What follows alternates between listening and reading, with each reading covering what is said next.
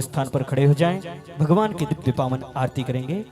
ओम हारार त्रिपार्थिवग्गो रजः पितुर्प्रायदामभिः दिवः सजाग्गु शिवृते वृत्सद आत्वेखं वर्तते तामः कीरत गलित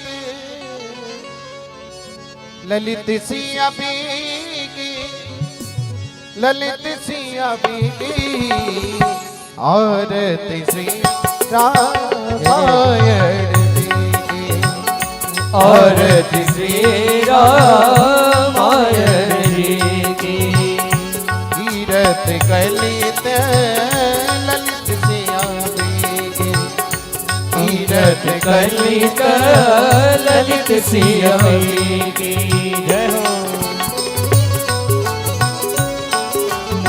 जरा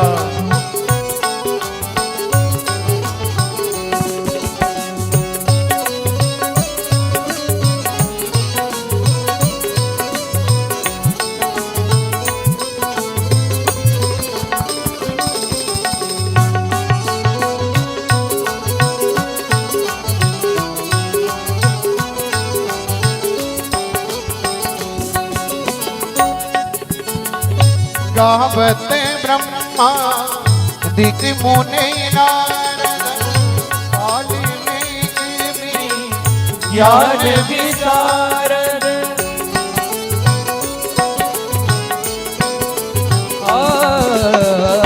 गावत ब्रह्मा दिक मुनि नारद वाल्मीकि ज्ञान विशारद सुख सनगाति शेष अनुसार परनी पवन सुत कीरति आरती श्री रामायण जी की कीरत गलित ललित सिया की जय हो। जय हो।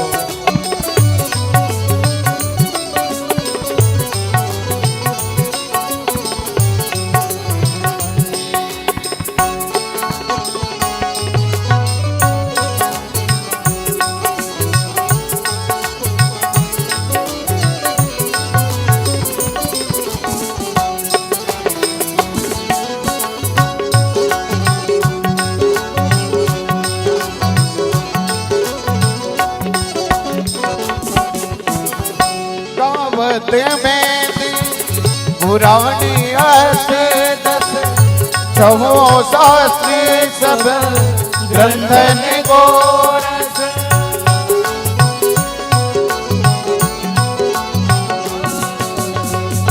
गावत वेद पुराण अष्टदश छहो शास्त्र सब ग्रंथन को रस मुनि जन धन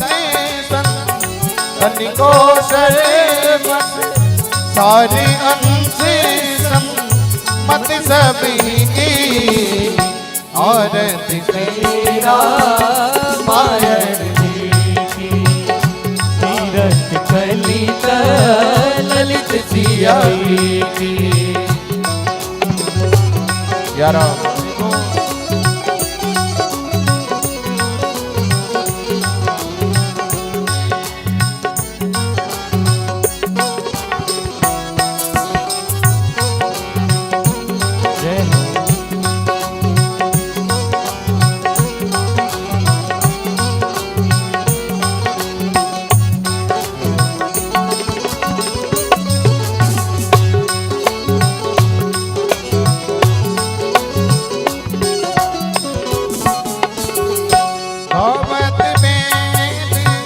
पुराण दस छवो शास्त्री सब ग्रंथन को रस मुनि जन धन संतन को सर्वस सारी अंश मत सभी की आरती श्री रामायण कीरत गलित ललित सिया की गावत सतत शंभो भवानी अरु घट संभव मुनि विज्ञानी व्यासवादी कवि वर्ज बखानी काग भूषोणी गरुड़ के गीति कागी भुसुंद करुण के ही कागी भुसुंद करुण के गीति और तेरा मायण तीरथ कलित ललित सिया की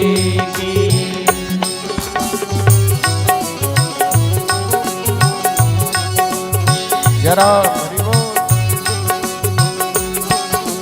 जय हो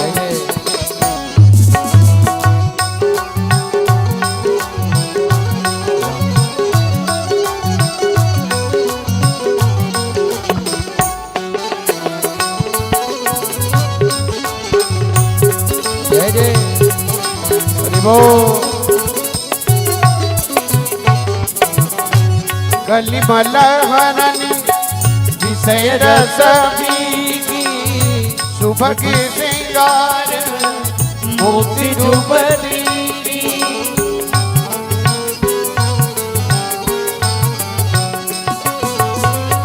कलिमल हरनि विषय रस भी सुभग श्रृंगार मुक्ति जुबली दल निरोग भव मूरी दल निरोग भव मूरी अमी ताते माते सब विद तुलसी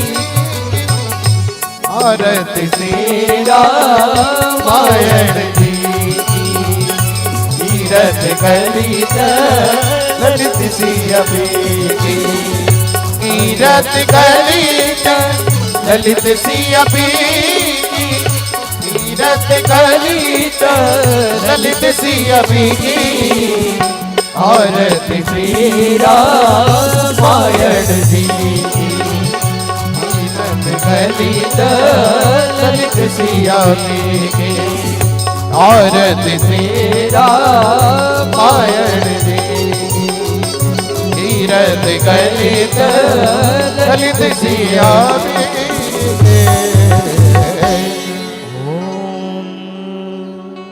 जलेन शीतले करणं पुष्पैः देवताभिवन्दनम् आत्माभिवन्दनं मन्त्रपुष्पाञ्जलिः हरिः ओम् जज्ञेन जज्ञमयजन्त देवास्तानि धर्माणि प्रथमान्यासन्ना तेहनाकं महिमानः सजन्त यत्र पूर्वे साध्याः सन्ति देवाः नानासुगन्धपुष्पाणि यथा कालोद्भवानि च पुष्पाञ्जलिरमयादिक्त गृहाण परमेश्वरः भर्वस्वामन्त्रपुष्पाञ्जलिं समर्पयामि प्रणमामि नमस्करोमि नमामि प्रेम से बोले श्री सीतारामचंद्र भगवान की जय श्री हनुमान जी महाराज की जय श्री व्यास जी महाराज की जय श्री सद्गुरुदेव भगवान की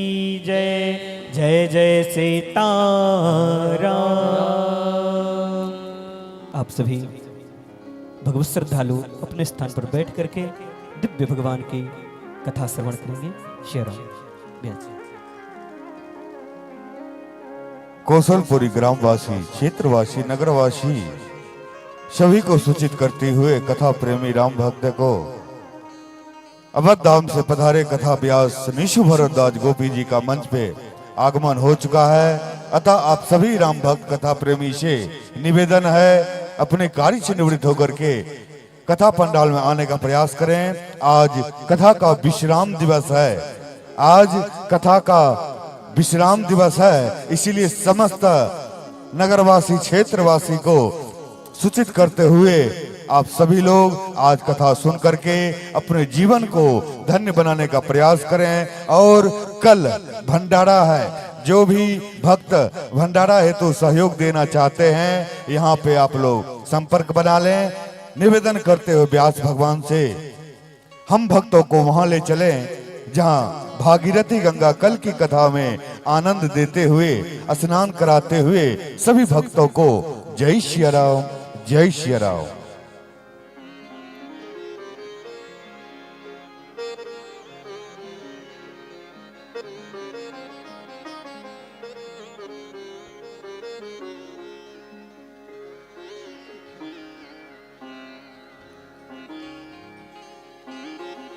श्री राम।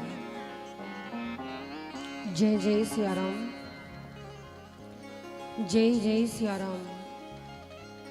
श्री राम जय जय सिया राम, जय जय सिया राम। राम जय जय सिया राम, जय जय सिया राम, जय जय सिया राम। श्री राम जय जय सिया राम, जय जय सिया राम। श्री राम जय जय सिया राम, जय जय सिया राम।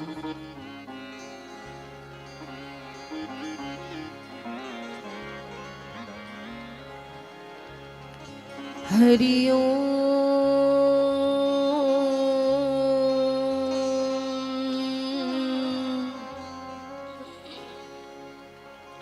स्वस्ति श्री गणेशाय नमः। श्री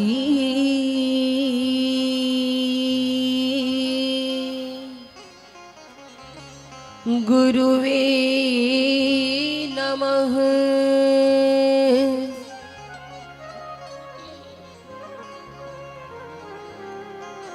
वरिणानामर्थ संघानां रसानां छन्दसामपि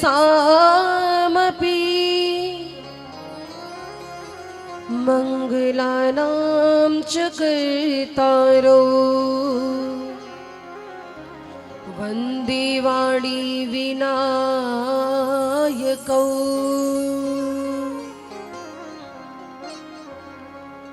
भवानी शंकरो वन्दे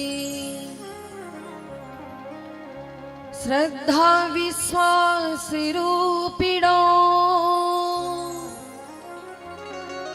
याभ्यां विना न पश्यन्ति सिद्धा स्वान्तः अस्तमीश्वरम्।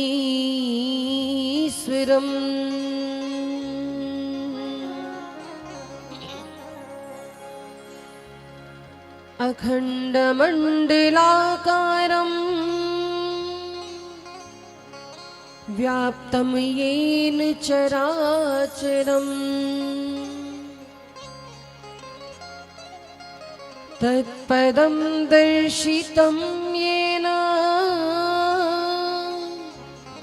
तस्मै श्रीगुरुवे नमः। ध्येयं सदा परिभवग्नं भीष्टदोहम् तीर्थास्पदं शिवविरञ्चनुतं शरण्यम्। भृत्यार्त्रिहं प्रणतपालभावाब्धिपोतं वन्दे महापुरुष ते चरणारविन्दम्।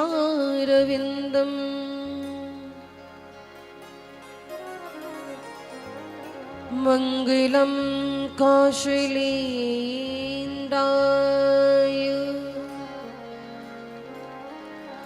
महनीय गुणाब्धये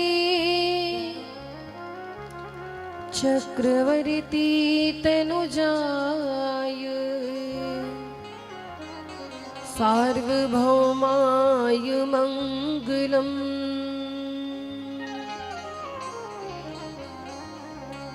जय जय श्री राधा रमण जय जय नवल किशोर, जय गोपी चित चोर प्रभु, जय जय माखन चोर। अतुलित बलधामं हेम शैलाभ देहम, धनुजवन कृशानुम ज्ञानिनामाग्रगण्यम, सकल गुण निधानम वानराणामधीशम, रघुपति प्रिय भगतम वात जातम नमामि। लेत सदा सुधि दीन की, सहज दया के धाम, जननी जनक यह दीन के, प्रभु श्री सीताराम।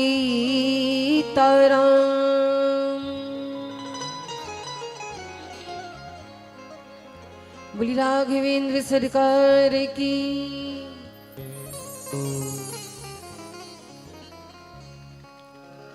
परमाध्यक्ष अनंत कोटि ब्रह्मांड नायक सर्वेश्वरेश्वर पुराण पुरुषोत्तम भक्तवांशा कल्पतरु श्री सीताराम जी की शब्दमयी मूर्ति,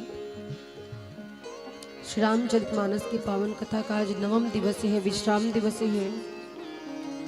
आप सभी क्षेत्रवासी कौशलपुरी फेजवन की इस पावन धरा पर विगत 8 दिनों से बड़े भाव के साथ भगवान की इस अमृतमयी कथा का श्रवण लाभ प्राप्त कर रहे हैं। निरंतर अपनी उपस्थिति दर्ज करा रहे हैं। कथा अमृत में गोते लगा करके पुण्य लाभ प्राप्त करके अपना जीवन धन्य बना रहे हैं। इस प्रांगण में उपस्थित हमारे आज के मुख्य यजमान जी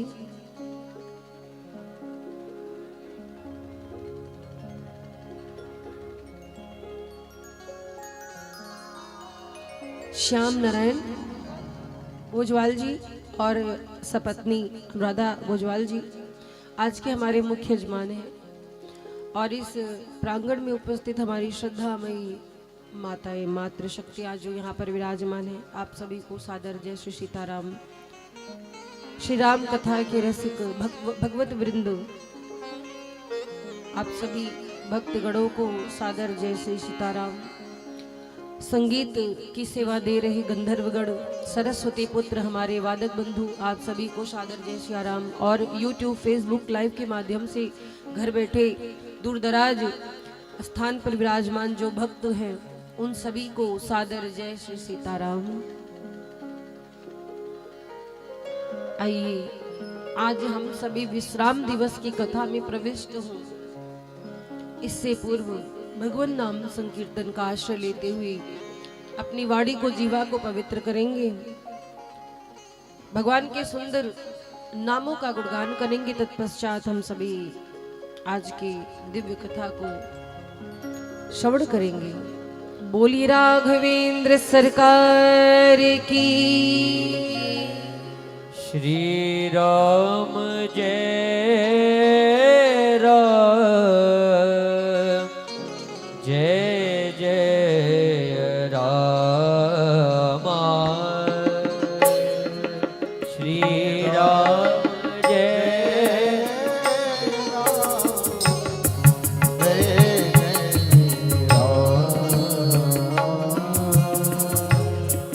श्री राम जय राम, जय जय राम। श्री राम जय राम, जय जय राम। श्री राम जय राम, जय जय राम।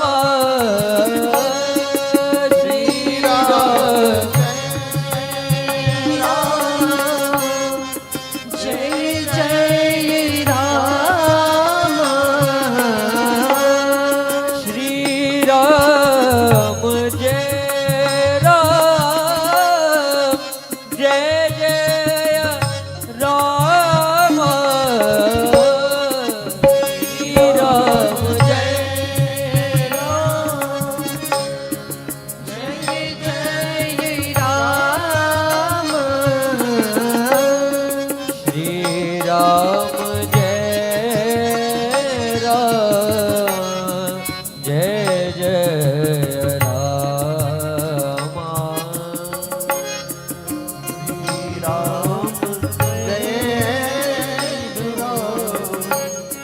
जय जय जय राम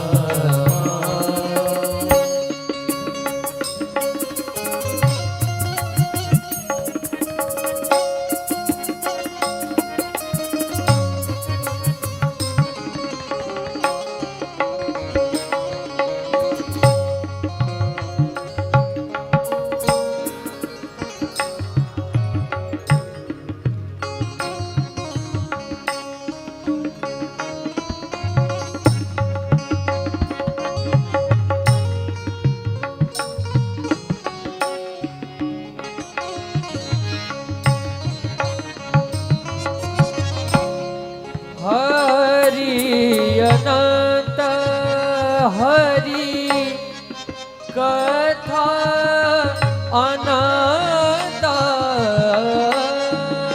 हरि अनंत हरि कथा अनंत हरि अनंत हरि कथा अनंत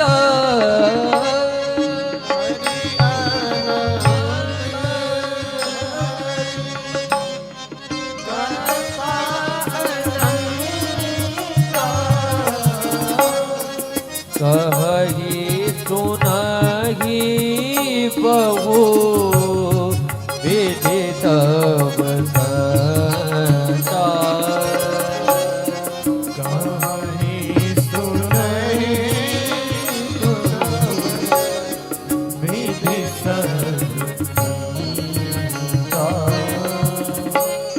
श्री राम जय राम जय जय राम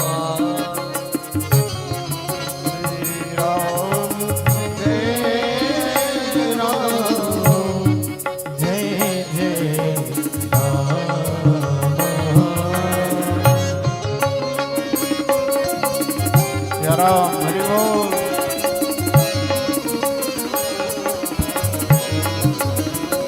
तालियों की सेवा करते हैं। क्या बात है।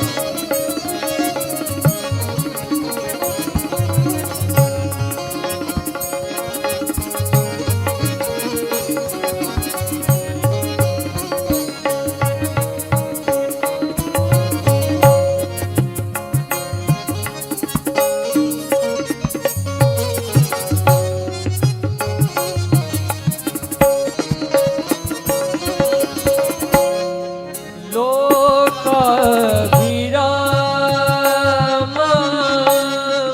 रण रंग धीरा लोक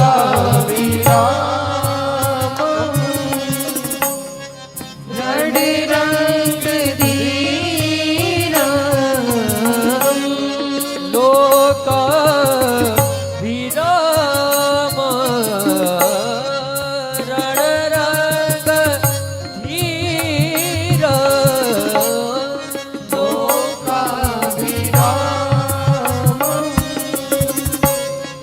रण रंग धीरा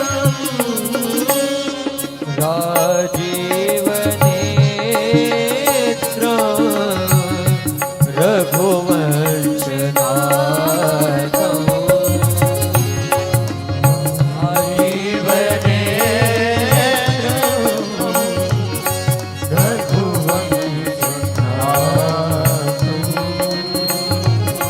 श्री राम जय राम जय जय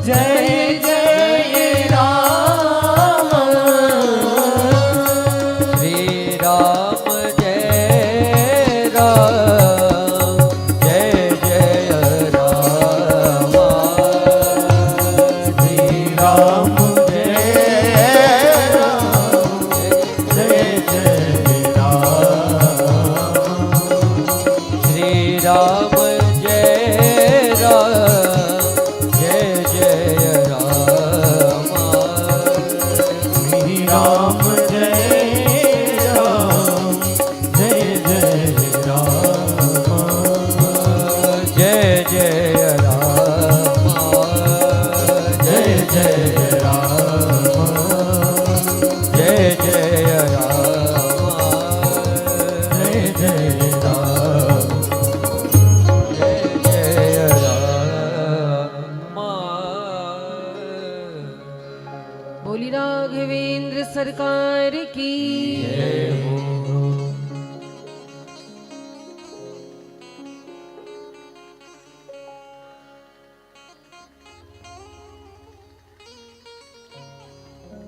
कल अष्टम दिवस की कथा में आप सभी ने अरण्य कांड की कथा को श्रवण किया है। अरण्य कांड की कथा में चर्चा हो रही थी किस प्रकार से श्री राम जी ने जानकी जी के हरण की लीला कराई है। जानकी जी का हरण भगवान की एक विशेष लीला है। और महाराज वास्तविक जानकी जी को भगवान श्री राम ने कहा कि आप अग्नि में वास करिए, आपकी छाया आपके स्थान पर रहेगी। शूर्पणखा जो कि रावण की बहन है, पंचवटी में जब वो आई, राम और लक्ष्मण जी के स्वरूप को देखकर मोहित भई। भगवान श्री राम के आदेश पर श्री लक्ष्मण जी ने शूर्पणखा को दंडित किया है, नाक कान काटे हैं। शूर्पणखा ने जा करके अपने भाई खरदूषण को ये बात बताई। खरदूषण का प्रभु ने उद्धार किया। तत्पश्चात रावण को जब सूचना मिली है, रावण ने मारीच को भेजा है। मारीची स्वर्ण मृग बन करके आया है। श्री राम जी उस स्वर्ण मृग के पीछे गए, इसलिए गए ताकि रावण को समय मिल सके, अवसर मिल सके। देखो एक बात जान लो, अगर आप सच्चाई के रास्ते पर होते हैं और कोई गलत कार्य आपसे गलती से हो जाए तो भगवान आपको सुधरने का मौका देते हैं। एक बार नहीं, कई बार देते हैं। अच्छे लोगों को जो प्रायः गलती करते उनकी बात नहीं हो रही, जिनसे कभी कभी गलतियां हो जाती, अनजाने में भूल हो जाते हैं, तो भगवान उन्हें संभलने का अवसर देते हैं। लेकिन जिसका कार्य ही हो अत्याचार करना, जिसकी वही प्रवृत्ति हो, दूसरों को दुखी करके जिसे आनंद आता हो, तो भगवान उसके पाप को बढ़ावा देते हैं कि और पाप करे, क्योंकि पाप का घड़ा भरेगा तभी हमें अवसर मिलेगा इसका उद्धार करने का। तो भगवान ने क्या किया, रावण को और समय दिया। रावण ने मां जानकी का हरण किया है। गीधराज जटायु जी ने जानकी जी की रक्षा करने का प्रयास किया, पर सफल नहीं हुए, भूमि पर गिर पड़े हैं। भगवान श्री राम ने गीधराज जटायु जी को अपने पिता का स्थान दिया है। गोद में रख करके भगवान श्री राम ने विलाप किया है। जटायु जी का अंतिम संस्कार भी किया है। आगे कथा आप सुन रहे थे कि भगवान श्री राम मां शबरी के आश्रम पर पहुंचे हैं। मां शबरी ने पूरे जीवन भगवान की प्रतीक्षा की। हम आप में धैर्य नहीं है। आजकल मनुष्य कोई भी कार्य करता है तो तुरंत उसका फल चाहता है कि हमने ये किया, इसका परिणाम तुरंत मिल जाए, फल तुरंत मिल जाए। लेकिन एक बात जान लीजिए, कुछ भक्त कहते हैं कि हम इतनी पूजा पाठ करते हैं, हम बहुत परेशान रहते हैं, हम जितना अच्छा करते हैं उतने ही परेशान रहते हैं। अक्सर ये समस्या आती है। लोग कहते हैं कि हम तो बहुत पूजा पाठ करते हैं, भगवान का भजन करते हैं, फिर भी हमारे जीवन में बहुत समस्याएं आती हैं। देखिए, जीवन में कठिनाइयां किसके नहीं आती। भगवान श्री राम के चरित्र को आप सुन रहे हैं। राजपुत्र हैं, फिर भी वन वन भटके, जीवन में कैसे कैसे कठिनाइयों का, परिस्थितियों का भगवान को सामना करना पड़ा। अब आप अगर ये कहो कि भगवान तो भगवान है, वो सर्वसमर्थ हैं, तो महाराज भगवान श्री राम ने अपनी भगवत्ता कहीं नहीं दिखाई है, बहुत विशेष कहीं प्रयोग किया होगा, बाकी ऐश्वर्य का प्रयोग नहीं किया है। भगवान श्री राम हमारे आपके तरह ही जीवन को जिए हैं और इस जीवन से हमें ये संकेत दिया है कि हर मनुष्य के जीवन में कठिनाइयां आती हैं। इस धरती पर कोई ऐसा जीव नहीं है जो कह दे कि हम सुखी हैं। कोई भी सुखी नहीं है। अगर किसी को भगवान ने बहुत धन दिया है तो वो बीमारी से परेशान है। और महाराज आज के समय में देख लीजिए, 2-4 घर छोड़ करके आपको कोई ना कोई रोगी तो जरूर मिल जाएंगे। 2-4 घर की बात छोड़िए, हर घर में एक रोगी जरूर मिल जाएंगे। अब देखिए, यही है भगवान का कुदरत का करिश्मा कह सकते हैं, भगवान की महिमा। जितने लोग नौकरी करते हैं, नौकरी मतलब सरकारी नौकरी की बात नहीं कर रहे हैं, जो छोटे वर्ग के लोग हैं, जैसे जो रिक्शा चलाते हैं, या मान लीजिए जो सब्जी बेचते हैं, या जो मिस्त्री हैं, घर बनाते हैं, क्या उनको ठंड नहीं लगती? भगवान ने लेकिन उनको धन नहीं दिया है। अगर धन दिया होता तो वो भी अपने घर में बैठकर राज करते, पर कैसी ठंडी भी हो, कैसा समय हो, वो सभी मजदूरी करते, मेहनत करते हैं। क्या उनको ठंड नहीं लगती? लगती है। लेकिन भगवान इतना सामर्थ्य दे देते हैं। भगवान कहते हैं हमने तुम्हें धन नहीं दिया तो सामर्थ्य दिया है। और महाराज कभी किसी को भगवान धन देते हैं तो उसमें सामर्थ्य नहीं होती है। कितने लोग हैं नौकर चाकर पर डिपेंड होते हैं। बहुत सारे लोग हैं, बहुत पैसा है, सब कुछ है, लेकिन सुख नहीं है। सुख है ही नहीं जीवन में। भोजन बनाने के लिए काम वाली को लगा लिया है, चलो मेड आती है, भोजन बना देती है। बर्तन धुलने के लिए किसी को लगा दिया है। सारे कार्य हो जाते हैं, फिर भी जीवन में सुकून नहीं रहता है। एक बात बताऊं मैं आपको, भगवान आपको कितनी भी सुविधा दे दे, कितना भी आपके पास बहुत पैसा हो जाए, लेकिन जीवन में 2 कार्य अपने हाथ से करिएगा, एक भजन और एक भोजन। रसोई अपनी किसी को नहीं देनी चाहिए। जैसे बहुत सारी माताएं हैं, ठीक है, अगर तबीयत खराब है, डॉक्टर ने कार्य करने से मना किया है, कोई विशेष परिस्थिति है तो अलग बात है। लेकिन आजकल लोग दिखाते हैं हमारा स्टैंडर्ड है, हम भोजन नहीं बनाते, हम तो आदमी रखे हैं, वो लोग काम करते हैं। तो महाराज घर की रसोई तो भला किसी को नहीं देनी चाहिए, क्योंकि जिस हिसाब से आप भोजन बना लेंगे दूसरा आपको उस हिसाब से बनाकर नहीं दे पाएगा, और वो देगा भी। काम करने वाले हैं, उनको 10 घर जाना, बहुत सारे काम करने हैं, जरूरी नहीं कि वो आपके हिसाब से कार्य कर सके। तो अपने घर की रसोई स्वयं बनाना चाहिए। नहीं कर सकते किसी की मदद ले ले, लेकिन रसोई घर में आप मौजूद रहें। रसोई किसी के भरोसे नहीं छोड़नी चाहिए। और एक भजन, जैसे परिवार में कई ऐसे लोग हैं, जैसे यहीं पर कथा हो रही है, महिलाएं तो आती हैं कुछ घरों से, पर पुरुष नहीं आते। तो कुछ लोगों को काम रहता है, नौकरी चाकरी है, विवशता है, लेकिन जो घर पे भी कहते हैं क्या सब लोग जाएं पूरे घर, हमारी पत्नियां तो जाती हैं, वो पुण्य तो ला रही। एक बात जान लो, भजन भोजन अपने को लगता है। हाँ ठीक है, माताएं आती हैं, घर का भला चाहती हैं, घर के लिए मन्नत करती हैं, कामना करती हैं, पुण्य की प्राप्ति होती है, लेकिन जैसे आप भोजन करते हैं तो आपके पेट में जाता है, बोलो जाता है कि नहीं? आपका पेट भरेगा। वैसे ही भजन करेंगे तो आपकी आत्मा तृप्त होगी।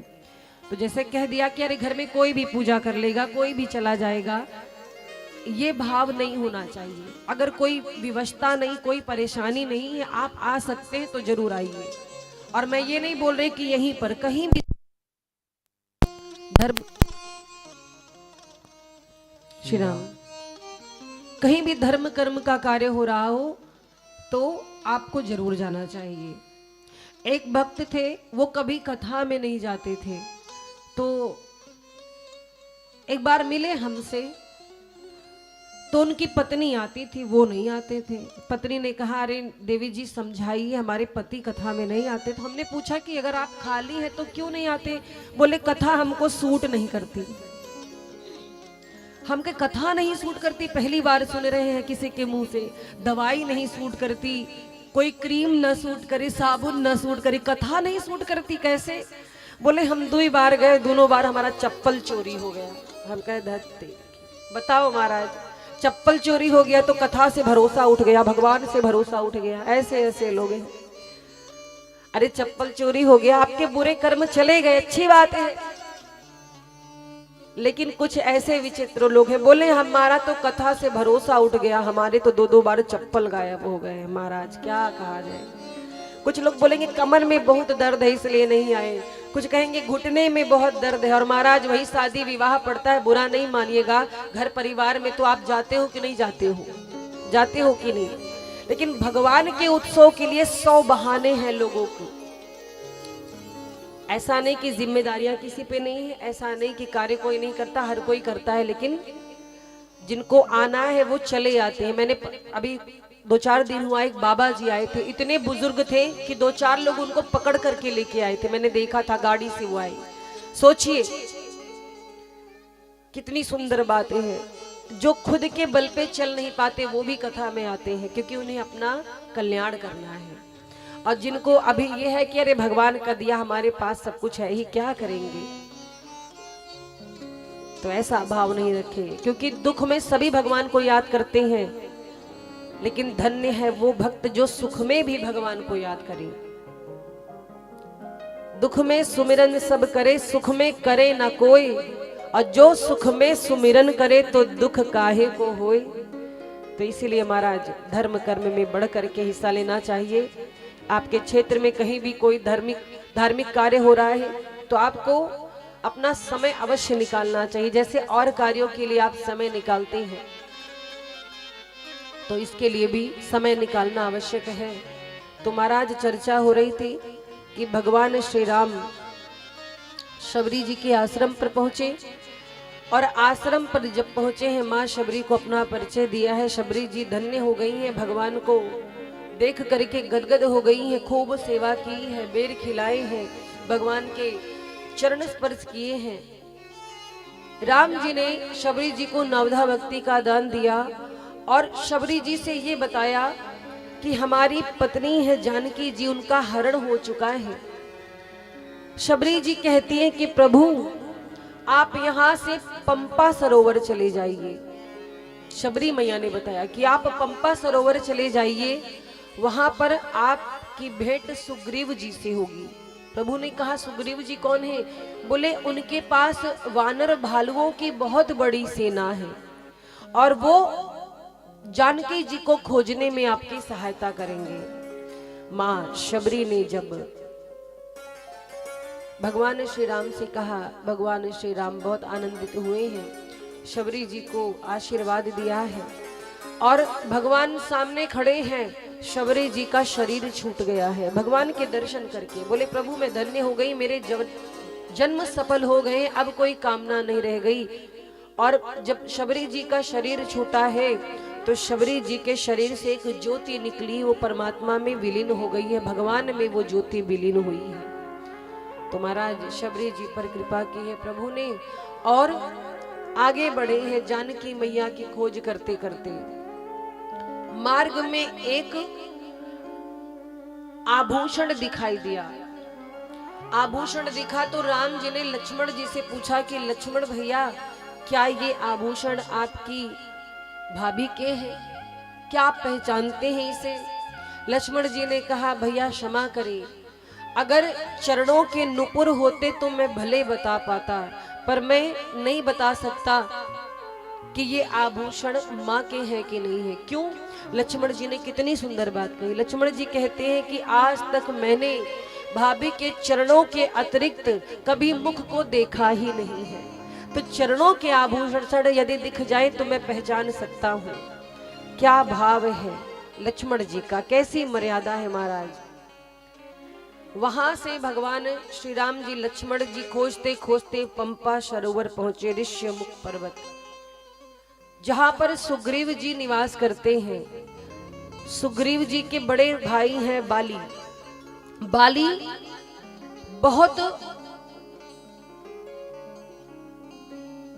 बलशाली था और बाली को वरदान मिला था कि जो भी व्यक्ति बाली से युद्ध करेगा सामने वाले की आधी शक्ति बाली के अंदर आ जाएगी। तो बाली ने क्या किया, सुग्रीव जी की संपत्ति और पत्नी पर अधिकार कर लिया और सुग्रीव जी को मार पीट करके निकाल दिया राज्य से। तो सुग्रीव जी अपने बड़े भाई बाली के डर से आकर ऋष्यमुख पर्वत पर रहते थे, पंपा सरोवर के निकट। भगवान श्री राम लक्ष्मण जी तपस्वियों के वेश में है, आते देखा है बाली के भाई सुग्रीव ने। तो सुग्रीव जी डर गए, भयभीत हो गए। सुग्रीव जी अपने मन में सोचने लगे, कहीं मेरे भाई बाली ने तो मेरे वध के लिए किसी को रूप बदल कर नहीं भेजा है। तो क्या किया महाराज, हनुमान जी को भेजा है। सुग्रीव जी ने हनुमान जी को सुग्रीव जी भेजे और कहते, हनुमान जी आप साधु का वेश बनाकर जाइए और पता कीजिए कि ये जो दो तपस्वी आ रहे हैं ये कौन है, जरा पता कीजिए। और महाराज सुग्रीव जी का आदेश पाकर श्री हनुमान जी चले हैं। भगवान श्री राम लक्ष्मण जी आए, हनुमान जी आज वेश बदल करके आए हैं। हनुमान जी पहचान नहीं पाए, साधु के रूप में हैं। और महाराज जब हनुमान जी आए, सामने खड़े हुए तो परिचय पूछा है भगवान से, आप कौन हैं, अपना परिचय दे कृपया। उस समय हनुमान जी एक साधु के रूप में थे। भगवान श्री राम ने जैसे ही अपने पिता का नाम लिया और बताए हम अयोध्या से आए हैं, अयोध्या के प्रतापी राजा श्री दशरथ जी के ज्येष्ठ पुत्र हैं, ये हमारे छोटे भाई लक्ष्मण हैं। हनुमान जी के आंखों से आंसू गिरने लगे, हनुमान जी के आंखों से आंसू गिरने लगे, चरणों में गिर पड़े और कहते, प्रभु आप मुझे कैसे भूल गए। और महाराज रामचरितमानस के अनुसार भगवान श्री राम और हनुमान जी का प्रथम मिलन किष्किंधा कांड में हुआ है, लेकिन अन्य पुराणों के अनुसार हनुमान जी बचपन में भी श्री राम जी से मिल चुके थे। कब, जब हनुमान जी का प्राकट्य हुआ था तो हनुमान जी छोटे से थे और उनके रोम रोम से राम का नाम निकलता रहता था। हनुमान जी के जो रोंगटे हैं, रोए राम राम का जाप करते थे। तो हनुमान जी विकल हो गए, खेलना कूदना छोड़ दिया, किसी से बात करना छोड़ दिया। और इधर ये बाल्यावस्था की बात है, हनुमान जी इधर विकल हो गए, उधर राम जी परेशान हो गए। राम जी अपने भवन में बैठे, किसी भाइयों से बात नहीं करते, भोजन नहीं करते। तो चक्रवर्ती जी ने एक बार घोषणा की, जो मेरे राम को हंसा देगा, प्रसन्न कर देगा, उसको मैं अपना आधा राज्य दे दूंगा, क्योंकि राम मुझे बहुत प्रिय है। बहुत सारे देवता आए, गंधर्व आए, नाग किन्नर आए, बहुत प्रयास किया, राम जी हंसते नहीं, कभी नहीं हंसे राम जी, बिल्कुल मौन बैठे रहे। अब किसी को क्या पता कि ये भक्त भगवान की विकलता है, जब तक भक्त भगवान मिलेंगे नहीं तब तक प्रसन्न होने वाले नहीं है। इधर हनुमान जी विकल हो गए, अंजना मैया परेशान, क्या करूं, किस वैद्य के पास ले जाऊं अपने लाल को। तो भगवान भोलेनाथ ने लीला की, भगवान भोलेनाथ कैलाश से आए और अंजना मैया से मिले। अंजना मैया ने प्रणाम किया, बोले प्रभु आपकी कृपा से बालक तो बहुत प्यारा मुझे मिल गया, लेकिन न जाने क्यों मेरा ये पुत्र बहुत दुखी रहता है, किसी से बात नहीं करता है। शिव जी ने कहा कि इनका उपचार मेरे पास है, इनकी दवाई खाली हमारे पास है, हम ठीक कर सकते हैं। अंजना मैया कहती है मेरे लाल को हंसा दीजिए प्रभु। शिव जी ने कहा एक शर्त है। क्या? बोले कुछ दिन के लिए हमारे साथ इनको आपको भेजना पड़ेगा। अंजना मैया कहती है बिल्कुल भेज दूंगी सरकार। शिव जी आए, हनुमान जी के कानों में कहा, बोले आप के शरीर के रोए जिस तारक मंत्र का जाप कर रहे हैं वो आपके इष्ट हैं, आप उनसे मिलना चाहेंगे? हनुमान जी मुस्कुराए, बोले हाँ मिलना चाहते हैं। बोले आपको बंदर बनना पड़ेगा और हम बनेंगे मदारी, चलिए आपको आपके भगवान से मिलाते हैं। तो उस समय भगवान शिव मदारी का वेश धारण करके अयोध्या में आए थे और लगे डमरू बजाने, हनुमान जी को साथ में लिया है। जैसे ही दशरथ जी के भवन पर पहुंचे, दशरथ जी के भवन पर पहुंचे तो दास दासियों ने पूछा कि आप कौन हैं? बोले कि हमने राजन की घोषणा सुनी है महाराज की। उन्होंने कहा है कि जो मेरे बालक राम को हंसा देगा, प्रसन्न कर देगा, उसे मैं अपना आधा राज्य दे दूंगा। तो मैं आज राम जी को प्रसन्न करने आया हूँ। जितने देवता हैं वो शिव जी को पहचान नहीं पाए, बोले ये बड़े आए हैं हंसाने वाले। हम लोगों ने इतना प्रयास किया, राम जी हंसे नहीं, और इनके कहने से राम जी हंसेंगे, हो ही नहीं सकता। शिव जी ने क्या किया, हनुमान जी को इशारा किया, बोले अब अपने इष्ट को आपको प्रसन्न करना है। जिनके नाम का जप आपके रोए करते हैं, रोंगटे करते हैं, आपका रोम रोम करता है, वो श्री राम सामने खड़े हैं। आपका कर्तव्य है इनको हंसाना। और महाराज भोले बाबा ने डमरू बजाया है, हनुमान जी लगे कौतुक दिखाने, नाचने लगे। और जैसे हनुमान जी नाचने लगे, राम जी खिलखिला के हंस दिए। राम जी खिलखिला के जैसे हंसे हैं, माँ कौशल्या बलैया लेने लगी।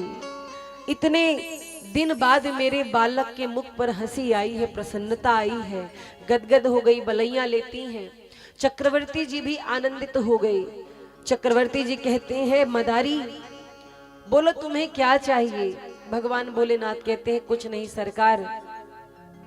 राम जी प्रसन्न हो गए, बस मुझे सब कुछ मिल गया, अब मैं चलना चाहता हूँ। जैसे हनुमान जी को वापस लेके शिव जी आने लगे, देखो शिव जी एक रूप से हनुमान जी बने हैं और एक रूप से मदारी बने हैं। तो जैसे ही राम जी की मुस्कुराहट को देख करके वापस आने लगे, वैसे अब राम जी ने हाथ पांव पटक कर रोना शुरू किया। माँ कौशल्या कहती हैं, क्यों रो रहे हो राम? राम जी कहते, हमको यही बंदर चाहिए, इस बंदर के बिना मैं नहीं रह सकता, मैं तो बंदर लूंगा लंबी पूंछ वाला। कौशल्या जी के लाला मचले लगे रोने। कौशल्या मैया कहती है शिव जी से, अरे मदारी आपके इस वानर से मेरा बालक बहुत खुश है, कहो तो आपको मैं अपना आधा राज्य दे दूं, पर ये बानर यही छोड़ दीजिए। मेरा बालक इसे देखकर हंसता है और मेरे बालक की प्रसन्नता से बढ़कर कुछ नहीं है। चक्रवर्ती जी कहते हैं, बताइए इस बंदर के बदले कितना धन दे दूं? शिव जी ने कहा, सरकार यही तो मेरी एक कमाई का जरिया है, आप इसे अपने पास रख लेंगे तो मैं क्या करूंगा। और मन ही मन शिव जी सोच रहे थे कि अच्छा हो तो राम जी के पास मैं रह जाऊं हनुमान के रूप में। ऊपर से अभिनय कर रहे हैं। चक्रवर्ती जी ने कहा, इस बानर को यही छोड़ दीजिए। और महाराज तब से शिव जी देखते ही देखते अंतर ध्यान हो गए, हनुमान जी राम जी के पास रह गए। तो हनुमान जी का राम जी का किष्किंधा कांड में प्रथम मिलन नहीं है, बाल्यावस्था में भी राम जी हनुमान जी का मिलन हो चुका है। तभी हनुमान जी ने कहा कि सरकार हमें भूल कैसे गए, चरणों में गिर कर आज हनुमान जी रो रहे हैं। बोलो हनुमान जी महाराज की।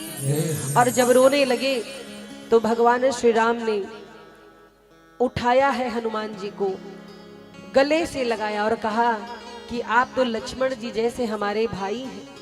हनुमान जी कहते, प्रभु मैं आपका दास हनुमान, अरे मैं वानर बुद्धि हूं, मुझसे भूल हो गई, पर आपसे भूल कैसे हो सकती, आप मुझे क्यों नहीं पहचान पाए सरकार। और हनुमान जी कहते, प्रभु अब जब आपके दर्शन हुए हैं तो मेरा हाथ पकड़ लो। श्री राम जी ने कहा, क्यों हनुमान? कहते, मेरा हाथ पकड़ लीजिए, नहीं तो कहीं ये हाथ छूट गया ना तो हम डूब जाएंगे, प्रभु इस डूबते हुए को बचा लीजिए, हनुमान आपके बिना नहीं रह सकता। प्रभु बहुत दिन से प्रतीक्षा थी आपकी, आज दर्शन हुए हैं। और महाराज एक बात जानते हैं, आपने कभी बंदर के बच्चे को देखा है? एक बंदर अपने बच्चे को कैसे पकड़ता है? बंदर कभी अपने बच्चे को नहीं पकड़ता, बल्कि उसका बच्चा उसे पकड़ता है। कभी भी देखा होगा आपने, बच्चा पकड़ता है और बंदर छलांग लगाता है तो बच्चे का हाथ कभी कभी छूट भी जाता है। लेकिन बिल्ली को कभी आपने देखा अपने बच्चे को पकड़े हुए? बिल्ली अपने बच्चे को मुख में दबाती है और देखिए इतनी कोमलता से पकड़ती है कि बच्चे को कोई क्षति नहीं होती। तो तो बिल्ली अपने बच्चे को स्वयं पकड़ती है और बिल्ली की पकड़ इतनी मजबूत होती है कि बच्चा कभी गिरता नहीं बिल्ली का। कहने का तात्पर्य है यदि बच्चा माँ को पकड़े तो बच्चे से गलती हो सकती है, बच्चे का हाथ छूट सकता है, पर माँ जब बच्चे का हाथ पकड़ती है तो बच्चे का हाथ माँ कभी नहीं छोड़ती है। तो ऐसे हनुमान जी कहते हैं कि आपका हाथ मैं नहीं पकड़ूंगा, आप मेरा हाथ पकड़ लो, क्योंकि मुझसे भूल हो सकती सरकार पर आपसे भूल नहीं होगी। और हनुमान जी कहते हैं पकड़ लो हाथ रघुराई, पकड़ लो हाथ रघुराई, नहीं तो डूब जाएंगे। पकड़ लो हाथ रघुराई, नहीं तो डूब जाएंगे। हमारा कुछ न बिगड़ेगा, हमारा कुछ न बिगड़ेगा, तुम्हारी लाज जाएगी। हमारा कुछ न बिगड़ेगा, तुम्हारी लाज जाएगी।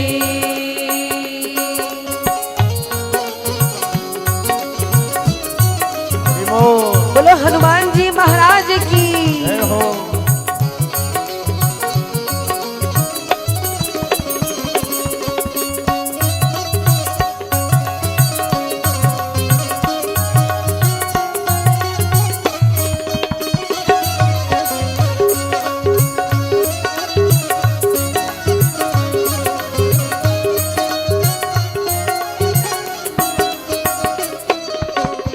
और हम सभी को भगवान से कहना चाहिए क्या, धरी है पाप की गठरी हमारे सिर पे ये बारी। धरी है पाप के गठरी हमारे सर पे ये बारी। धरी है पाप की गठरी हमारे सिर पे ये बारी। धरी है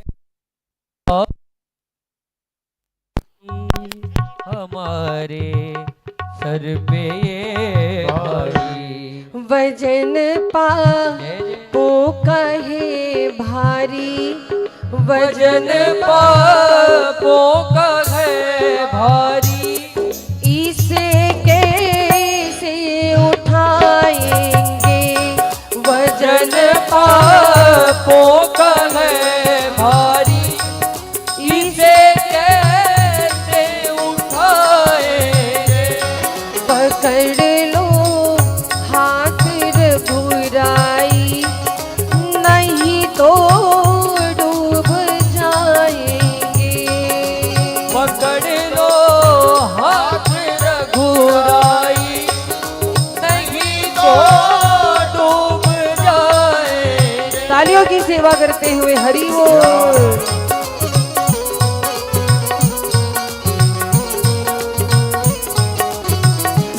क्या बात।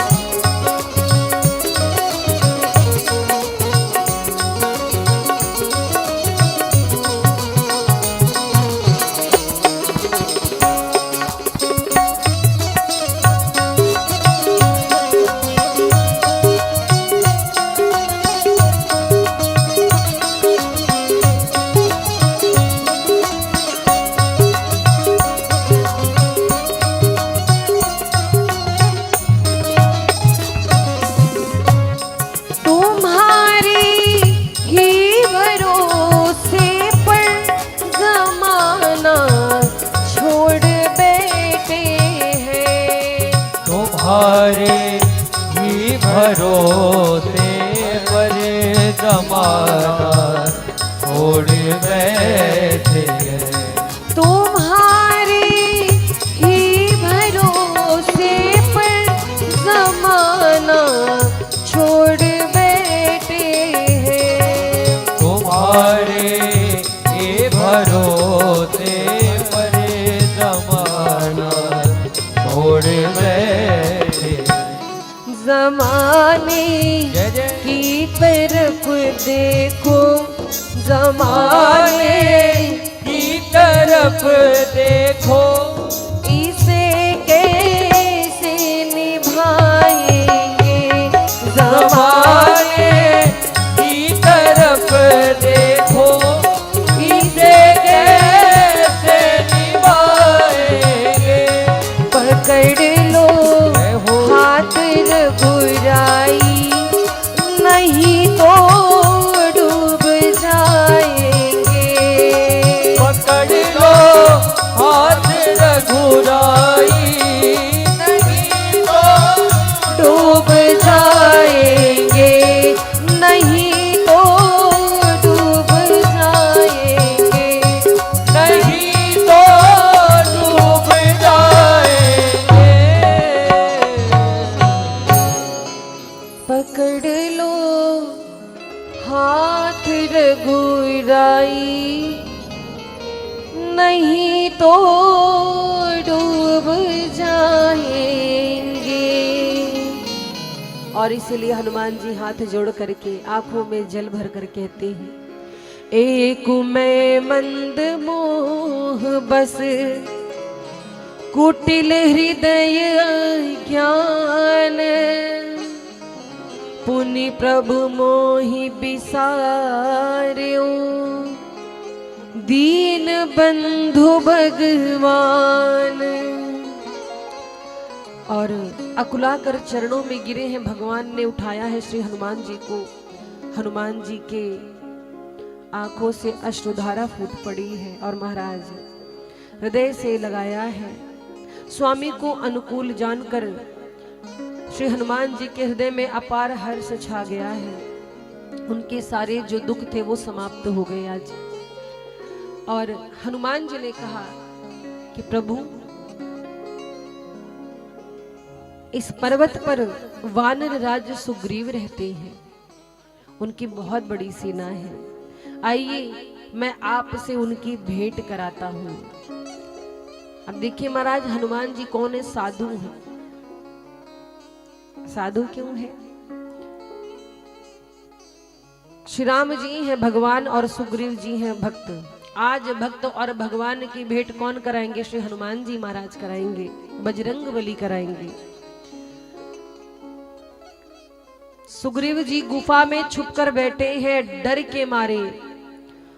जब हनुमान जी ने जाकर आश्वस्त किया कि ये आपके कोई बैरी नहीं है, ये तो आपके लिए मित्र के समान है, सुग्रीव जी के हृदय का जो भय था वो समाप्त हुआ। हनुमान जी ने परिचय कराया कि ये बहुत बलशाली है, भगवान श्री राम है, आप इनसे मैत्री कर लीजिए। सुग्रीव जी की राम जी की मित्रता श्री हनुमान जी ने कराई है। दोनों जन में मित्रता हुई और एक संधि हुई। कौन सी संधि हुई? सुग्रीव जी ने अपनी सारी परिस्थिति प्रभु को बताई और कहा, प्रभु यदि आप मेरी पत्नी और मेरा राज्य मेरे भाई से लौटवा देंगे, वापस करवा देंगे, तो मैं जानकी जी को खोजने में आपकी सहायता करूंगा। मेरी बहुत बड़ी सेना है वानर भालुओं की। श्री राम जी ने कहा, ठीक है सुग्रीव, पहले हम आपका कार्य करेंगे। और क्या किया?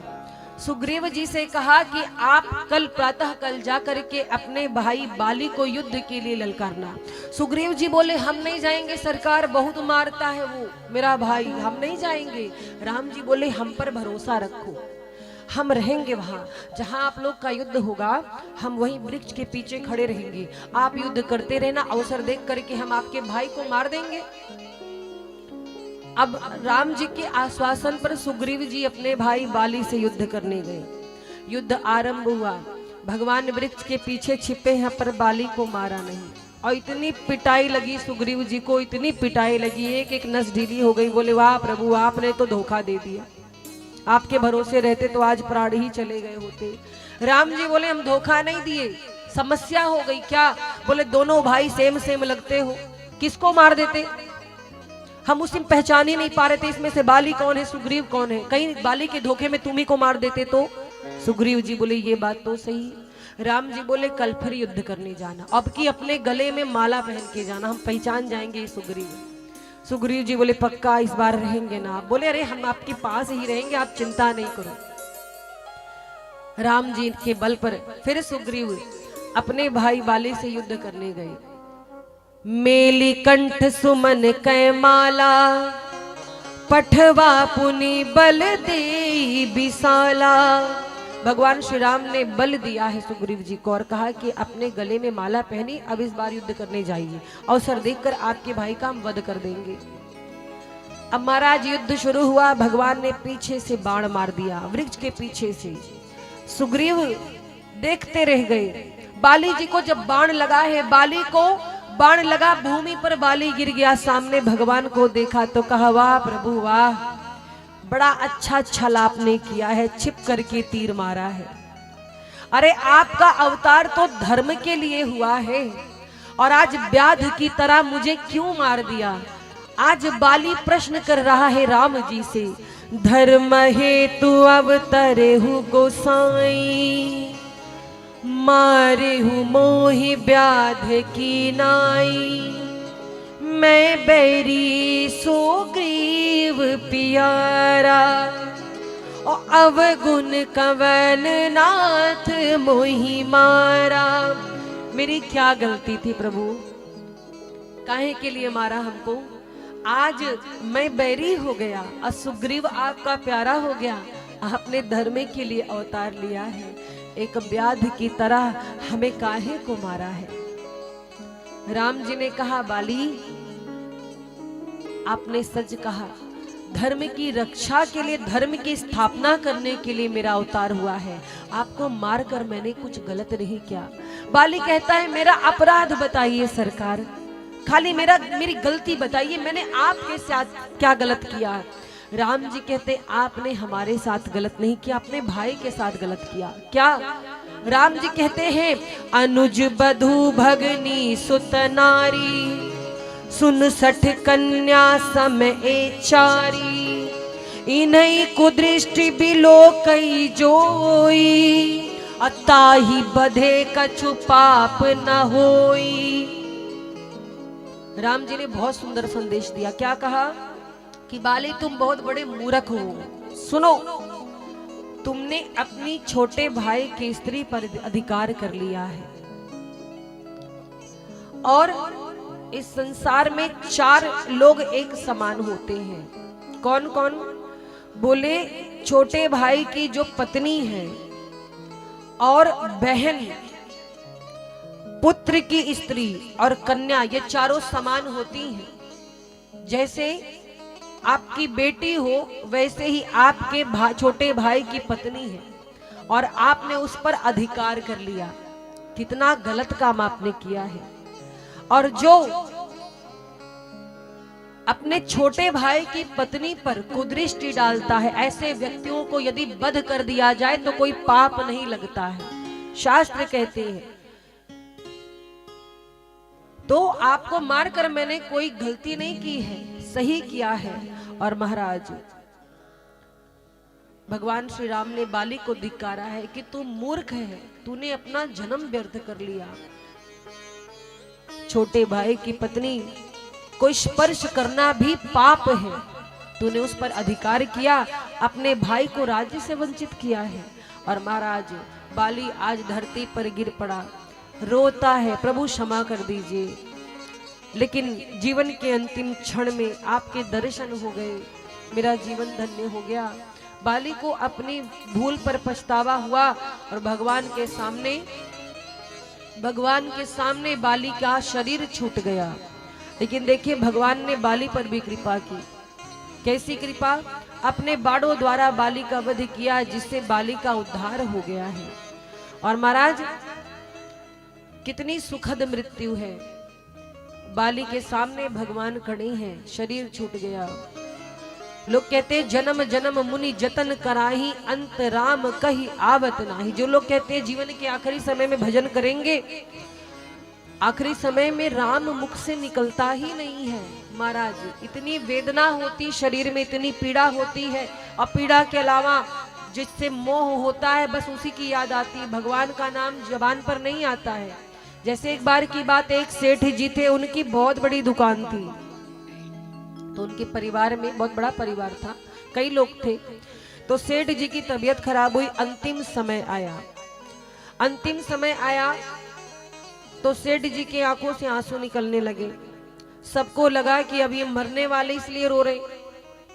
सेठ जी ने कहा मेरी पत्नी कहाँ है? पत्नी बोली मैं यहीं आपके पास हूँ। बोले मेरा बड़ा बेटा बोला पिताजी मैं यहीं आपके पास हूँ, चिंता मत करिए। मेरा छोटा बेटा कहाँ है? छोटा बेटा बोला पिताजी मैं आपके पास ही हूँ। छोटी बहू कहाँ है? बड़ी बहू कहाँ है? सबने कहा मैं आपके पास हूँ। सेठ जी बोले जब तुम सब लोग यहीं हो तो दुकान पे कौन है? महाराज मरते मरते भी एक ही चिंता की दुकान कौन देखेगा। तो जीवन के अंत समय में वही याद आता है जिस पर आपने विशेष ध्यान दिया हो। और महाराज इसीलिए भगवान से कहना चाहिए प्रभु हम आपके शरणागत हैं, हम आपकी शरण में हैं, हमारे जीवन को धन्य बनाइए। प्रभु हम भी शरणागत हैं, स्वीकार करो तो जाने। प्रभु हम भी शरणागत हैं, स्वीकार करो तो जाने। अब हमें पतित से पावन, अब हमें पतित से पावन, सरकार करो तो जाने।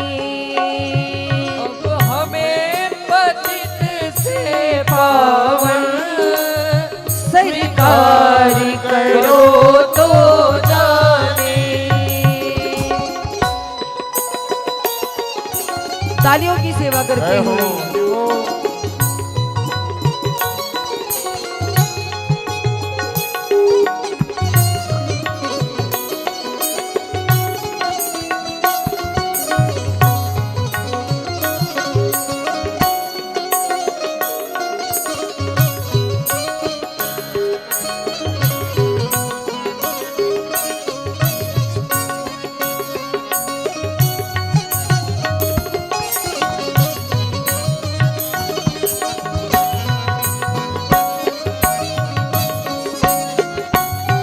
ज्ञानी तुम में तन में है, ज्ञानी भी तुम में लय है।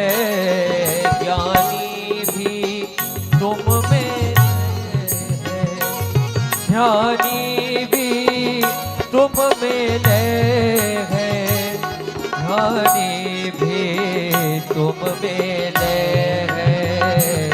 हम चंचल चित, हम आज्ञानी चंचल चित, निस्तार करो तो जाने। प्रभु हम भी शरणागत हैं, स्वीकार करो तो जाने। दोनों हाथों को उठाकर के तालियों की सेवा करते हुए हरि बोल। बोलो रघुवेंद्र सरकार की।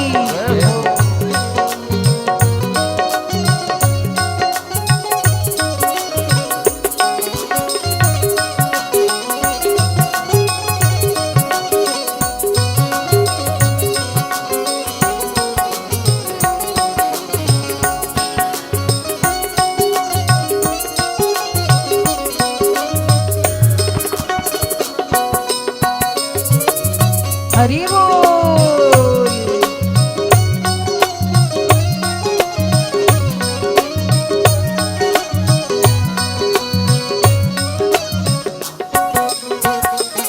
प्रेमी जन तुमको भाते, तुम भक्ति भाव वशवाते।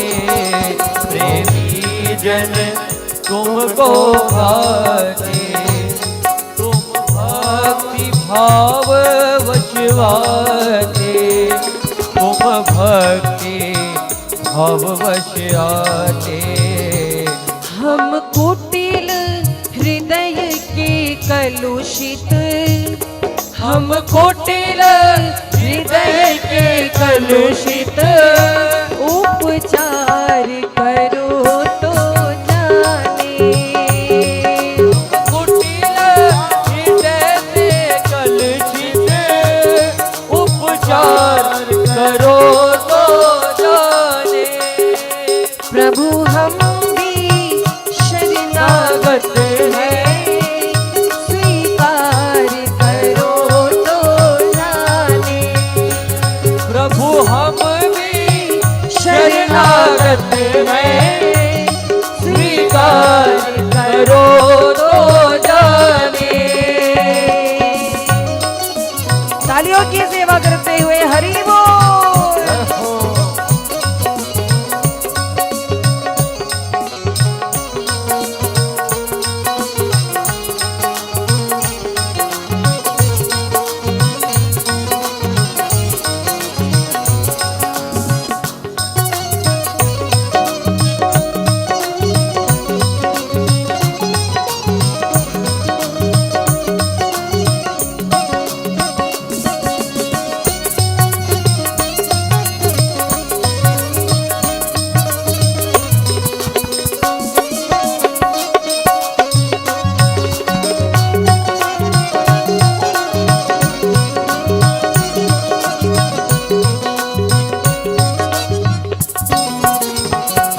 क्या मुख ले तुम्हें सुनाए, हम कैसे तुमको पाए। क्या मुख ले तुम्हें सुनाए, हम कैसे तुमको पाए। हम कैसे तुमको पाए। अगणित अपराध किए हैं, अगणित अपराध किए हैं, उद्धार करो तो जाने। अगणित अपराध किए हैं, उद्धार करो तो जाने। प्रभु हम भी शरणागत हैं, स्वीकार करो तो जाने। प्रभु हम भी शरणागत हैं, स्वीकार करो तो जाने। स्वीकार करो तो जाने। ओ स्वीकार करो तो जाने। हाँ, स्वीकार करो तो जाने। स्वीकार करो तो जाने। प्रभु हम भी शरणागत हैं, स्वीकार करो तो जाने।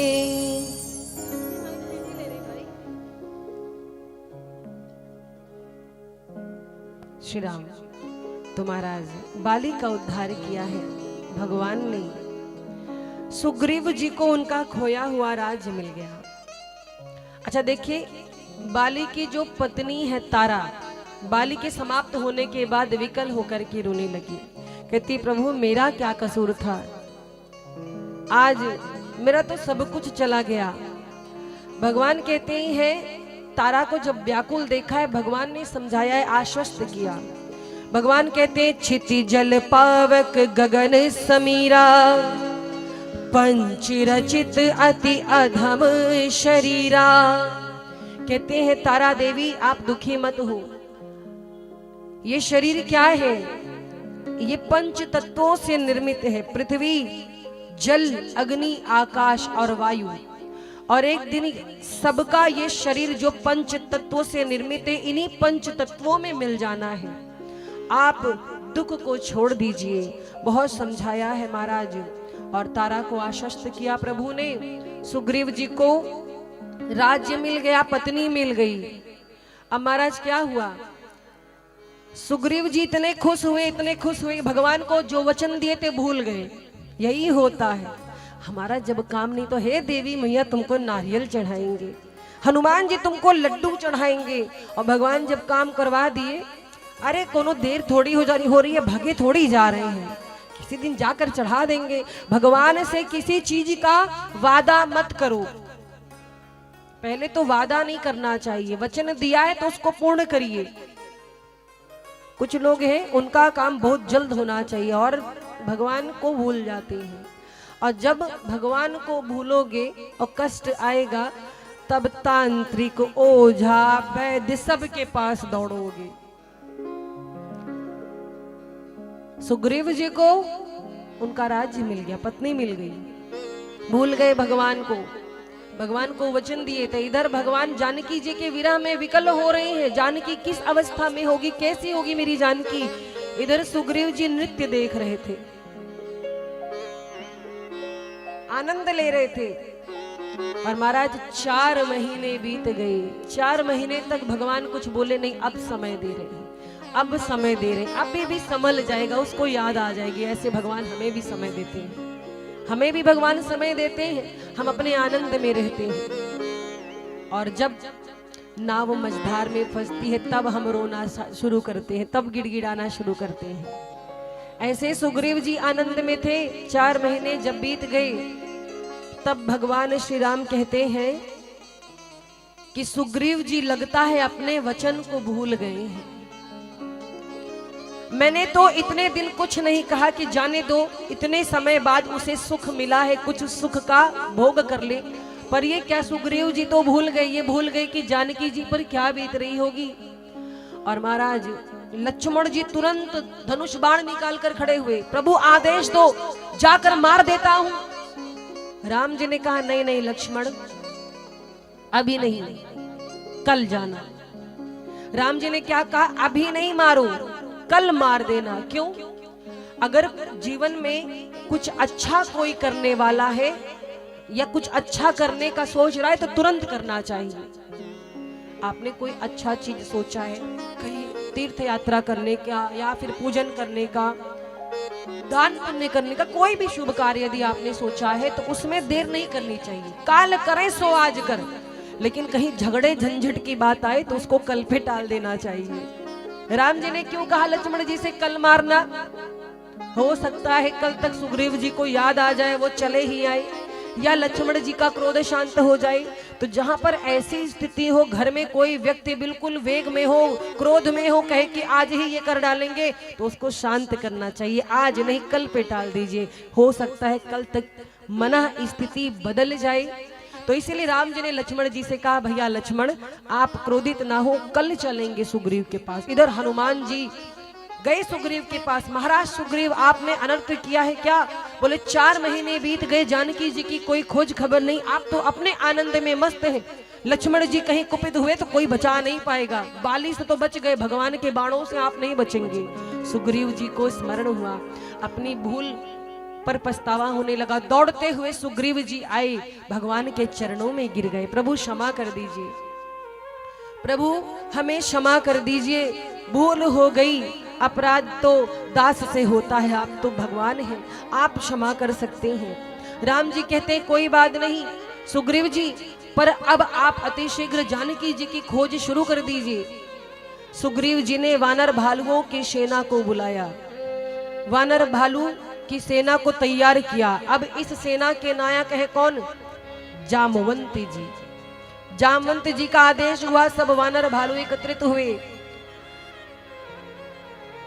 बाली के पुत्र हैं अंगद, बहुत वीर है अंगद जी। भगवान श्री राम ने अंगद जी को युवराज पद दे दिया। और अब पूरी सेना को सुग्रीव जी आदेश करते हैं कि सुनो, आप सभी को मेरा आदेश है, 1 माह के भीतर जानकी जी का पता लगाना है, और अगर बिना पता लगाए लौटे तो याद रखो एक भी बचोगे नहीं, सबको समाप्त कर दूंगा। 1 माह के भीतर मां जानकी की खोज करो। अब महाराज सारे वानर भालुओं की सेना एकत्रित हुई। उसी सेना में श्री हनुमान जी महाराज, हनुमान जी हैं, जामवंत जी हैं। और क्या हुआ, सारे वानर भालू सुग्रीव जी के आदेश का पालन करते हैं। प्रणाम कर जल्दी मैं उन्हें लंका से ससम्मान वापस ले आऊंगा। हनुमान जी की आंखों में आंसू आ गया। हनुमान जी प्रणाम करके चल पड़े हैं। महाराज पूरी सेना चल पड़ी है। 1 माह तक खोजते रहे, वन वन भटकते रहे। कभी सूखे पत्ते खाते तो कभी ऐसे ही सारे वानर भालू माँ जानकी की खोज कर रहे, पर माँ जानकी का कुछ पता नहीं चला। खोजते खोजते भूख प्यास से बिकल हो गई जब बानर, तो एक गुफा दिखाई दी। उस गुफा में संपाति जी थे, जटायु जी के बड़े भाई। वानर भालू खोजते खोजते पानी की तलाश में उस गुफा में पहुंचे। संपाति जी से भेंट भई। वानर भालुओं ने अपनी हृदय की बात बताई कि हम जानकी मैया की खोज कर रहे हैं, आप कृपा करिए, क्या आप बता सकते हैं कि जानकी जी इस समय कहाँ होंगी? और महाराज गिद्धों की दृष्टि बड़ी तेज होती है, वो बहुत दूर तक देख सकते हैं। संपाति जी ने कहा आप चिंता ना करें, हमें पता है जानकी जी कहाँ है, मैं देख सकता हूँ कहाँ है। बोले इसके लिए 100 योजन आपको समुद्र पार जाना पड़ेगा, जानकी जी लंका में है। और महाराज जब संपाति जी ने बताया, सबने कमर कस ली। जामवंत जी सेना नायक है, बुलाते हैं, आइए सब लोग इधर। अब बताइए समुद्र कौन पार करेगा, जानकी जी की खोज करने कौन लंका जाएगा? एक वानर बोला हम जा तो सकते हैं लेकिन 100 योजन नहीं जा पाएंगे, 20 योजन तक हमारी हैसियत है। जामवंत जी और बोलो, और बढ़ो, आगे बढ़ो। एक बोला हम 50, जामवंत जी बोले और आगे बढ़ो। एक बोला हम 80 से ज्यादा नहीं जा सकते। बोले 80 में तो तुम डूब जाओगे, 100 योजन पार करना है। अंगद जी बोले हम जाएंगे लेकिन गारंटी नहीं वापस आएंगे। जामवंत जी बोले फिर तुम चुप बैठो, जब गारंटी नहीं तुम्हारे वापस आने की, खाली जाने की बात नहीं करनी।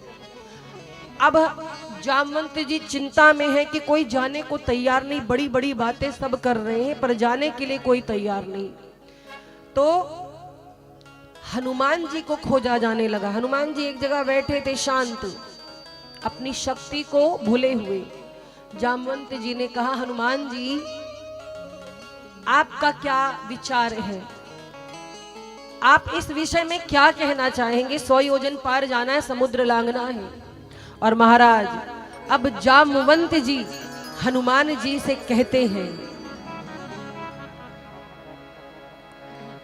हनुमान जी आप उठिए, आपको समुद्र लांघना है। हनुमान जी कुछ बोल नहीं रहे, मौन है। तो जामवंत जी ने कहना शुरू किया, पवन तनय बल पवन समाना, बुद्धि विवेक विज्ञान निधाना।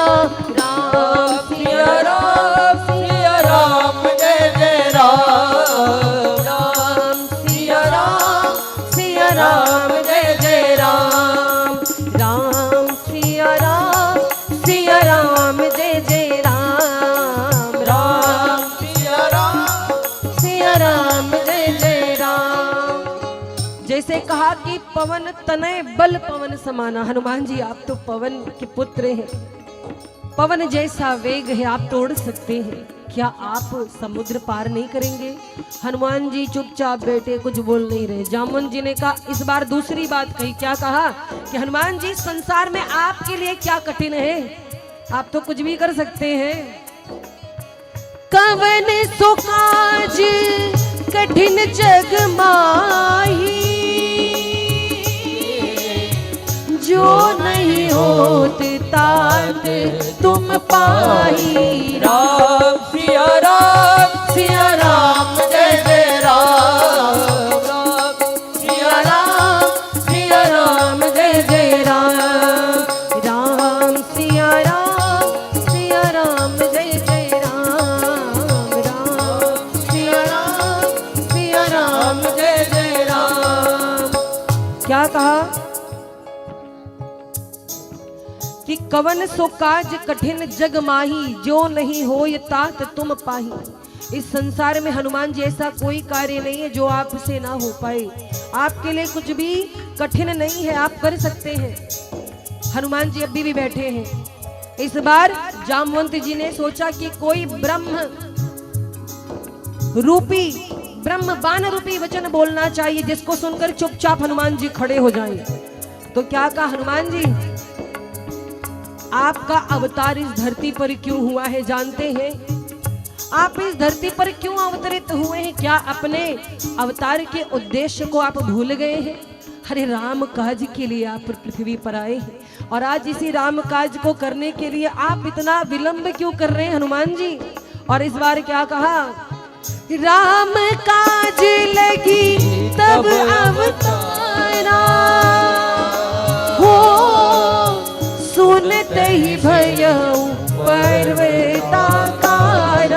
राम सिया राम जय जय राम, राम सिया राम जय जय राम, राम सिया राम जय जय राम, राम सिया राम जय जय राम। जैसे कहा राम काज लगी तब अवतारा, सुनत ही भयऊ पर्वताकारा। जैसे सुना हनुमान जी ने, अरे मेरा अवतार तो राम काज के लिए हुआ है। और ये सुनते ही महाराज श्री हनुमान जी का जो शरीर है, शरीर अत्यंत विशालकाय होने लगा, आकार बढ़ने लगा। कनक बरन तन तेज बिराजा, मानहु अपर गिरिन कर राजा। सिंहनाद करी बारही बारा, लीलई नागऊ जल निधि खारा। अब देखो हनुमान जी पूरे जोश में आ गए हैं, बार बार दहाड़ रहे हैं, सिंह की तरह दहाड़ रहे हैं। और क्या कहते हैं, बार बार गर्जना कर रहे श्री हनुमान जी। कहते सहित सहाय राम नहीं मारी, आनो यहाँ त्रिकूट उपारी। जामवंत मैं पूछूं तोई, उचित सिखावन दीजहु मोही। बोलिए जामवंत जी, मुझे क्या करना है बोलो? लंका को अभी जाकर के पाताल में ठोक दूं, रावण को मार करके चला आऊं, क्या करूं बोलो? जामवंत जी बोले, हनुमान जी शांत हो जाइए, आप शांत हो जाइए, ये सब कुछ नहीं करना है। हमें जगाया क्यों? बोले आपके लिए काम बताया गया है, पर ये सब नहीं करना है, रावण को आपको नहीं मारना है। हनुमान जी बोले, तो हमें करना क्या, जल्दी बताइए जामवंत जी, हम पूरे जोश में हैं, और देर की तो हम पहुंच जाएंगे लंका, जान लीजिए। और महाराज जामवंत जी कहते, हनुमान जी अभी तो आपको केवल इतना करना है कि जानकी जी का पता लगाना है। इतना करहु ताते तुम जाई, सीता ही देखी कहाउ सुधि आई। केवल जानकी जी को देख करके उनकी सुधि लेकर के आना है, राम जी को बताना है, आगे का कार्य राम जी करेंगे, आपको नहीं करना है। हनुमान जी कहे, ये बताओ हम इतनी दूर समुद्र लांघ कर जाएं और रावण को दो चार चमेटा बिना मारे चले आए, ये ठीक है? इतनी दूर जाएंगे, एक आध थप्पड़ तो मार के आएंगे। जामवंत जी बोले, ठीक है, लेकिन मुख्य कार्य आपका है, केवल आप माँ जानकी की सुध लेकर आइए। और भगवान श्री राम सेना के साथ जाएंगे। कपिसेन संग संघारी निशिचर राम सीता ही आनी है। संग संगार निशिचर राम सीता ही आनी है। त्रैलोक पावन सुजस सुर मुनि नारदादि बखानी है। लोक पावन सुजस सुर मुनि नारदादि बखानी है। जो सुनत गावत कहत समुझत परम पद नर पावई। जो सुनत गावत कहत समझत परम पद नर पावई। रघुवीर पद पाथो जो मधुकर दास तुलसी गावई। रघुवीर पद पाथो जो मधुकर दास तुलसी गावई। श्री जामवंत जी बोले कि वानरों की सेना लेकर राक्षसों का संहार करके श्री राम जी जानकी जी को ससम्मान लंका से वापस लेकर आएंगे, और तब उनका जो यश है तीनों लोकों में व्याप्त होगा। बहुत सारे ऋषि मुनि उनका गुणगान करेंगे, बखान करेंगे, और जो भगवान के इस यश को कहेंगे, गाएंगे, सुनेंगे और समझेंगे, वो श्री रघुवीर जी के चरण कमलों के मधुकर श्री तुलसीदास जी के समान भगवान की भक्ति प्राप्त करेंगे। तो जब जामवंत जी ने समझाया है महाराज, हनुमान जी अब पूरे जोश में हैं और जामवंत जी के वचन उन्हें अच्छे लगे। जामवंत जी की बातें बड़ी अच्छी लगी है। जामवंत के वचन सुहाए, सुनि हनुमंत हृदय अति भाए। जामवंत के वचन सुहाए, सुनि हनुमंत हृदय अति भाए। तब लगी मोहि परिखे हो तुम भाई, सही दुख कंद मोल फल खाई। मोहि परिखे हो तुम भाई, सही दुख कंद मोल फल खाई। जब लगी आवो सीत ही देखी, कोई ही काजू मोहि हरस बिसेखी।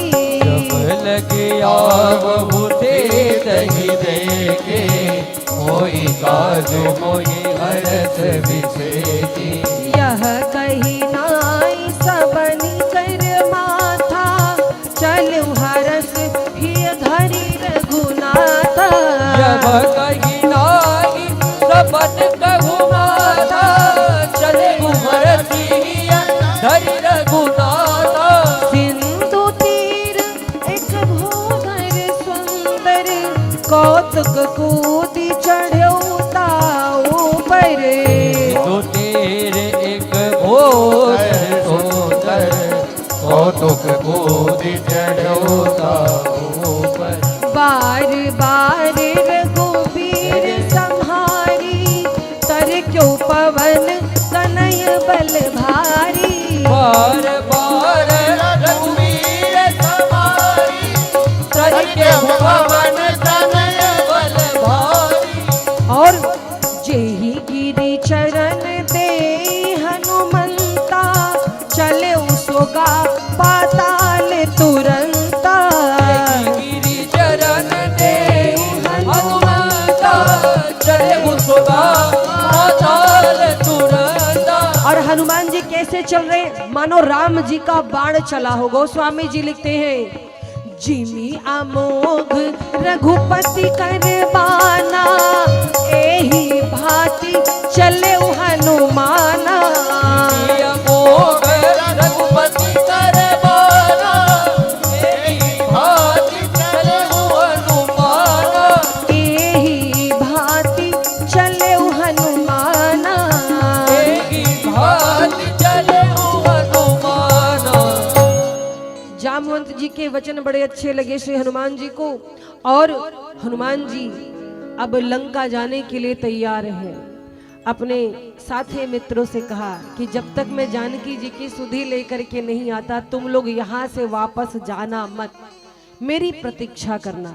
देखो हनुमान जी का भाव, हनुमान जी कार्य तो बहुत बड़ा बड़ा करते हैं, लेकिन कभी चाहते नहीं कि मेरा नाम हो। हनुमान जी चाहते तो कह देते कि तुम लोग लौट करके जाओ, मैं खबर लेकर के आऊंगा, मैं भगवान को बताऊंगा। कुछ लोग होते हैं ना, यश पाना चाहते हैं, काम धाम कुछ हो चाहे ना हो, बस नाम होना चाहिए। कहीं कहीं शादी ब्याह में जाइए देखिए तो कुछ ऐसे लोग आते हैं, घर के जिम्मेदार ही रहते हैं, लेकिन वो काम से बचना चाहते हैं।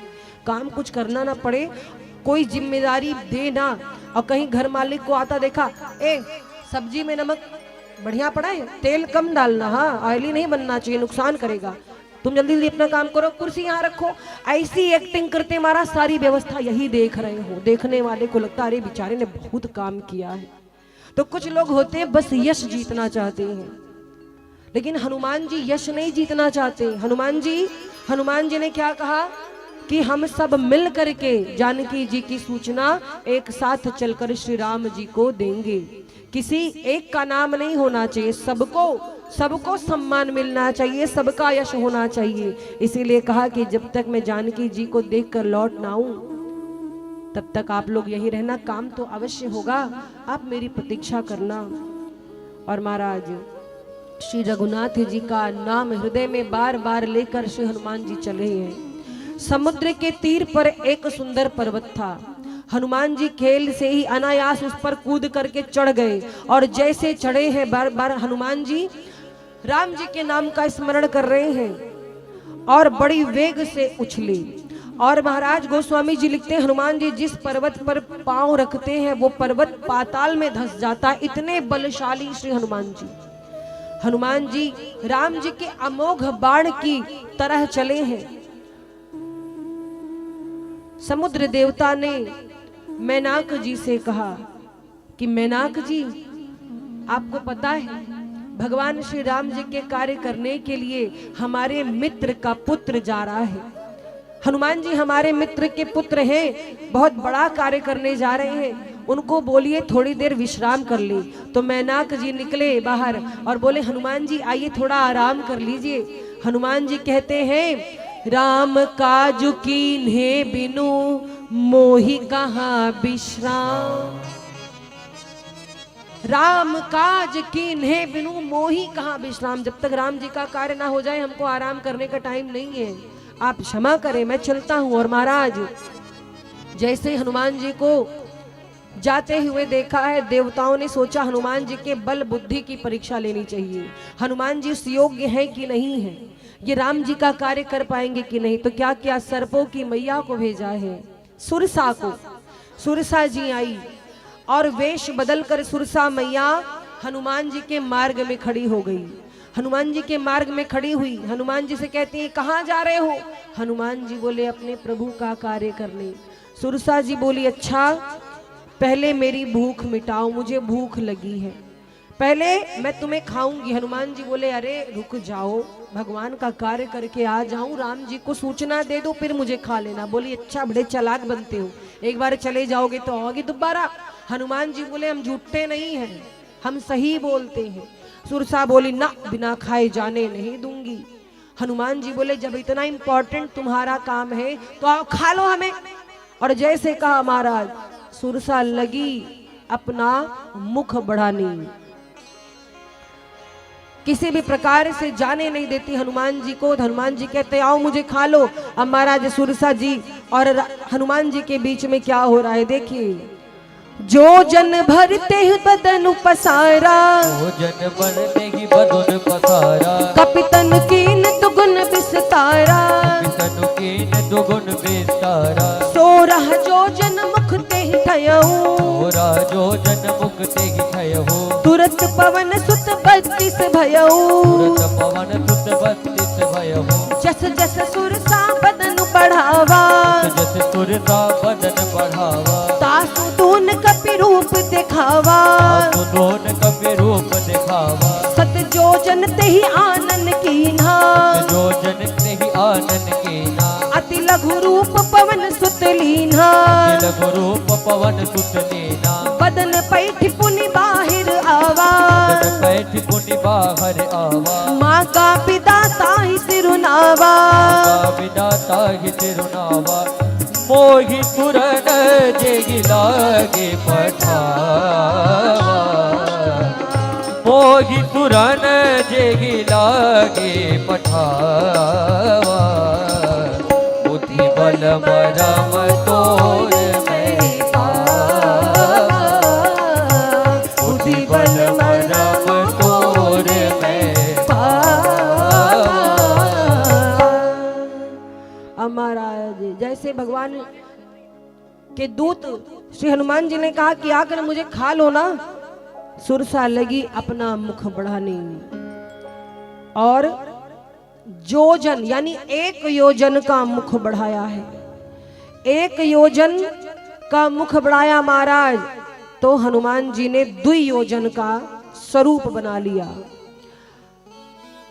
वो 2 योजन का मुख की हनुमान जी 4 ऐसे डबल होते गए। जितना वो अपने मुख की लंबाई चौड़ाई बढ़ाती, क्षेत्रफल बढ़ाती, हनुमान जी उसी हिसाब से अपना शरीर बढ़ाने लगी। 16 योजन मुख ते ठयाऊ, जैसे उसने 16 योजन का मुख बढ़ाया, हनुमान जी तुरंत 32 योजन के हो गए। अब महाराज ऐसे करते करते करते करते सुरसा मैया का मुख कितना खुल गया, 100 योजन, 100 योजन मुख खुल गया। अब महाराज 100 योजन का मुख खुला है, हनुमान जी ने क्या किया देखा, अब बढ़िया है। अति लघु रूप पवन सुत लीना, छोटे से रूप में हो गए। अब जब तक सुरसा के मुख का द्वार किवाड़ा बंद होता, धीरे धीरे थोड़ा टाइम तो लगेगा ही महाराज, 100 योजन थोड़ा नहीं होता। जैसे मुख का द्वार बंद होता उसके पहले हनुमान जी अंदर प्रविष्ट हो गए। अंदर गए, पेट, लीवर, किडनी, गुर्दा सब चेक कर लिया, बढ़िया सब एक नंबर है, कोई दिक्कत नहीं है। सब दर्शन करके बाहर आए। बाहर आए, बोले अब तो मैं आपका बेटा हूँ, आपके पेट से निकला हूँ, क्या अब भी मुझे खाओगी? सुरसा मुस्कुराने लगी और कहती है सच में आज मैंने आपके बल और बुद्धि दोनों का भेद पा लिया। हनुमान जी आप हर तरह से राम काज के योग्य हैं। और आशीर्वाद दिया, राम काज सब करी हूँ, तुम बल बुद्धि निधान, आशीष दे गई सो हरसी चलो हनुमान। कहती हैं आप राम जी का सब कार्य सिद्ध करेंगे, मेरा आशीर्वाद है। आशीर्वाद दे करके सुरसा मैया गई है। कहती हैं आप बल बुद्धि के भंडारे हैं। और महाराज जैसे आगे बढ़े फिर एक संकट आ गया। एक राक्षसी रहती है जल के भीतर। ऐसी राक्षसी है महाराज कि वो जो भी जीव चाहे वो पक्षी क्यों ना हो, लंका की ओर उड़कर जाता ना तो ऐसे ऐसे कर कर परछाई खींच लेती थी, परछाई देखकर पकड़ लेती थी और मार डालती थी। तो हनुमान जी जब उड़ करके जाने लगे तो जल में रहने वाली जो सिंगी है, सिंगी नाम है, उसने हनुमान जी की परछाई देखी। अब लगी खींचने। हनुमान जी अपना मुख का पीछे बढ़िया टाइट किए हैं। सोचे अब रेंज में इनके आए तब तुम्हारे, पहले हमको रेंज में आने तो दो। श्री हनुमान जी को खींचना शुरू किया। जैसे पहुंचे बोलती पीछे क्या छिपाए हो? हनुमान जी बोले बहुत बढ़िया चीज है। और एक मुक्का जोर से मारा है और जैसे एक मुक्का दिया महाराज वहीं पर ढेर हो गई सिंगी। बोलो बजरंग बली की। और महाराज उसके कपट को हनुमान जी जान गए, उसको समाप्त किया है। आगे बढ़े महाराज, आगे बढ़े तो लंका नगरी से पहले एक पर्वत है। लंका के पूरे दृश्य दिखाई पड़ते हैं। उसी पर्वत पर श्री हनुमान जी जाकर बैठ गए। लंका की सुंदरता को देख रहे हैं और कैसी व्यवस्था है।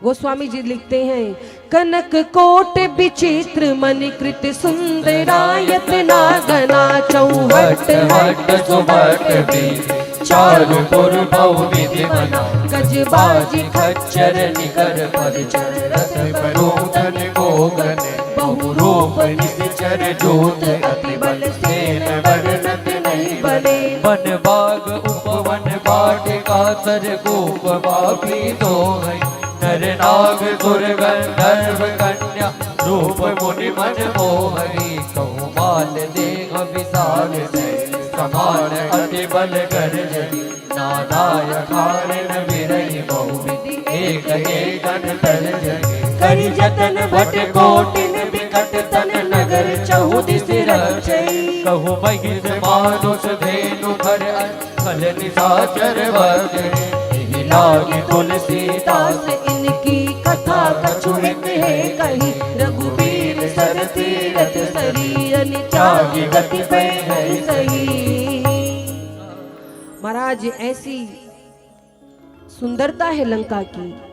सोने के दरवाजे हैं, सोने के परकोटे हैं, बहुत सारे रथ हाथी घोड़े, बहुत सारे सैनिक हैं। विशाल नगरी है, सुंदर है, स्वर्ण नगरी है।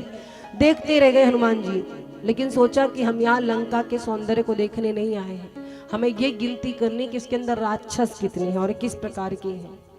हनुमान जी लंका की चमक दमक नहीं देख रहे थे, लंका के अंदर रहने वाले लोगों को क्या करना है ये सोच रहे थे। और महाराज जब इतने सारे लोगों को देखा कि इतने सारे लोग रखवाली करते हैं, पूरी रखवारे देखी बहु कपि मन कीन विचार अति लघु रूप धरो निसी नगर करो पैसार। बहुत सारे करोड़ों रखवालों को देखा तो हनुमान जी मन में विचार करते कि दिन में नहीं जाऊंगा, रात्रि के समय लंका नगरी में प्रविष्ट होऊंगा। देखो हनुमान जी किससे मिलने जा रहे हैं? जानकी मैया से। जानकी जी कौन है? भक्ति स्वरूपा। और भक्ति करने के लिए दर्शन की आवश्यकता होती है, प्रदर्शन की नहीं। इसलिए श्री हनुमान जी दिन में नहीं गए, रात्रि में गए और अति लघु रूप, बहुत छोटा रूप बनाया, मसक समान। कोई कहे मसक, मसक यानी मच्छर के समान। एक भक्त बड़े तार्किक थे, बोले इसमें लिखा है मसक समान रूप कपिधारी, तो जब हनुमान जी मच्छर के जितना थे तो अंगूठिया कहाँ लेके गए थे? ऐसे ऐसे लोग हैं तार्किक। देखिए मसक का अर्थ मच्छर भी होता है और मसक माने बिल्ली का बच्चा भी होता है। तो बिल्ली के बच्चे के जितना रूप बनाया है, ना कि मच्छर के जितना। एक शब्द के बहुत सारे अर्थ होते हैं, हमें सही अर्थ जानना चाहिए। तो मसक समान रूप कपिधारी, लंक ही चले सुमिर नरहरि। नाम लंकनी एक निसचरी। लंका के मुख्य द्वार पर शिखर पर एक राक्षसी रहती है, लंकिनी नाम है। वो जानते कौन है? लंका का सीसीटीवी कैमरा है।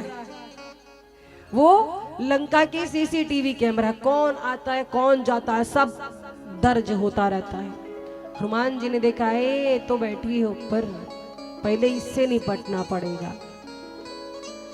जैसे हनुमान जी धीरे धीरे लंका में जा रहे हैं, कहती है रुको इधर, चोर कहीं के चोरी से लंका में घुस रहे। और सुनो, यहां से वहां तक जितने चोर हैं सबको मैं पकड़ के खा जाती हूँ, लंकिनी नाम है मेरा। हनुमान जी बोले चोरों को खाती हो? बोली तो।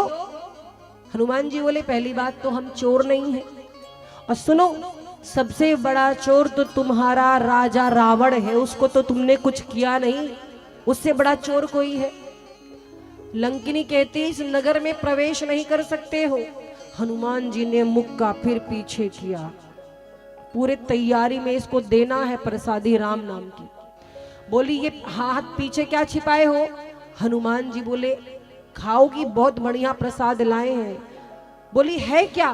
बोले आम खाओगी? आम का नाम सुना है कभी? कहीं आम क्या होता है? हनुमान जी बोले जो आम को नहीं जानता, राम को नहीं जानता, उसका जीवन बेकार है। बोली राम का नाम लंका में मत लेना, देश द्रोह है। हनुमान जी बोले अच्छा अच्छा, कभी आम का टेस्ट लिया है? बोली नहीं। हनुमान जी बोले आपकी लीलाएं बहुत दूर से खाना है? बोली हाँ। हनुमान जी बोले तो ऐसे कैसे? ऊपर से नीचे तो उतर के आओ तब ना खा पाओगी। और जैसे नीचे आई महाराज, हनुमान जी ने मुक्का बनाया और जोरदार, इतनी जोर से मुक्का मारा है, धनकते हुए कुछ दूर पर चली गई, रक्त वमन करने लगी। हाथ जोड़कर उठकर खड़ी हुई, बोली पहचान गए। हनुमान जी बोले मार खाने पे अच्छी अच्छी बुद्धि खुल जाती है, तुम कौन चीज हो? मार के आगे भूत भागता। पहचान गई? बोली हाँ आप राम जी के दूत हो, हमको पता चल गया, अब लंका का विनाश होने वाला है। हनुमान जी बोले वो छोड़ो, पहले बताओ आम का टेस्ट कैसा लगा? How was the test? बोली बहुत बढ़िया था, बहुत बढ़िया था।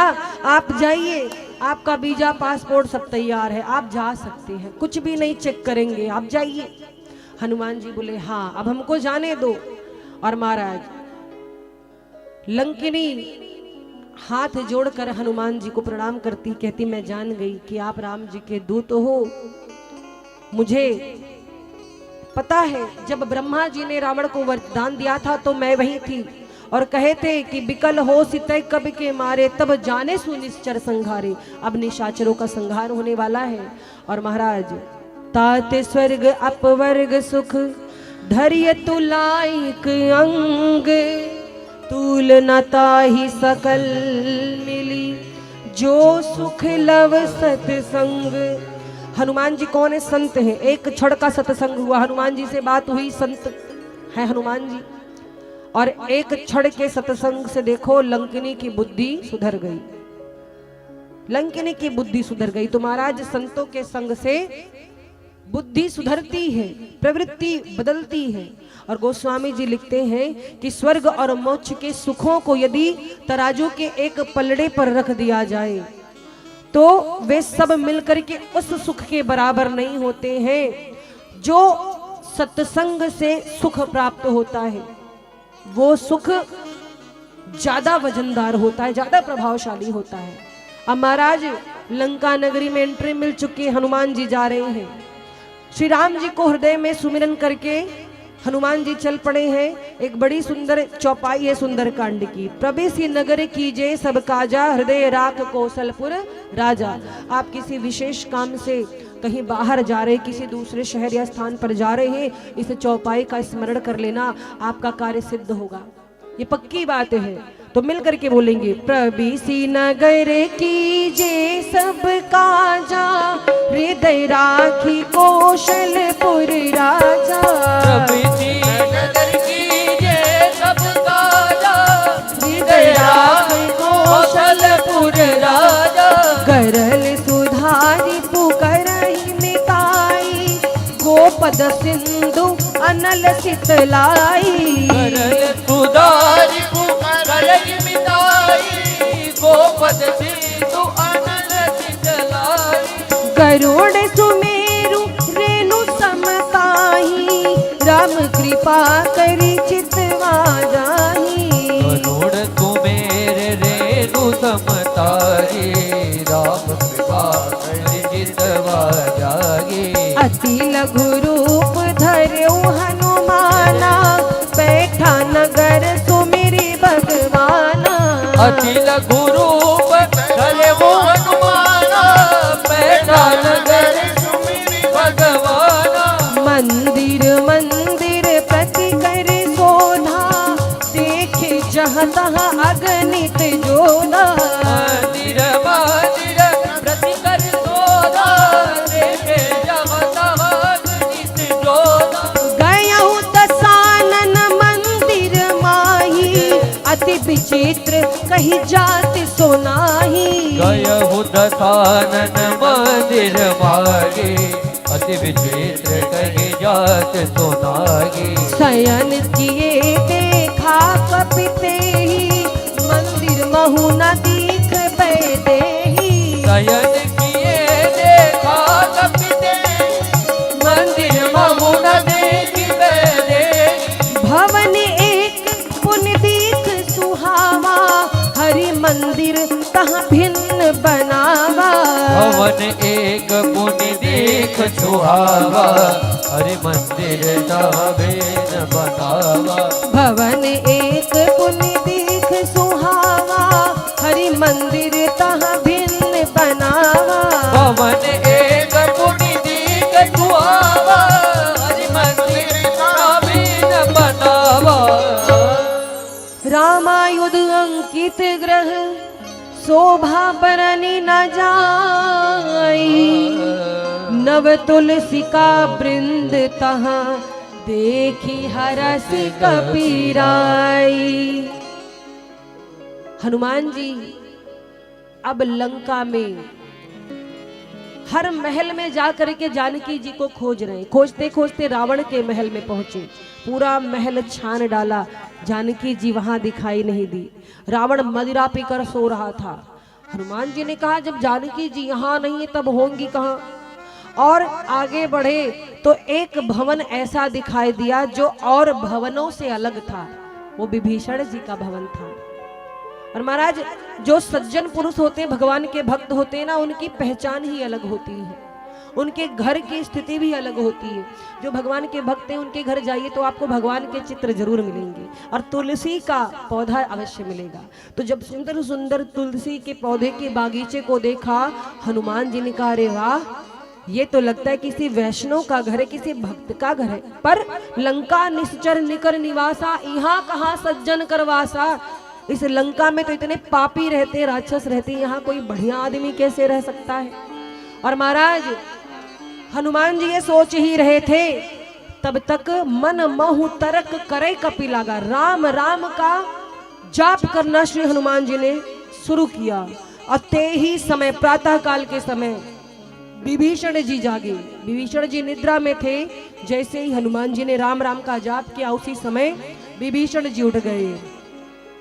राम राम ते ही सुमिरन कीना, राम राम ते ही सुमिरन कीना। राम राम ते ही सुमिरन कीना। राम राम ते ही सुमिरन कीना। हृदय हरस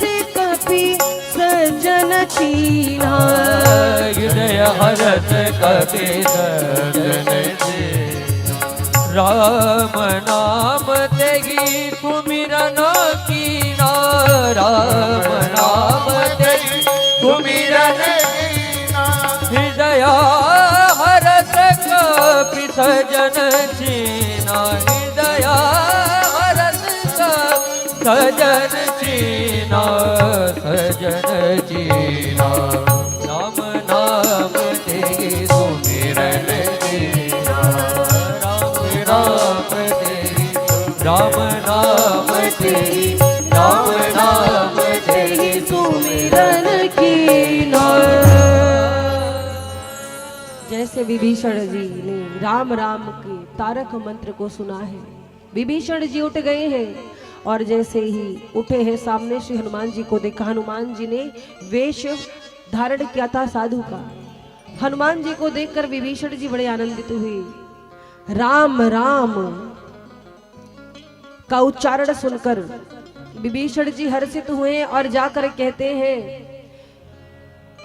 कि आप कौन है, अपना परिचय दीजिए। आप कोई संत हैं या स्वयं भगवान हैं या मेरा कल्याण करने के लिए भगवान ने आपको भेजा है, आप कौन हैं?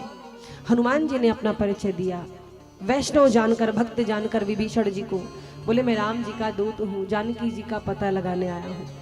विभीषण जी चरणों में गिर गए हनुमान जी के, कहते हैं अब मोहि भा भरोस हनुमंता, बिनु हरि कृपा मिले ही नहीं संता। राम जी की कृपा हुई है, उनका अनुग्रह हुआ है, जो आप जैसे संतों का दर्शन हो। हनुमान जी बोले, विभीषण जी एक बात बताइए। क्या?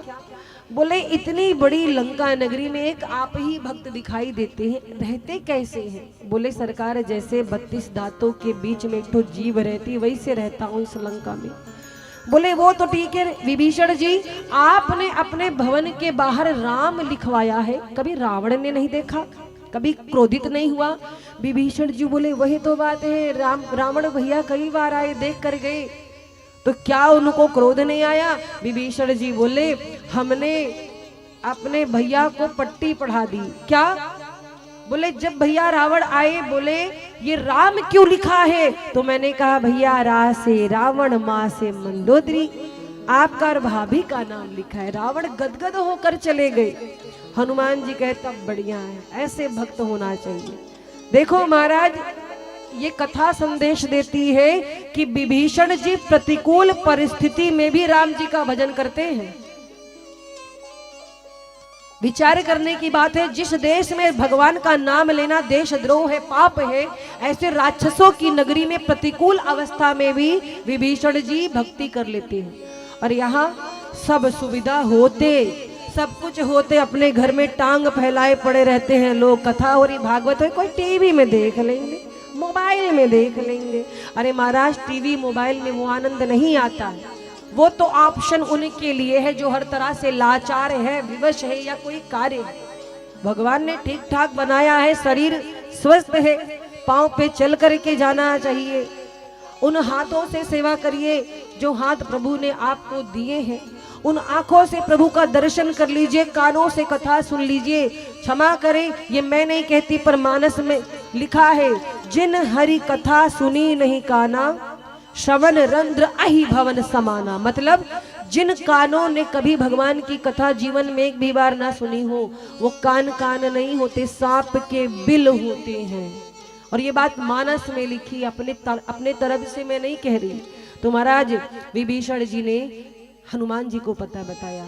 बोले, मैया इस समय अशोक वाटिका में है। अशोक वाटिका का मार्ग दिखाया है। हनुमान जी गई।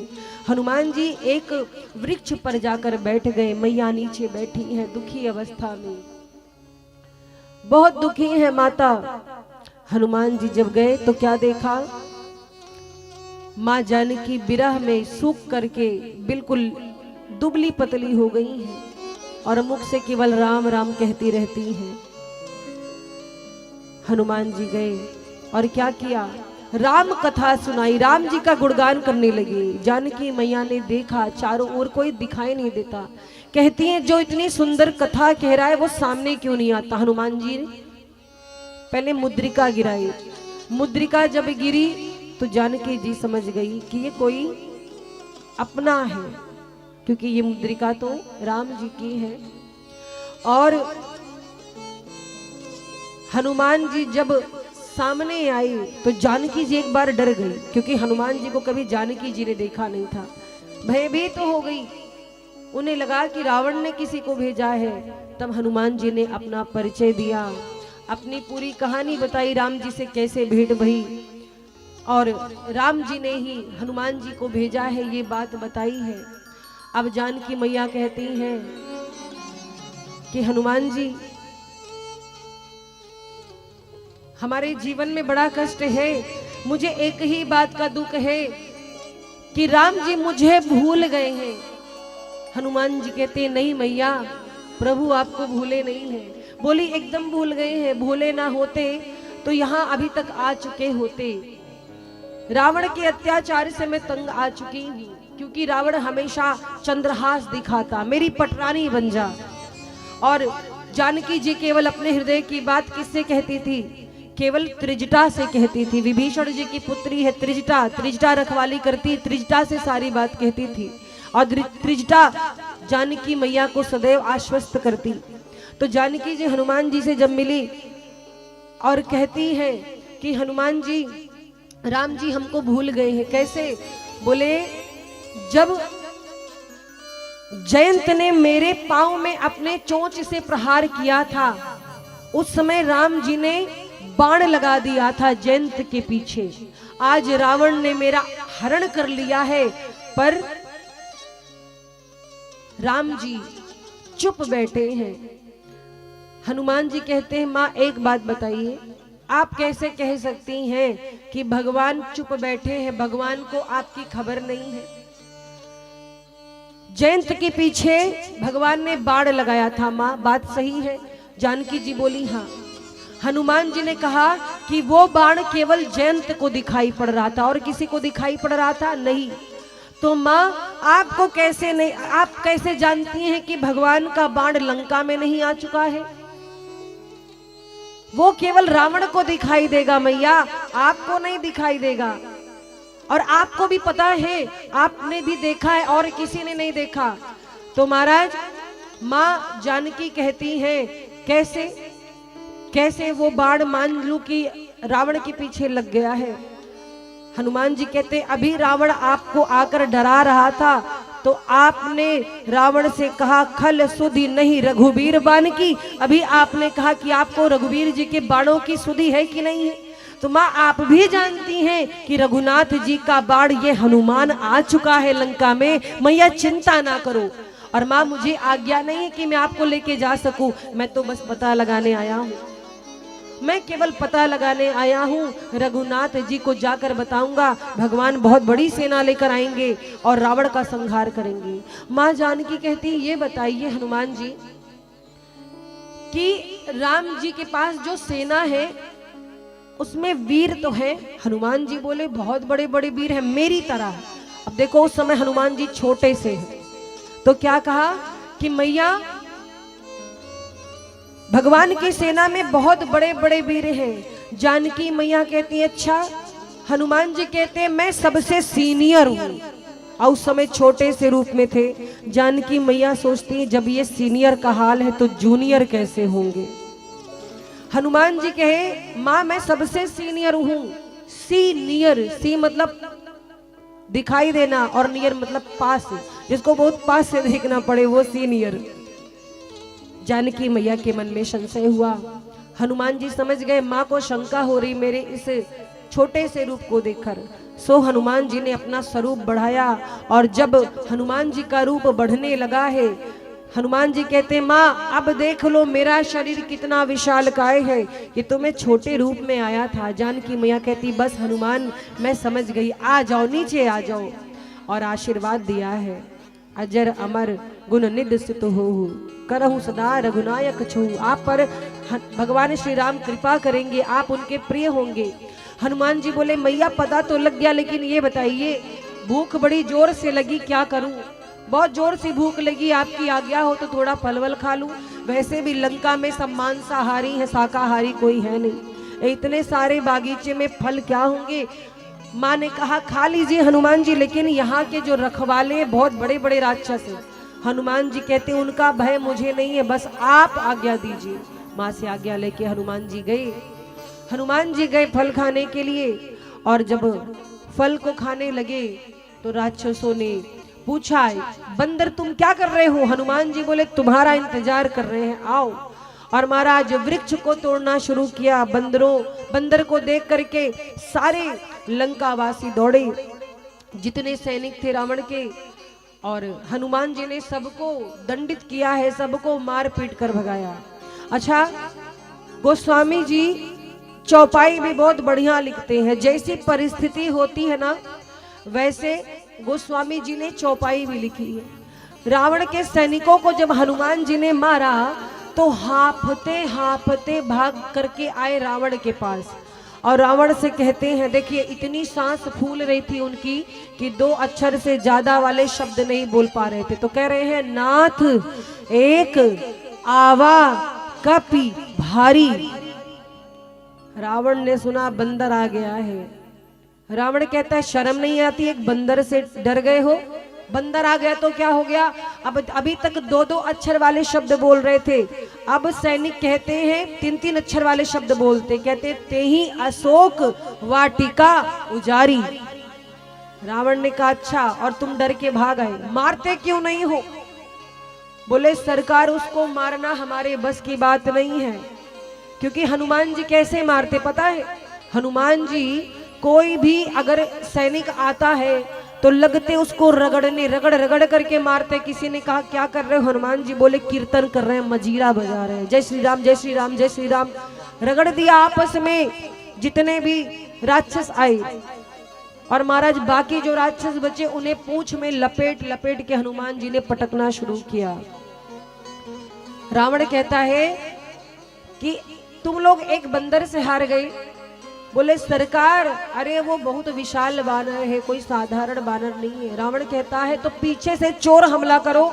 सैनिकों ने कहा सरकार आगे वाले तो बाद में मरे हैं, पीछे वाले सबसे पहले मरे हैं। कैसे? बोले उसके पास लंबी पूंछ है और उस पूंछ में लपेट लपेट के मारता है वो बंदर सबको। रावण बोले लंका नगरी हमारी और पूंछ हनुमान की। आजकल महाराज सबको पूंछ से बड़ी समस्या होती है। रावण को हनुमान जी की पूंछ से समस्या हो गई, और इस समाज में भी पूंछ का ही झगड़ा है। क्या कहेंगे? हमारी तो कहीं पूंछ ही नहीं, कोई हमको पूछता नहीं है, इनकी इतनी पूंछ क्यों है? ये पूंछ की समस्या महाराज हर जगह है। पूंछ एक अंग विशेष का नाम है, और पूंछ एक व्यवहार भी होता है। जब किसी की ज्यादा प्रतिष्ठा बढ़ती, लोग कहते हैं इनकी पूंछ बढ़ गई। तो हनुमान जी की पूंछ रावण को बर्दाश्त नहीं हो रही। हनुमान जी को मारने के लिए मेघनाद को भेजा है। मेघनाद आया लेकिन हनुमान जी से युद्ध करके वापस लौट गया। फिर रावण का पुत्र अक्षय कुमार आया। हनुमान जी ने एक ही मौके में समाप्त कर दिया अक्षय कुमार को। बंधु के निधन को सुनकर के क्रोधित हुआ मेघनाद, और ब्रह्मास्त्र में फांस लिया है हनुमान जी को। हनुमान जी को वैसे कोई बांधने वाला इस धरती पर जन्मा नहीं है, लेकिन महाराज हनुमान जी ब्रह्मास्त्र में स्वयं को बांध लिए। क्यों? क्योंकि हनुमान जी कहते हैं ब्रह्म अस्त्र ते ही साधा कपि मन कीन विचार, और जो न ब्रह्म सर मानौ महिमा मिटई अपार। हनुमान जी को वास्तव में मेघनाद ने बाधा नहीं, हनुमान जी स्वयं बंध गए। क्यों? ब्रह्मास्त्र की महिमा जानते हैं, ब्रह्मास्त्र का मान रखने के लिए। यदि आज मैं स्वयं ब्रह्मास्त्र के मान को नहीं रखा तो संसार में ब्रह्मास्त्र की महिमा समाप्त हो जाएगी। और महाराज ब्रह्म बाण में बंधे हनुमान जी को रावण के दरबार में प्रस्तुत किया गया। हनुमान जी को देखा रावण ने, ठहाका लगा करके हंसता है, कहता है बंदर इसको देखो, इसकी हिम्मत तो देखो, अशोक वाटिका उजाड़ दी तुमने। क्यों बंदर तुझे डर नहीं लगता? हनुमान जी कुछ नहीं बोल रहे। कहां से आया है तू बंदर? तुझे अपने प्राणों का भय नहीं है? बहुत देर तक रावण ने प्रश्न किए, हनुमान जी चुप थे। किसी ने हनुमान जी से कहा कि रावण इतनी बातें बोल रहा है, उत्तर क्यों नहीं देते? हनुमान जी बोले, इसके 10 मुंह हैं और 10 प्रकार की बात कर रहा है, एक मुंह हो तो किसी एक बात का उत्तर दे। जो 10 प्रकार की बात करे उसको क्या उत्तर दिया जाए, इसलिए चुप ही रहना बेहतर है। एक बार की बात है, बहुत सुंदर बात है। एक बार राजा अकबर ने बीरबल से कहा कि कल मैं आपके पिताजी से मिलना चाहता हूं और कल आप उनको लेकर सभा में आइए। आप इतने विद्वान हैं, देखो मैं आपके पिताजी कितने विद्वान हैं। बीरबल गए अपने पिताजी से, बोले कल महाराज अकबर ने आपको बुलाया है। अब बीरबल के पिता कांपने लगे डर के मारे। बोले क्यों बुलाया है, क्या कारण है, क्या पूछेंगे, मैं क्या जवाब दूंगा? बीरबल जी बोले, पिताजी आप डरिए मत, आप जाइएगा बादशाह अकबर के दरबार में, वो कितना भी कुछ बोलेंगे पूछेंगे, आप चुप रहिएगा, बाकी हम संभाल लेंगे। अब बीरबल के पिताजी महाराज अकबर के दरबार में पहुंचे, बादशाह अकबर के। तो जैसे ही बीरबल के पिताजी आए, अंदर से डरे थे, कुछ पूछे ना, और बेटे ने सिखाया था उत्तर मत देना, बोलना मत। तो क्या हुआ, पूछा क्या? जैसे ही बादशाह अकबर ने देखा बीरबल के पिताजी को, बोले आइए, सब खैरियत तो है? अब वो बोल ही नहीं रहे हैं। उनके बेटे ने सिखाया था बोलना मत, कुछ चुपचाप खड़े। बादशाह अकबर बोले कोई बात, किसी ने कुछ कहा है? वो बोल नहीं रहे। तबीयत तो ठीक है। जब इतने सारे प्रश्न के कोई उत्तर नहीं दिया, तो बीरबल के पिताजी के ऊपर बादशाह अकबर को क्रोध आया कि मैं इतने देर से पूछ रहा हूं, ये कुछ बोल नहीं रहे। तो बीरबल से पूछा अकबर ने कि ये बताइए बीरबल, किसी मूर्ख से पाला पड़ जाए तो क्या करना चाहिए? क्या कहा?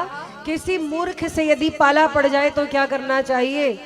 बीरबल झट से बोले, कहे सरकार वही करना चाहिए जो मेरे पिताजी कर रहे हैं।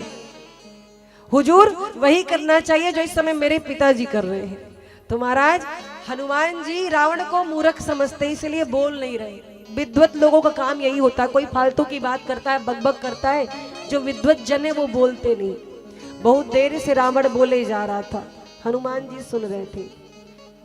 रावण ने कहा बोल बंदर, लंका कैसी लगी? अब हनुमान जी बोले, कहे वैसे रावण तुम्हारी लंका बड़ी सुंदर है, बहुत अच्छी है। बोले कोई कमी? बोले कमी एक है। क्या? बोले रावण ना बहुत दिन तू रहेगा, ना ये तेरी स्वर्ण नगरी, ये तेरी लंका रहेगी। और जब इस प्रकार से हनुमान जी ने कहा, रावण कहता है अरे मारो इसको, इसको मारो। और महाराज जब मारने की आज्ञा दी, बोले इसका वध कर दो। तो विभीषण जी दौड़ कर आई, बोले सरकार दूतों का वध करना अपराध है, ये राम जी का दूत है, आप इसे मारिए मत, कोई और दंड दे दीजिए। अब महाराज दंड देने की बात आई तो रावण ने कहा इसके अंग भंग कर दो। जब अंग भंग की बात आई, हनुमान जी सोचे अरे अब तो हमारे अंग भंग होंगे, और कहीं रावण को अपनी बहन सूर्पनखा की याद आ गई, हमारी नाक कान काट लिया, तब तो सब गड़बड़ हो जाएगा। हनुमान जी ने सोचा हम लंका में नाक कटाने नहीं आए हैं, सम्मान बढ़ाने आए हैं। और क्या किया, हनुमान जी रावण को दिखा दिखा के अपनी पूंछ चूमते, प्रणाम करते बार बार। रावण ने देखा पूंछ, अरे इसी की पूंछ को समाप्त करो, हाँ इसी पूंछ ने सब कुछ किया है। और महाराज रावण को लगा बंदर को उसकी पूंछ बहुत प्यारी है, पूंछ जलाने का आदेश दिया। और क्या हुआ, पूंछ जलाने का आदेश दिया तो लंका में जितने घर थे, जितने भवन थे, सबके घर से तेल और कपड़ा आने लगा, एक विभीषण जी के घर को छोड़कर। और महाराज हनुमान जी ने अपनी पूंछ को बढ़ाना आरंभ किया। पूंछ को बढ़ाना आरंभ किया तो क्या हुआ, कपड़ा कम पड़ गया और कपड़े मंगाए गए, कपड़ा लपेटा गया, पूंछ में आग लगाई गई। और जैसे आग लगाई गई तो क्या हुआ, हरि प्रेरित ते ही अवसर चले मरुत 49, अट्टहास करी गर्जा कापी बढ़ी लाग आकाश। बोलो हनुमान जी महाराज की। और महाराज देखिए हनुमान जी क्या करते हैं, भगवान की प्रेरणा से 49 प्रकार की हवा चलने लगी, 49 पवन चलने लगी। और 49 पवन चले अग्नि की ज्वाला प्रचंड भई, हनुमान जी ने अपना स्वरूप बढ़ाया और एक एक अटारी पर लगे कूदने, पूरे नगरी जलने लगी है।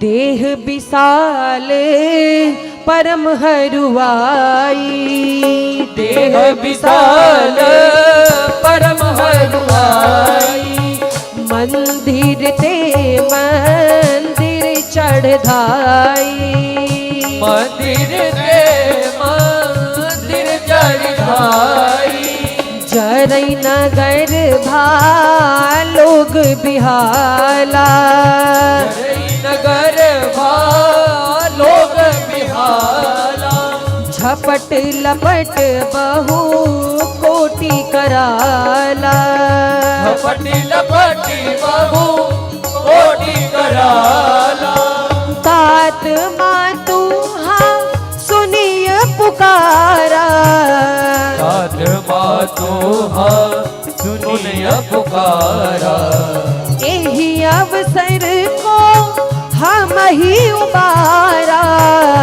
इस अवसर को हम ही उबारा, हम जो कहाया कभी नहीं कोई, हम जो कहाया कभी नहीं होई, वानर रूप धरे सुर कोई, वानर रूप धरे सुर कोई, जारा नगरू निमिष एक माही, जारा नगरो निमिष एक माही, एक विभीषण कर गृह नाही, एक विभीषण कर गृहनाही।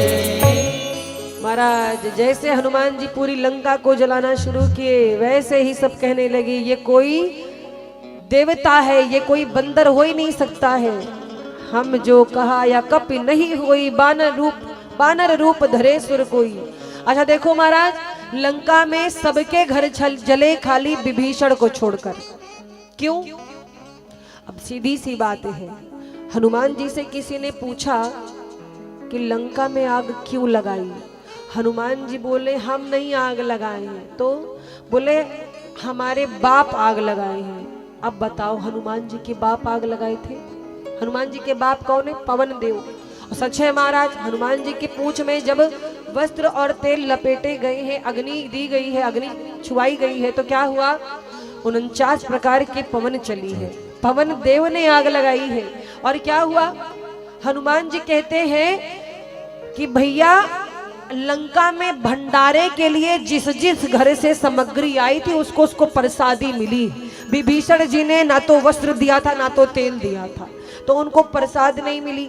अब भाई भंडारा में आप लोग राशन पानी अगर कुछ देते हैं तो कहते हैं ना प्रसाद हमारे घरे आना चाहिए, बोलो कहते हो ना? तब हनुमान जी की क्या गलती बोलो? जिसके जिसके घर से सामग्री आई है तो प्रसाद देना है कि नहीं देना? बोलो हनुमान जी की गलती है? बोलो हनुमान जी महाराज की। प्रेम से बोलिए राघवेंद्र सरकार की। थोड़ा जोर से जयकारा लगाएं।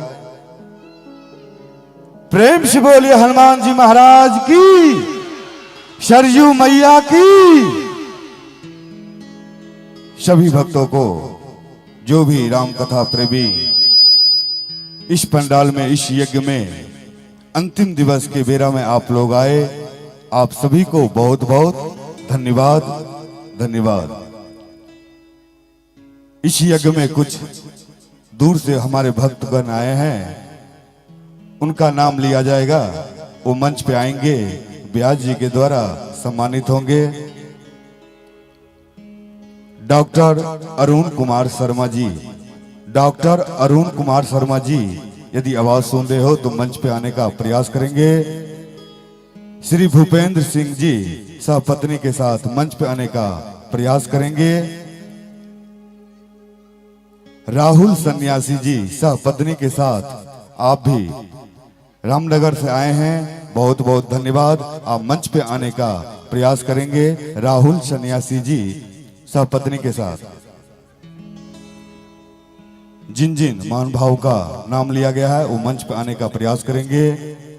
अंत भला तो क्या बोलते हैं आप लोग? अंत भला तो आज नमम दिवस है, आज कथा का विश्राम है, कल हवन का कार्यक्रम है। जो माताएं हवन करना चाहते हैं तो कल दिन में 11 बजे आप लोग यहाँ पे उपस्थित होंगे। कौन कौन हवन करना चाहते हैं? और बीच में आप लोग उधर भी ताली का भी स्वागत करते रहेंगे। जो भी 13 तारीख से लेके आज 21 तारीख तक जजमान बने हैं उनको भी हवन करना है। यदि यहाँ पे है तो आप तैयारी बना करके अपने अपने घर से हवन सामग्री लेकर के यहाँ पे आने का प्रयास करेंगे। और कल भंडारा भी है। जिनको जो भी सहयोग देना है आप यहाँ पे हमारे कुछ हैं उनसे आप संपर्क कर लेंगे। जो भी सामान देना है सुबह सुबह यहाँ पे पहुँचा देंगे, क्योंकि भंडारा भी बनना शुरू होगा। हवन के बाद शाम को 4 से 5 बजे आपका भंडारा भी होगा। इसलिए जिनको भी सहयोग देना है भंडारे में आप लोग यहाँ पे संपर्क बना सकते हैं।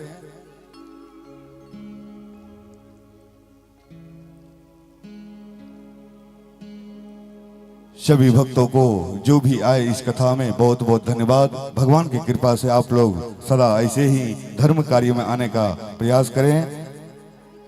रमेश पांडे जी निराला नगर से हैं, वो भी मंच पे आने का प्रयास करेंगे। रमेश पांडे जी। ब्रजेश कुमार सिंह जी कौशलपुर से हैं, वो भी मंच पे आने का प्रयास करेंगे। श्यामदेव जी कौशलपुरी से हैं, मंच पे आने का प्रयास करेंगे। आप सभी भक्तों को बहुत बहुत इस राम कथा की ओर से धन्यवाद। मनोज गौर जी यदि आप भी हैं तो मंच पे आने का प्रयास करेंगे। मनोज गौर जी आप हैं तो मंच पे आने का प्रयास करेंगे। जिन मान भाव का सम्मान होगा तो मंच पे नीचे आने का प्रयास करेंगे। आप सभी के लिए जोरदार तालियां होनी चाहिए। बोलो जय श्री राम। विनोद दुबे सहपत्नी के साथ नाका से आए हैं, आप मंच पे आने का प्रयास करेंगे। विनोद दुबे सहपत्नी के साथ मंच पे आने का प्रयास करेंगे। सभी भाव को जय श्री राम आए इस यज्ञ में।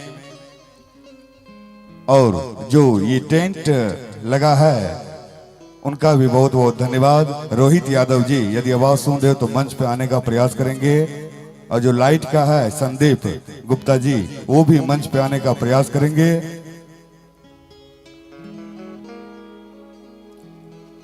खोजनपुर से हैं रोहित यादव जी, संदीप गुप्ता जी खोजनपुर से हैं, आप भी मंच पे आने का प्रयास करेंगे। इनका भी बहुत बहुत धन्यवाद। ये जो लाइट है टेंट है सब इन्हीं का ठाकुर का कृपा है। आप सभी बीच बीच में ताली बजाते रहो, ताली बजाइएगा ना तो ठंडा नहीं लगेगा। हाँ प्रयास कीजिएगा, यदि ठंडा लगे तो हाथ पे हाथ एकदम रगड़ दीजिएगा, एकदम गर्म आ जाएगा।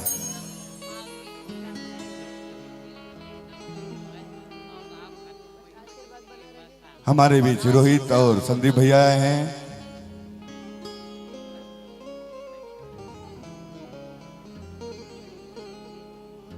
आज के हमारे मुख्य जजमान अंत भला तो सब भला किए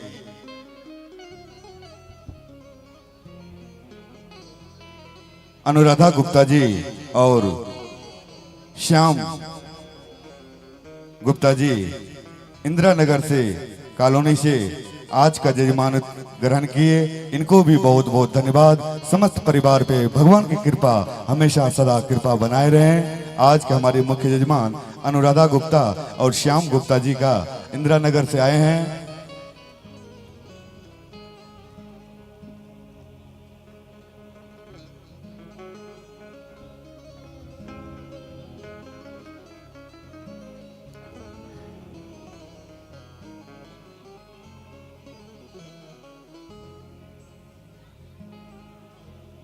सभी माताओं से निवेदन, कल हवन का कार्यक्रम है। जिनको भी हवन करना है 11 बजे से 11:30 बजे तक आप लोग यहाँ उपस्थित हों। अपने अपने घर से सामग्री लेकर के आएंगे। जो भी जजमान बने हैं 13 तारीख से लेके 21 तारीख तक जो भी जजमान बने हैं इस यज्ञ में वो भी हवन करेंगे। अपने घर से हवन सामग्री लेकर के इस कथा में 11:30 बजे तक आप लोग उपस्थित हो। निवेदन करते हुए क्षमा चाहते हुए व्यास भगवान से कथा में विघ्न डालते हुए जय सिया राम, जय सिया राम। हरिओम श्री राम, जय जय सिया राम। बोली राघवेंद्र सरकार की। तो श्री हनुमान जी ने पूरी लंका नगरी को जलाया है। लंका दहन के बाद माँ जानकी से आकर के आशीर्वाद लेते हैं। पूंछ को समुद्र में बुझाया और बुझा करके माँ जानकी को आकर प्रणाम किया है और कहते हैं मैया राम जी की निशानी तो मैं ले आया था, पर आपसे मेरी भेंट हुई है, प्रभु को कैसे बताऊंगा। माँ ने चूड़ामणि उतार कर दिया। हनुमान जी प्रणाम करके माँ का आशीर्वाद लेकर वापस लौटे हैं और महाराज आकर के जो सेना थी वानर राज सुग्रीव की, हनुमान जी ने सबको सूचना दी, शुभ समाचार दिया। पूरी सेना में अपार हर्ष छा गया। सारे वानर भालू हनुमान जी के साथ प्रभु श्री राम जी के पास आए। राम जी के पास आए, राम जी ने कहा हनुमान जी आपने काम तो बहुत बढ़िया किया है, पर एक चीज पूछूं मैं आपसे, ये बताइए आपने इतना बड़ा अपार समुद्र लांघा कैसे। हनुमान जी की परीक्षा हो रही है। राम जी हनुमान जी की परीक्षा ले रहे हैं कि इनके अंदर अभिमान है कि नहीं है। राम जी उसी को हृदय से लगाते हैं जिसके अंदर अभिमान नहीं होता है। तो आज हनुमान जी की परीक्षा प्रभु श्री राम लेते हैं। राम जी अंदर बैठे हुए थे कुटिया के। एक दूत जाकर बोला हनुमान जी से आपको प्रभु ने बुलाया है। हनुमान जी कांप गए, किसने बुलाया है? राम जी ने। क्या पूछेंगे मुझसे? अब महाराज आज कौन कांप रहा है? जाके बल से गिरिवर कांपे। आज हनुमान जी कांप रहे कि राम जी अंदर बुला के क्या पूछना चाहते। प्रभु ने बुलाया, बोले हनुमान जी आपने कार्य बहुत बड़ा किया है, आइए मेरे बगल बैठिए। हनुमान जी कहते हैं अरे सरकार हम दास हैं, हमारा स्थान तो भूमि में, हम आपके बगल बैठ सकते हैं?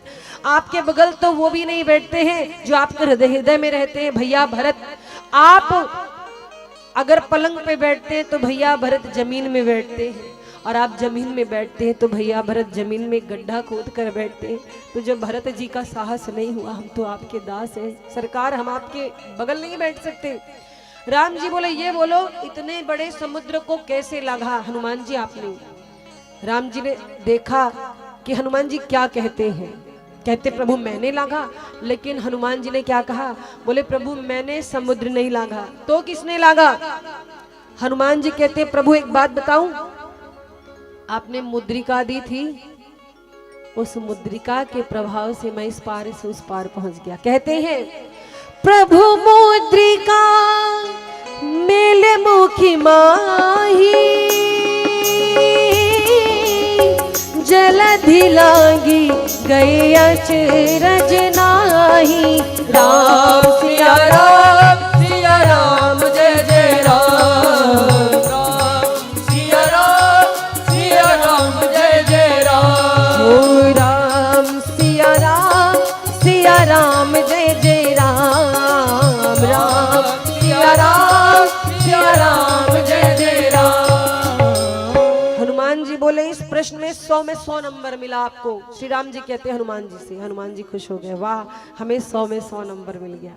राम जी बोले ये बताओ, माना कि मेरी मुद्रिका आपको इस पार से उस पार ले गई, अब ये बताइए हनुमान जी उस पार से इस पार कैसे आए? हनुमान जी कहे गई भैंस पानी में, अब क्या बोले इनको। लेकिन हनुमान जी बुद्धिमान है, बल के निधान है, बुद्धिमान है, विद्वान है। बोले प्रभु जब आपकी मुद्रिका मुझे इस पार से उस पार लेके जा सकती है, तो क्या मैया जानकी की चूड़ामणि उस पार से इस पार नहीं ला सकती? मैया जानकी की चूड़ामणि मुझे उस पार से इस पार ले आई। क्या कहा? चूड़ामणि उतारी तब दयो, हरस समेत पवन सुत लयहु। राम सिया राम जय जय राम, राम सिया राम जय जय राम, राम सिया राम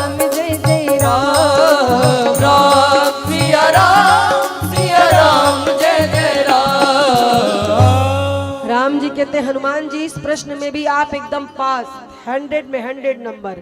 हनुमान जी आज खुश हो गए। हनुमान जी से जानकी जी की सुध मिली है। हनुमान जी कहते हैं प्रभु अब विलंब ना करिए, माँ आपको बहुत याद करती है।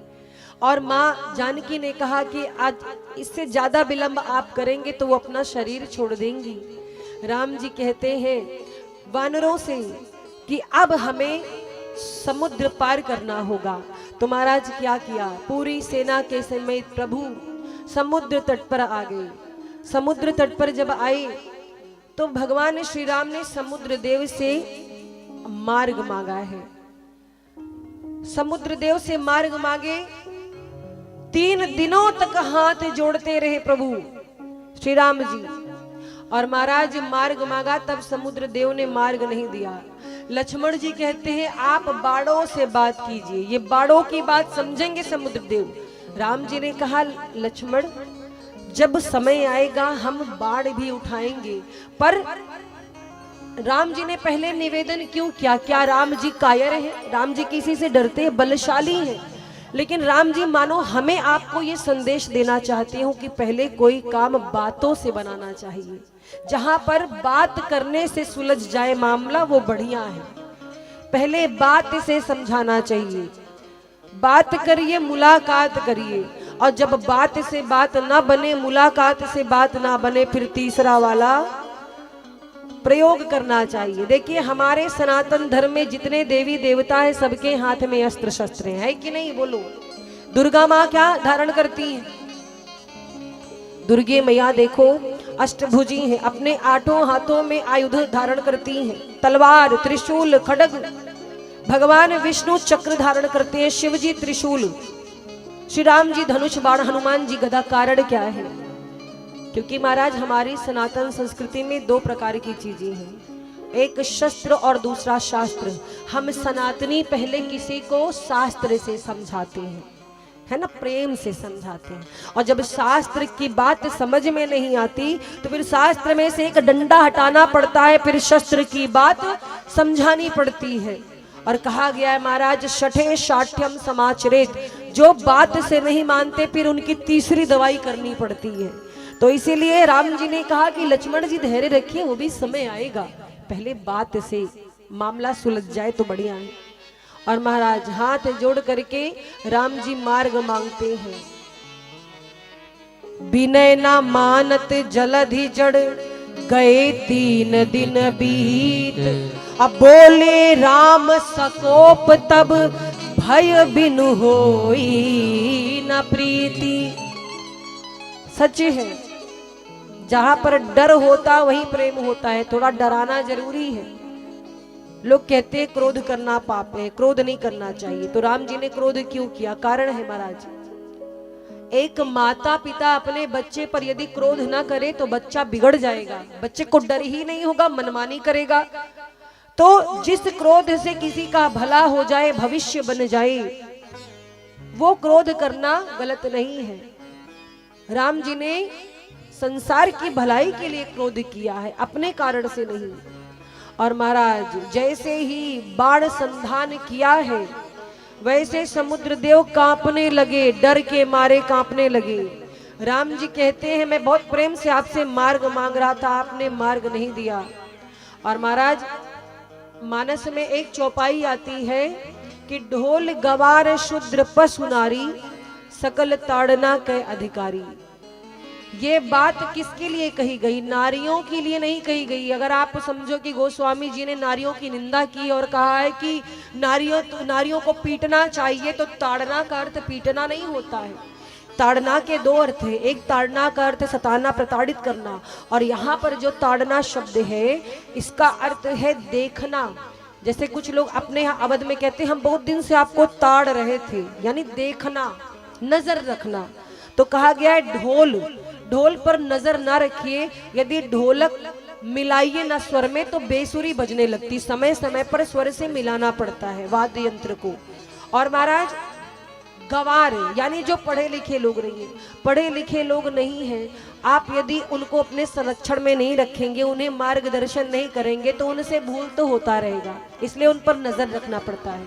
जो दास है, जो हमारे नीचे काम करते हैं लोग, चाहे वो कोई भी सा कार्य हो, सेवा का कार्य हो, तो अगर उन पे नजर ना रखा जाए तो काम उल्टा पुल्टा करने लगते हैं। मान लो कोई सफाई करने आता है कर्मचारी, और उसको अगर खड़े होकर ना देखो कि सफाई ठीक से कर रहा है कि नहीं, तो काम चोरी करने लगता है। इसलिए नजर रखनी पड़ती है।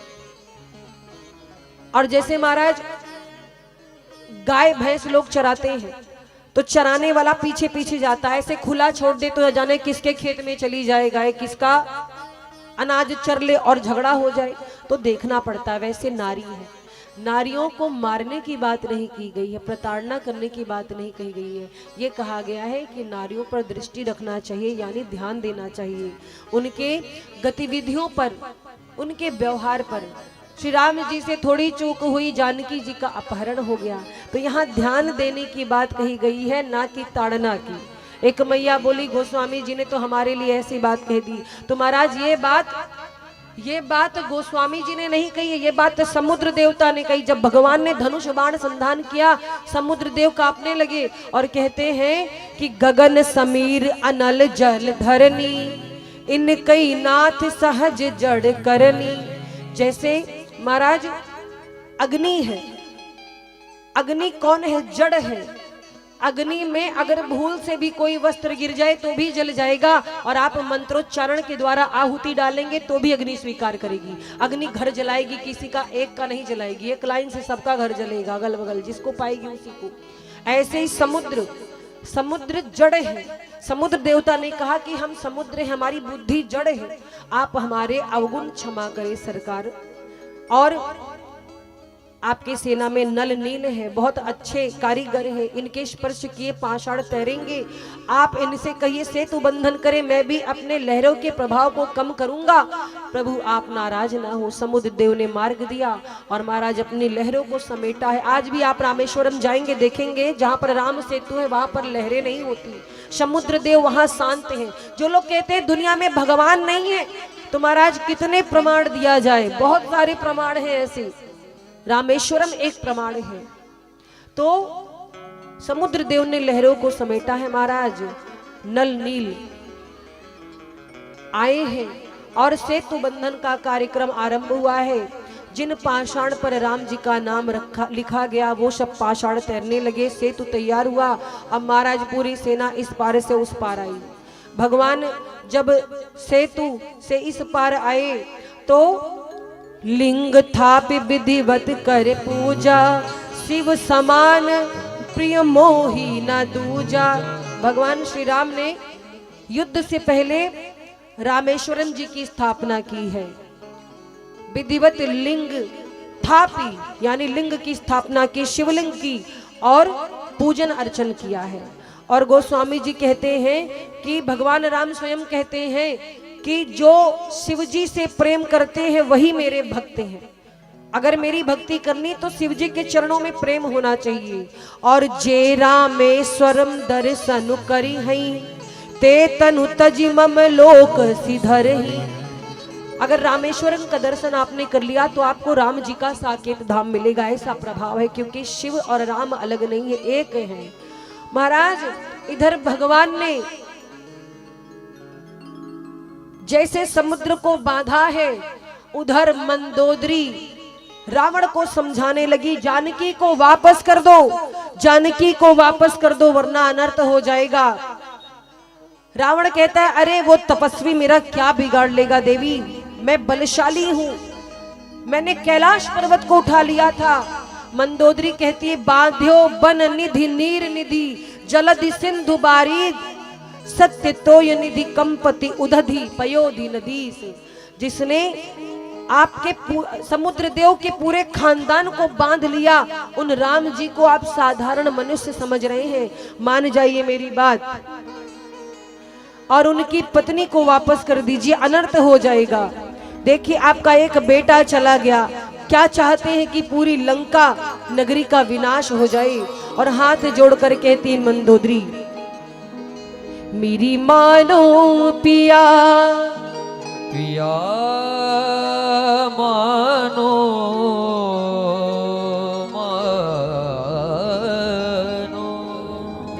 कहती है मेरी मान जा पिया, उनकी दे दो सिया मेरी मान जा पिया, उनकी दे दो सिया बस इसी में भलाई तुम्हारी पिया मेरी मान जा पिया, उनकी दे दो सिया बस इसी में भलाई तुम्हारी पिया मेरी मान जा पिया।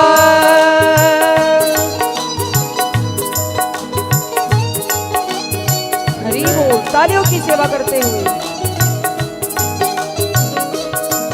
हरि बोल।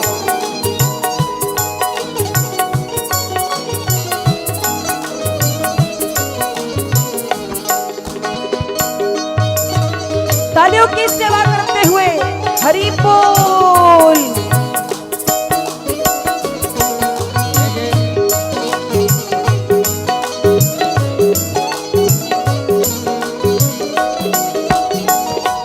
मंदोदरी कहती है सुनिए स्वामी आपको बुरा लगेगा लेकिन पत्नी हूं मैं आपकी।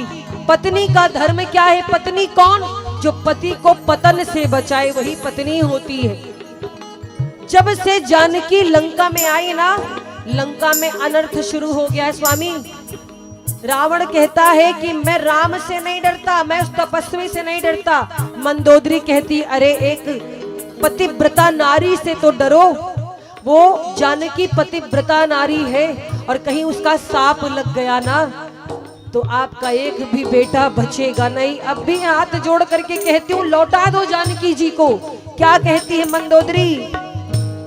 जब से हर करके लाए सिया जानकी, जब से हर करके लाए सिया जानकी, ओ जब से हर करके लाए सिया जानकी, जब से हर करके लाए सिया जानकी, हानि होने लगी है तेरे प्राण की, हानि होने लगी है तेरे प्राण की। मति कौन हरी ऐसी कुमति भरी, मति कौन हरी ऐसी कुमति भरी, बस इसी में भलाई तुम्हारी पिया, बस इसी में भलाई तुम्हारी पिया मेरी मान जा पिया, उनकी दे दो सिया बस इसी में भलाई तुम्हारी पिया। दोनों हाथों को उठा करके तालियों की हरि बोल। हरि बोल।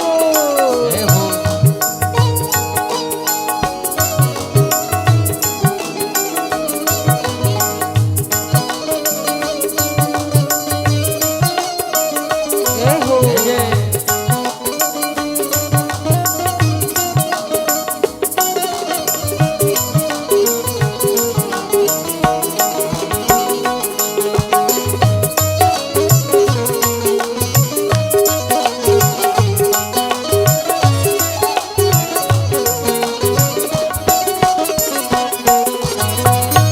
और मंदोदरी कहती है कि झूठी हंसी मत हंसो दशानन। महाराज ये जो झूठी हंसी हंस रहे हो, अपने गम छुपा रहे हो, इससे कुछ होने वाला नहीं है। तेरी लंका जली और जलती रही, तेरी लंका जली और जलती रही, तेरी लंका जली और जलती रही, तेरी लंका जली और जलती रही।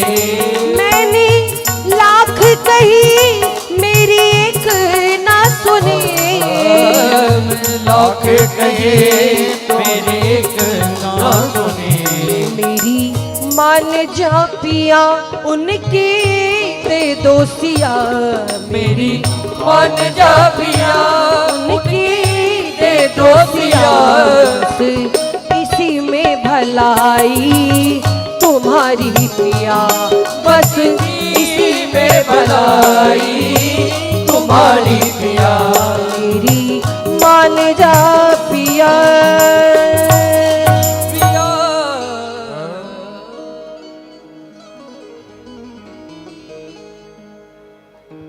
प्रेम से बोली राघवेंद्र सरकार की। हमारे बीच कुछ श्री राम भक्त प्रेमी कथा प्रेमी आए हैं, उनसे निवेदन करेंगे पंडित अरुण कुमार पांडे जी मंच पे आने का प्रयास करेंगे। आनंद पाठक जी वो भी मंच पे आने का प्रयास करेंगे। विपुल पाठक जी आप सब मंच पे आने का प्रयास करेंगे। ब्यास जी के द्वारा कुछ सम्मानित और ठाकुर जी को पुष्प अर्पित करते हुए ठाकुर जी से आशीर्वाद लेते हुए आप इस कथा में आए, बहुत बहुत धन्यवाद। पंडित अरुण कुमार पांडे जी, आनंद पाठक जी, विपुल पाठक जी। कल भंडारा भी है, आप सबके सहयोग से भंडारा होना है। जिनको भी इस भंडारे में सहयोग देना है, दूधनाथ यादव जी, दूधनाथ यादव जी से आप संपर्क कर लेंगे। उनको मैनेजर बनाया गया है भंडारे के हेतु।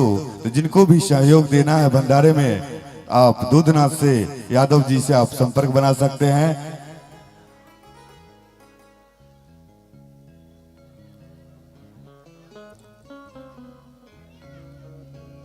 इस कार्यक्रम का जो आपके कौशलपुरी कॉलोनी में और क्षेत्र में हो रही है, ये कथा का स्रोत हमारे पंडित रमेश शास्त्री जो कारागार शिव मंदिर के मंडल कारागार अयोध्या शिव मंदिर के पुजारी हैं। इस कथा का मेन स्रोत उनका है, क्योंकि वही यहाँ पे हमको बोले महाराज जी आप चलें वहाँ पे कथा कीजिए, कौशलपुरी नगर वासियों को कथा सुनाइए। हम लोग बोले ठीक है एकदम चलिए।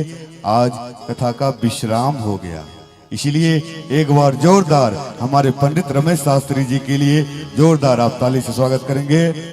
उनसे निवेदन करेंगे रमेश शास्त्री जी को मंच पर आने का कृपया प्रदान करें। मंच पर आए पंडित रमेश शास्त्री जी।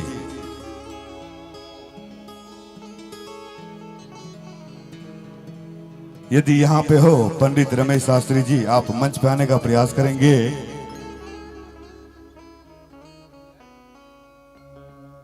चलिए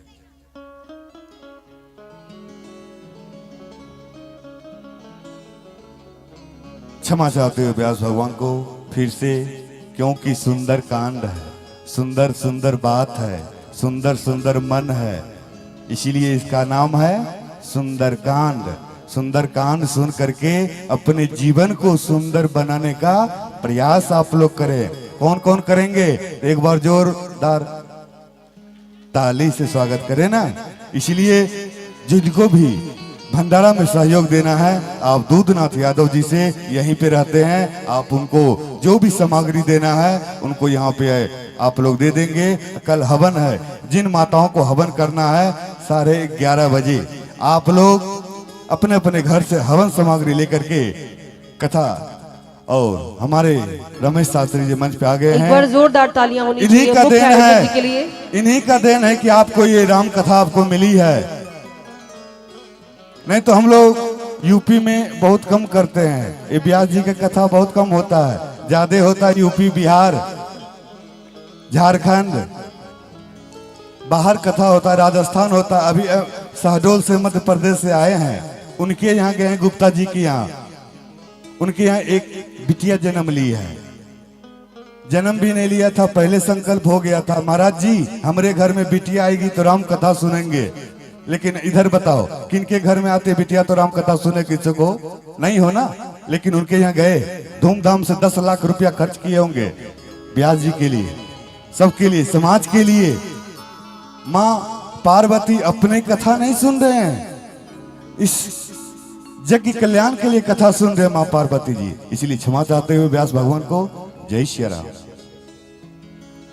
बोली राघवेंद्र सरकार की। रावण को मंदोदरी समझाती है लेकिन रावण मानता नहीं। कुछ लोग होते झूठी शान, अंदर ही अंदर हालत खराब हो लेकिन शान होनी चाहिए ऊपर, देखने में कोई कमी ना हो लोगों को। तो वही स्थिति आज रावण की, अंदर से तो भयभीत है। रावण ने 2 दूत भेजे, शुक और सारंग को।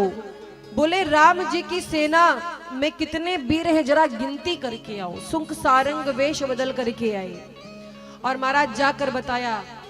रावण से शुक सारंग ने कहा कि राम जी बहुत अच्छे हैं, आप उनकी शरण में जाओ। रावण ने कहा हम तुम्हें प्रवचन देने के लिए नहीं बोल रहे हैं, ये बताओ कि उनकी सेना में वीर कितने हैं। तो शुक सारंग कहते हैं सरकार उनकी बहुत बड़ी सेना है। कितनी?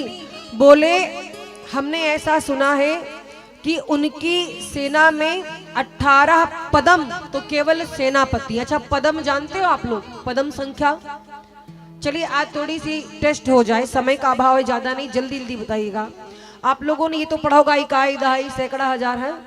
चलिए इतना बताइए पदम की संख्या कितनी होती है?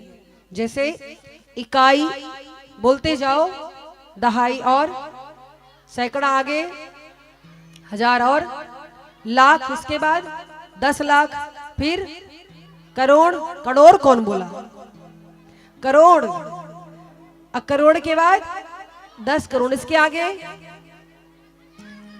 अरब, 10 अरब, उसके बाद हाँ अरब के आगे बढ़ो, खरब, 10 खरब, इसके बाद नील, इसके बाद की संख्या आती नील, नील के बाद 10 नील, उसके बाद पदम, फिर जाके 10 पदम। अब जरा सोचिए, शुक सारंग कहते रावण से कि राम जी के सेना में केवल 18 पदम सेनापति हैं जी। जब सेनापति इतने हैं तो हमारे बीच ललिता मिश्रा जी और ब्यास जी को सम्मानित करेंगे। अभिनव मिश्रा का जन्मदिन है, एक बार जोरदार आप लोग ताली से स्वागत करेंगे। जोरदार तालियां। जन्मदिन के उत्सव में ठाकुर जी से आशीर्वाद लिए। एक बात आप लोग हमको बताइएगा, क्या आप लोग बर्थडे मनाते हो ना, खूब धूमधाम तैयारी करते हो, उसमें एक चीज जलता है, क्या जलाते हो? मोमबत्ती। इसका हम विरोध करते हैं। मोमबत्ती जलाओ उसका विरोध नहीं, मोमबत्ती को फूंकवाना इसका विरोध है। उसके जन्म उत्सव में मोमबत्ती उज्जवल का समान होता है, दीपक क्या होता है? प्रकाश का समान। आप लोग क्या करते हो? उसके जीवन में अंधेरा कर देते हो। ये कभी नहीं करना। मोमबत्ती जलावे उसको फूंकना नहीं, दीपक जलावे फूंकना नहीं, क्योंकि फूंकने से अंधेरा आ जाता है ना, दीपक जलाता है। इसलिए कोई भी बर्थडे मनाइए आप लोग, लेकिन दीपक को मत बुझाइएगा। कौन कौन ने बुझाएंगे एक बार हाथ उठा के बताओ। हाँ, ये सब जो ज्ञान यहीं से मिलता है, क्या करना चाहिए नहीं करना चाहिए। जोरदार ललिता मिश्रा जी को बहुत बहुत धन्यवाद, इस कथा में आप आए, बहुत बहुत धन्यवाद। सीताराम, जय जय सियाराम। तो महाराज आकर के रावण को बताया है, रावण घबरा गया कि जब इतनी बड़ी संख्या में सेनापति तो सेना कितनी बड़ी होगी। और इधर भगवान श्री राम लंका के निकट पहुंच चुके हैं समुद्र पार करके, और सुबेल पर्वत के तलहटी में पहुंचे हैं। अंगद जी को शांति दूत बना के भेजा। भगवान की कृपा देखिए, उनकी महिमा देखिए, उनका दयालु स्वभाव देखिए। रावण के इतने अत्याचार के बाद भी भगवान श्री राम अभी आक्रमण नहीं कर रहे। भगवान श्री राम ने अंगद जी से कहा कि एक आखिरी बार रावण को समझा के आइए, अगर शांति से लौटा दे जानकी जी को तो कोई झगड़ा नहीं होगा, वरना बता दो बेमौत मारे जाएंगे लंकावासी और सबका जिम्मेदार रावण होगा। अंगद जी आए, अंगद जी दूत बनकर के जब आए, अब तो महाराज पूरी लंका में फिर से दहशत, सब डर गए। सबको लगा फिर से बंदर आया, एक बंदर आया था, इतना बड़ा कांड किया था कि दूसरा का बंदर आई, क्या करेगा। हनुमान जी ने तो रास्ता पूछा था रावण के महल का, लेकिन अंगद जी ने पूछा नहीं, सब खुद ही बता रहे इधर इधर हमारी कोई गलती नहीं, सब रावण का किया धरा, इधर उसका रास्ता है महल का। अंगद जी पहुंचे। अंगद जी जैसे पहुंचे हैं हनुमान जी तो कुछ उत्तर नहीं दिए थे, पर अंगद जी ने तुरंत उत्तर दिया। जैसे ही रावण ने कहा, कह लंकेश कवन तय बंदर, अंगद जी बोले, मैं रघुवीर दूत 10 कंधर, मैं रघुवीर जी का दूत हूँ, समझाने आया हूँ, जानकी जी को लौटा दो सम्मान, पूरी सेना लौट जाएगी। रावण बोला, बिना युद्ध के जानकी नहीं दूंगा। ठीक है, अच्छी बात है, अब जाकर मैं राम जी को बोल देता हूँ। और महाराज, जब रावण ने अंगद जी को ललकारा तो अंगद जी अपना एक पांव धरती पर जमा दिया। बोले, रावण, तुम्हारी इस सेना में से, सभा में से कोई भी मेरा एक पैर अगर डिगा दे अपने स्थान से, तो मैं राम जी से कहूंगा, वो अपनी हार स्वीकार कर लेंगे। सब आए, कोई भी अंगद जी के पांव हिला नहीं पाया। तो बाद में रावण स्वयं आया। जैसे रावण अंगद जी के चरणों में आया, अंगद ने पैर हटा लिया और रावण से कहा कि इन चरणों में तेरी मुक्ति नहीं होनी, तू राम जी की शरण में जा। और महाराज, अंगद ने जोर से पांव पटका तो रावण का मुकुट जाकर के राम जी के चरणों में गिरा है। और महाराज, इसके बाद अंगद जी ने आके सारी बात बताई। युद्ध आरंभ हुआ है, युद्ध आरंभ हुआ है महाराज। और पहले तो भगवान श्री राम ने जब आक्रमण किया है लंका पर, तो आधी सेना तो ऐसे ही साफ हो गई। आधी सेना पहले दिन शांत हो गई, साफ हो गई। दूसरे दिन के युद्ध में मेघनाद समाप्त हुआ है। मेघनाद ने लक्ष्मण जी को शक्ति बाण मारा है। मेघनाद और लक्ष्मण जी का युद्ध हुआ, मेघनाद ने शक्ति बाण मारा। राम जी बड़े दुखी हो गए। क्यों? क्योंकि राम जी ने सोचा, लक्ष्मण जी को अपने साथ हम वनवास लेकर के आए थे, वनवास मुझे हुआ था, अब मैं जा करके क्या मुख दिखाऊंगा। और जब लक्ष्मण जी को शक्ति बाण लगी, लक्ष्मण जी मूर्छित हुए, तो सब हनुमान जी को खोजते कि हनुमान जी कहाँ गए। और महाराज, बुलाते हैं भगवान श्री राम, क्योंकि सुषेण वैद्य को जब लाया गया, हनुमान जी लेकर के आए, तो हनुमान जी एक पर्वत के पीछे जाकर विलाप कर रहे थे। सुषेण वैद्य ने बताया कि संजीवनी बूटी से इनका उपचार होगा। और हनुमान जी को ये बात पता नहीं थी, हनुमान जी बैठ करके रो रहे थे। तो श्री राम जी ने बुलाना शुरू किया, कब आओगे,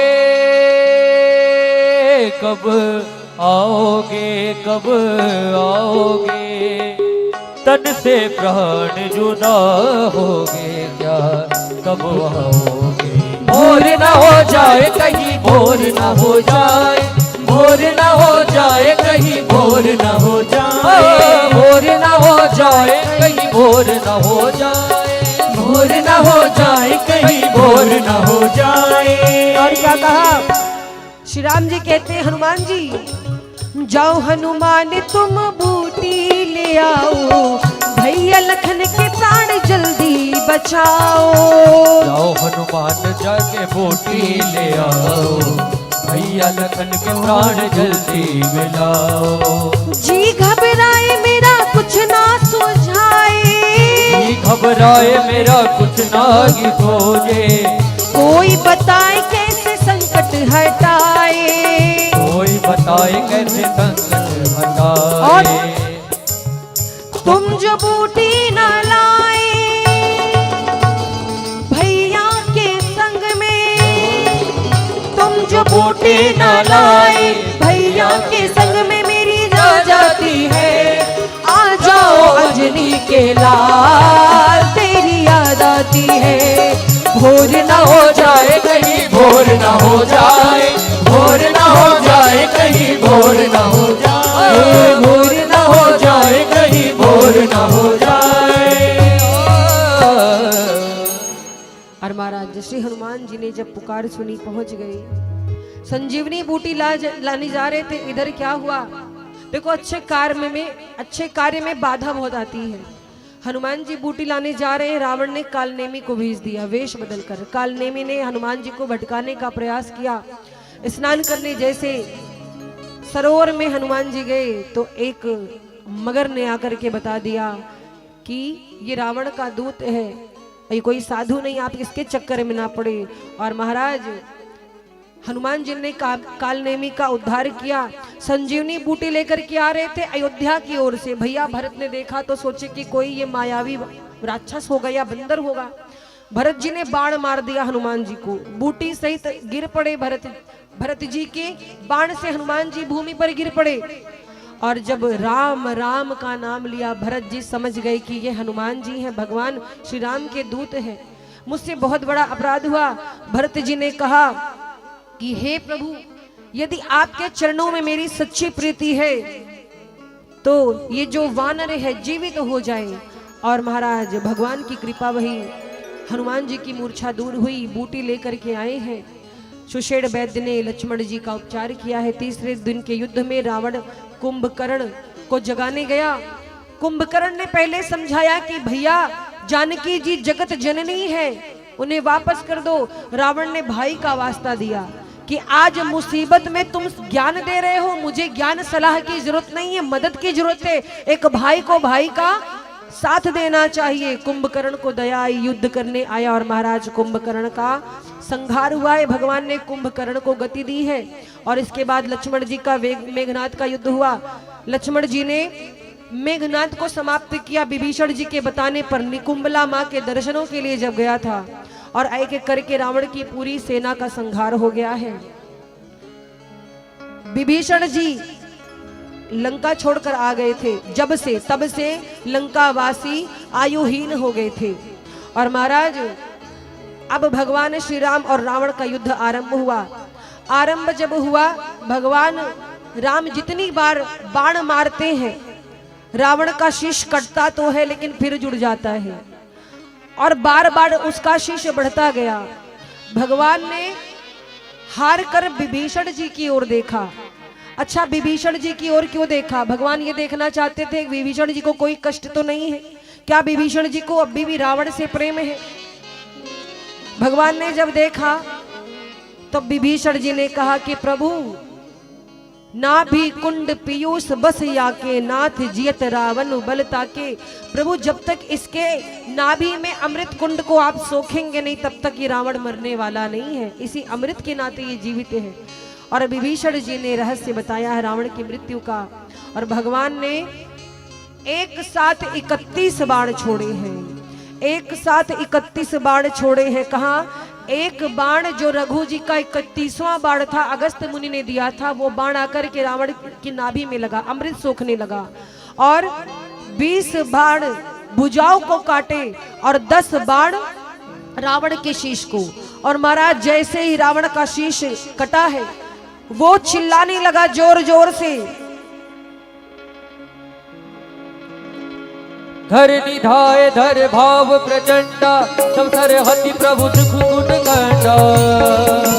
गरजे मरत घोर रव भारी, कह राम रन हतो प्रचारी, कह राम रन हतो प्रचारी। धर निधाय धर भाव प्रचंडा, तब सर हति प्रभु दुख कंडा।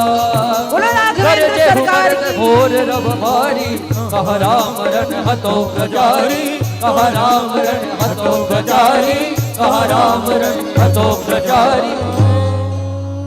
महाराज जैसे ही रावण की नाभि में बाण लगा, रावण चिल्लाया।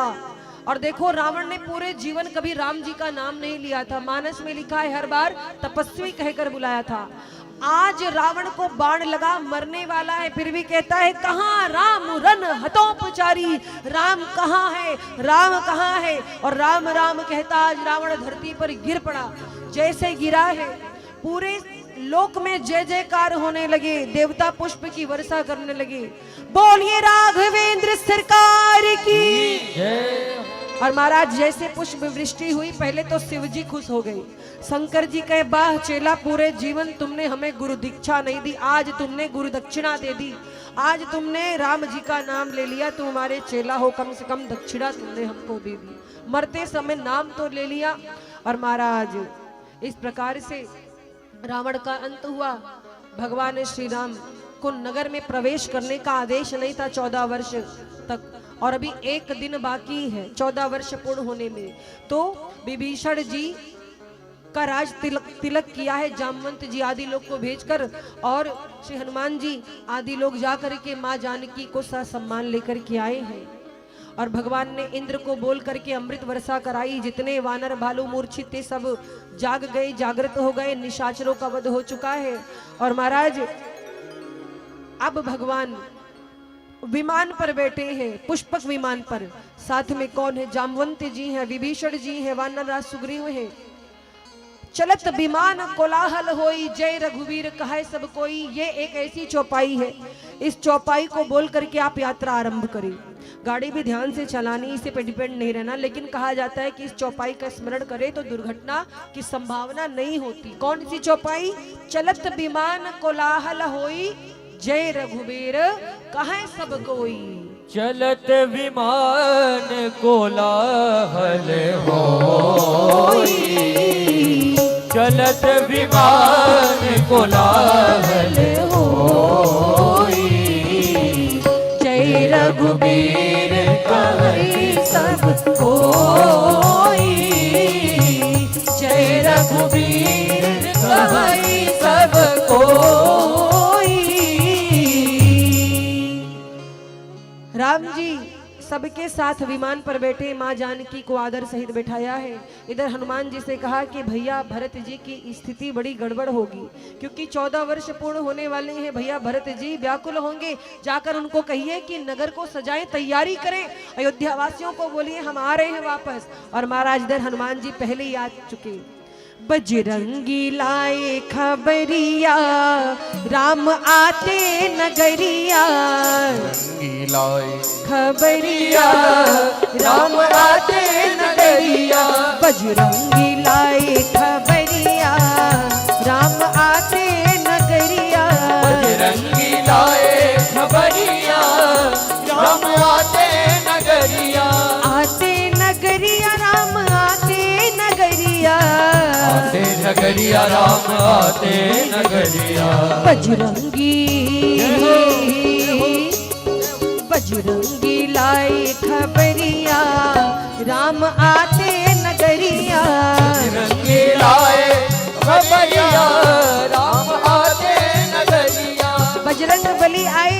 भरत जी गुरुदेव वशिष्ठ से बोले कि प्रभु हम अपने प्राण त्याग देंगे। 14 वर्ष पूर्ण हो गए, भैया आए नहीं है। तब तक हनुमान जी पहुंच गए। भरत जी रुकिए।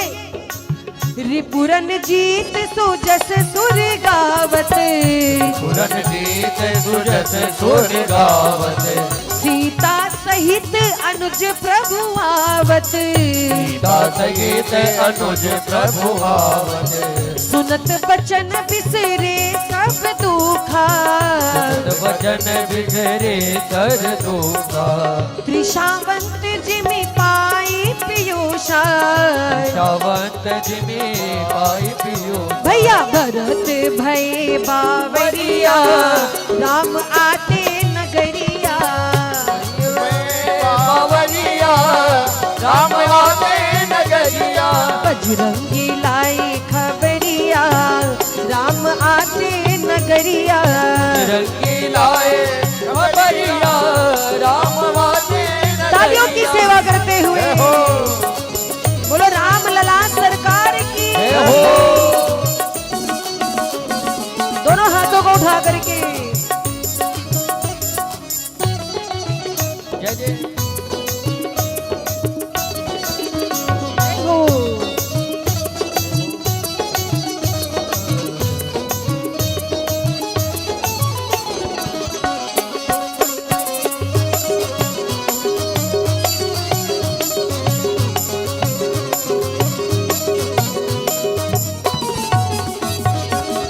भरत जी बोले कि आप कौन हो? बोले प्रभु भूल गए हमको, हम वही हनुमान हैं जो बूटी लेकर जा रहे थे, आपने बाण मार दिया था। को तुम तात कहाँ ते आए, ओ तुम तात कहाँ ते आए। मोहि परम प्रिय वचन सुनाए। मोहि परम प्रिय वचन सुनाए। मारुत सुत में कपि हनुमाना, मारुत सुत में कपि हनुमाना। नाम मोर सुनो कृपा निदाना। नाम मोर सुनो कृपा निदान। अरे ले आया प्रभु की खबरिया, राम आते नगरिया। ले आया प्रभु की खबरिया, राम आते नगरिया। बजरंगी लाए खबरिया, राम आते नगरिया। बजरंगी लाए खबरिया, राम आते हो नगरिया। राम आते नगरिया, राम आते नगरिया। राम आते नगरिया, राम राम। आते नगरिया।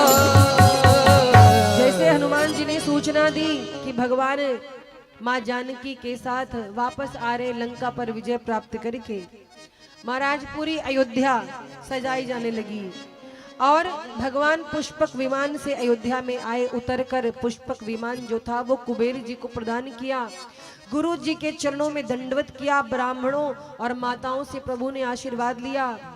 भरत जी दौड़ पड़े, प्रभु को प्रणाम किया है। भगवान ने भरत जी को हृदय से लगा लिया और प्रभु ने स्नान किया। सब अयोध्यावासी कहते कि अब विलंब नहीं होना चाहिए। उस बार जब राम जी का राज तिलक होना था तो एक रात की देर भई, इतना सब कुछ हो गया। अब बिल्कुल देर नहीं होना चाहिए, तुरंत राम जी का राज तिलक होना चाहिए। तो भगवान श्री राम को दिव्य वस्त्र आभूषण पहनाया गया और भगवान श्री राम बैठे हैं सिंहासन पर। बोलिए राजा रामचंद्र सरकार की। और महाराज वशिष्ठ मुनि भगवान श्री राम का तिलक करते हैं। वेद मंत्रों का उच्चारण हो रहा है और जितने भी देवता हैं वो आकाश से जय जयकार कर रहे हैं। हमारे यजमान जी राम जी का तिलक करेंगे क्योंकि भगवान श्री राम का तिलक होगा, राज तिलक होने जा रहा है। हरि ओम स्वस्ति न इंद्रो वृद्धस्रवाः स्वस्ति नः पूषा विश्ववेदाः स्वस्ति नस्तार्क्ष्यो अरिष्टनेमिः स्वस्ति नो बृहस्पतिर्दधातु। प्रथम तिलक वशिष्ठ मुनि कीन्हा, पुनि सब विप्रन आयुष दीन्हा। प्रथम तिलक वशिष्ठ मुनि कीन्हा, प्रथम तिलक वशिष्ठ मुनि कीन्हा। मुनि सब विप्रन आयुष दीन्हा, मुनि सब विप्रन आयुष दीन्हा। सुत बिलो की हर्षि महतारी, सुत बिलो की हर्षि महतारी।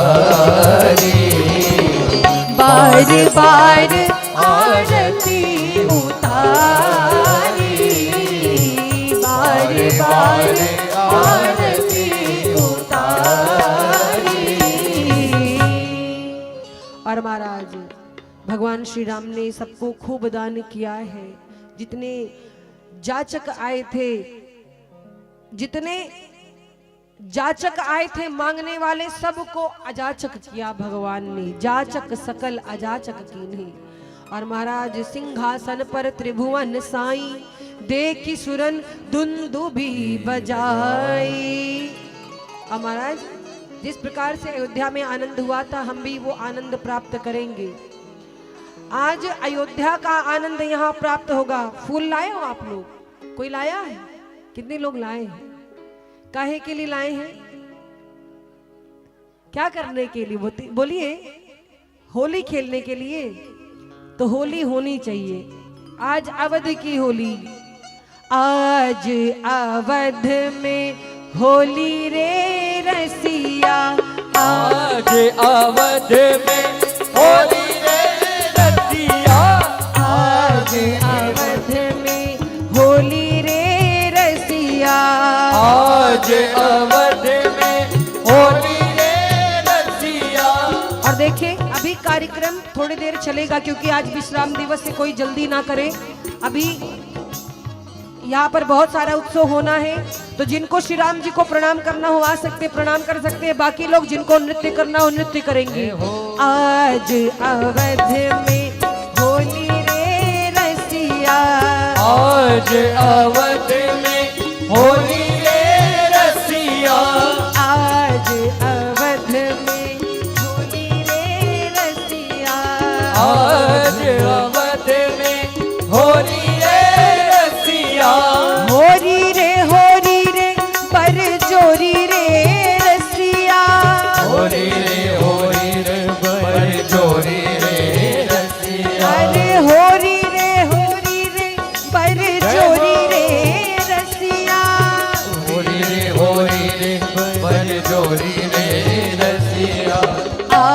अवध में होली रे रसिया, आज अवध में होली रे रसिया। और अभी आप लोग स्टेज पे नहीं आएंगे, अभी आप लोग आनंद मनाइए, क्योंकि संख्या अधिक है, सब भक्त चाहते हैं कि पाँव छू लें या प्रणाम कर लें, उसके लिए हम ही आपके बीच में आ जाएंगे अभी थोड़ी देर के लिए। पर आप केवल आनंद लीजिए, होली का नृत्य करना है नृत्य करिए, इसके बाद हम आप मिलेंगे, लेकिन थोड़ा धैर्य रखिए। आइए। जुलम कर डार्यो सीतम कर डार्यो, जुलम कर डारो सीतम कर डारो, जुलम कर डार्यो रे सीतम कर डार्यो, जुलम कर डारो सीतम कर डारो। काढ़े ने कर दियो लाल, जुलम कर डार्यो, काजी ने कर दियो लाल, जुलम कर डारो। हाँ काढ़े ने कर दियो लाल, जुलम कर डार्यो। काजी ने कर दियो लाल, जुलम और कर डारो। मेरी झोपड़ी के भाग आज जाग गए हैं, राम आए हैं। मेरी झोपड़ी के बाद आज जाग गए हैं, राम आए हैं। हो मेरी झोपड़ी के भाग आज खुल गए हैं, राम आए हैं।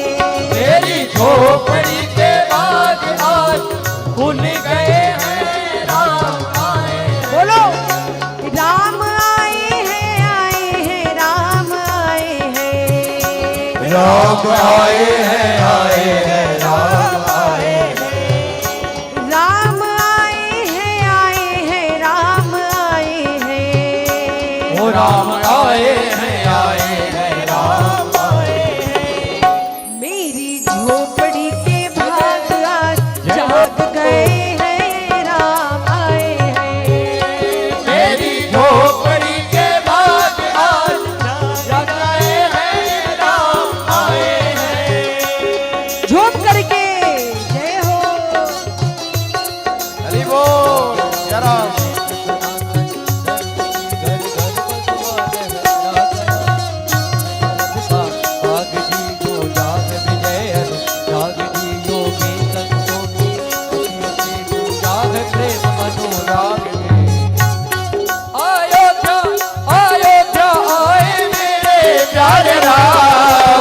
बोलो जय जय श्री राम। हमारी आंखों के तारे हैं प्रभु राम। बोलो जय जय श्री राम।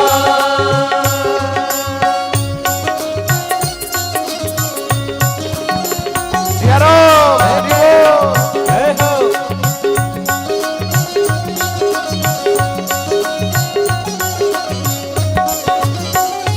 राम आए हैं तो अंगना सजाए हैं, राम आए हैं तो अंगना सजाए हैं। राम आए हैं तो अपना सजाए हैं।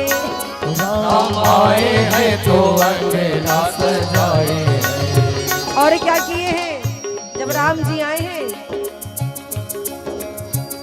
राम आए हैं तो अंगना सजाए हैं और दीपक जलाए थे कि नहीं? मेरी झोपड़ी के भाग आज जाग गए हैं, राम आए हैं। मेरी झोपड़ी के बाद आज जाग गए हैं, राम आए हैं। और आई गए रघुनंदन सजवा दो द्वार द्वार, आई गए रघुनंदन सजवा दो द्वार द्वार। स्वर्ण कलश रखवा दो बंधवा दो बंधनवार। ओ स्वर्ण कलश रखवा दो बंधवा दो बंधनवार। और मुझे प्राणों से भी प्यारी है अवध नगरी, मुझे प्राणों से भी प्यारी है अवध नगरी। मुझे प्राणों से भी प्यारी है अवध नगरी। मुझे प्राणों से भी प्यारी है अवध नगरी। हो अवध नगरी, हाँ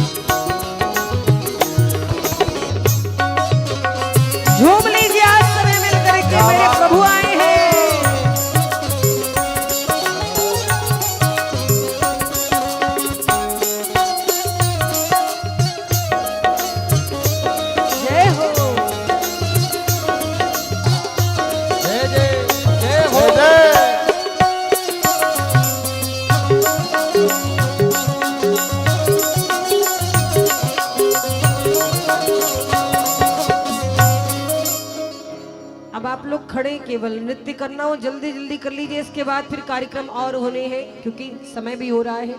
आज आनंद है। किनको किनको नृत्य करना है आज?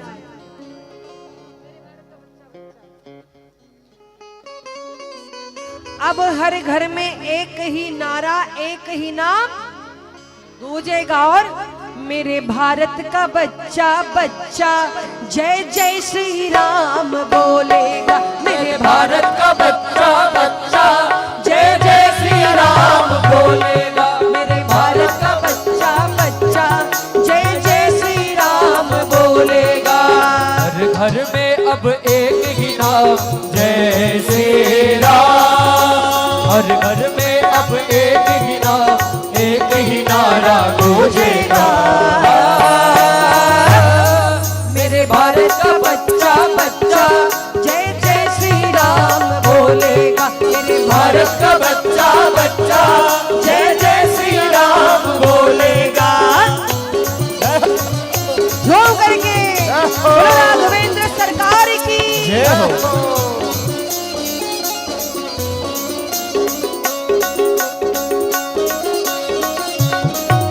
सियाराम हरिबो।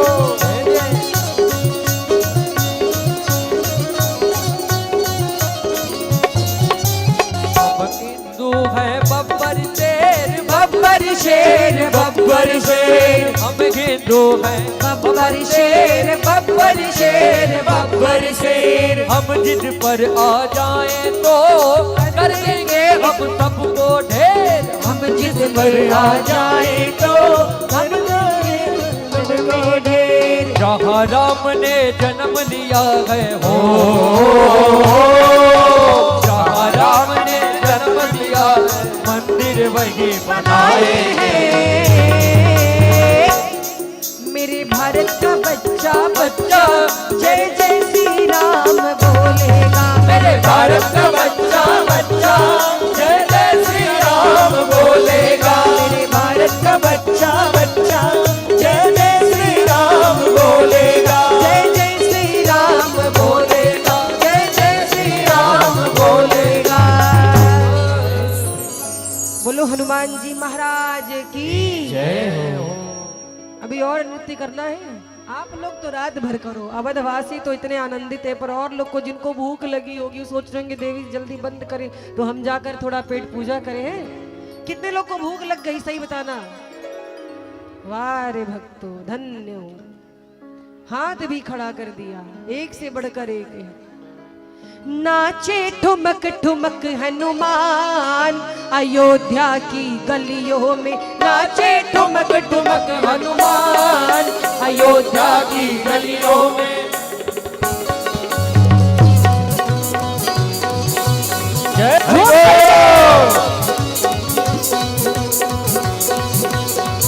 सियाराम। झूम करके हरि बोल। क्या बात है हरिबो।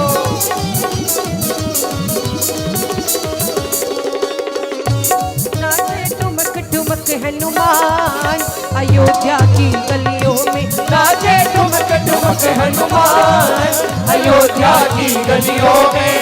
अयोध्या की गलियों में प्रभु राम के सुमिरन में।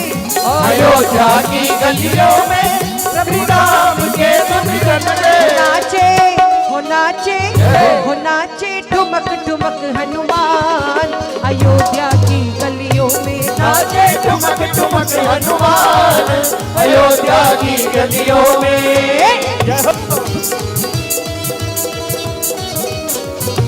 हरिबो। घूम करके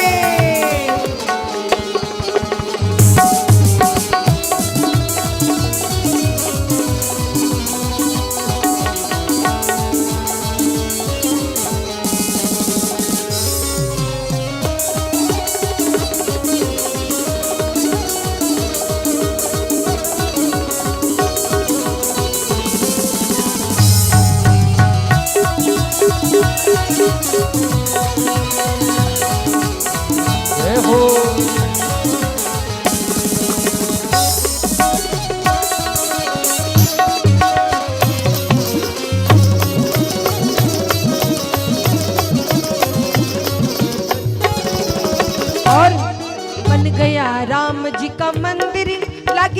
अवधपुरी अति सुंदर बन गया राम जी का मंदिर, लगे अवधपुरी अति सुंदर। बन गया राम जी का मंदिर लगे अवधपुरी अति सुंदर। बन गया राम जी का मंदिर, लगे अवधपुरी अति सुंदर। और भैया हो भैया, जय जय। भैया भरत करे आह्वान, अयोध्या की गलियों में भैया भरत करे आह्वान। अयोध्या की गलियों में नाचे ठुमक ठुमक हनुमान, अयोध्या की गलियों में। हनुमान अयोध्या की गलियों में। और जाते जाते सबको बस एक बात बोलनी है, क्या? ओ हम तो जाते अपने गांव, सबको राम राम राम। हम तो जाते अपने गाँव, सबको राम राम राम। हम तो जाते अपने गांव, सबको राम राम राम। हम तो जाते अपने गाँव, सबको राम राम राम। सबको राम राम राम, सबको राम राम राम। सबको राम राम राम, सबको राम राम राम। हम तो जाते अपने गांव, सबको राम राम राम। हम तो जाते अपने गाँव, सबको राम राम राम। हम तो जाते अपने गांव, सबको राम राम राम। हम तो जाते अपने गाँव, सबको राम राम राम। बोली राघवेंद्र सरकार की। ये ऐसा आनंद है, जीवन भर चलता रहे तो कम ही लगेगा। और मैं इतना बोलना चाहूंगी, आप सभी ने बहुत सहयोग दिया है, जितने भी कौशलपुर वासी, खोजनपुर वासी, जो दूर दराज से आए, सभी क्षेत्रवासियों को बहुत बहुत आभार।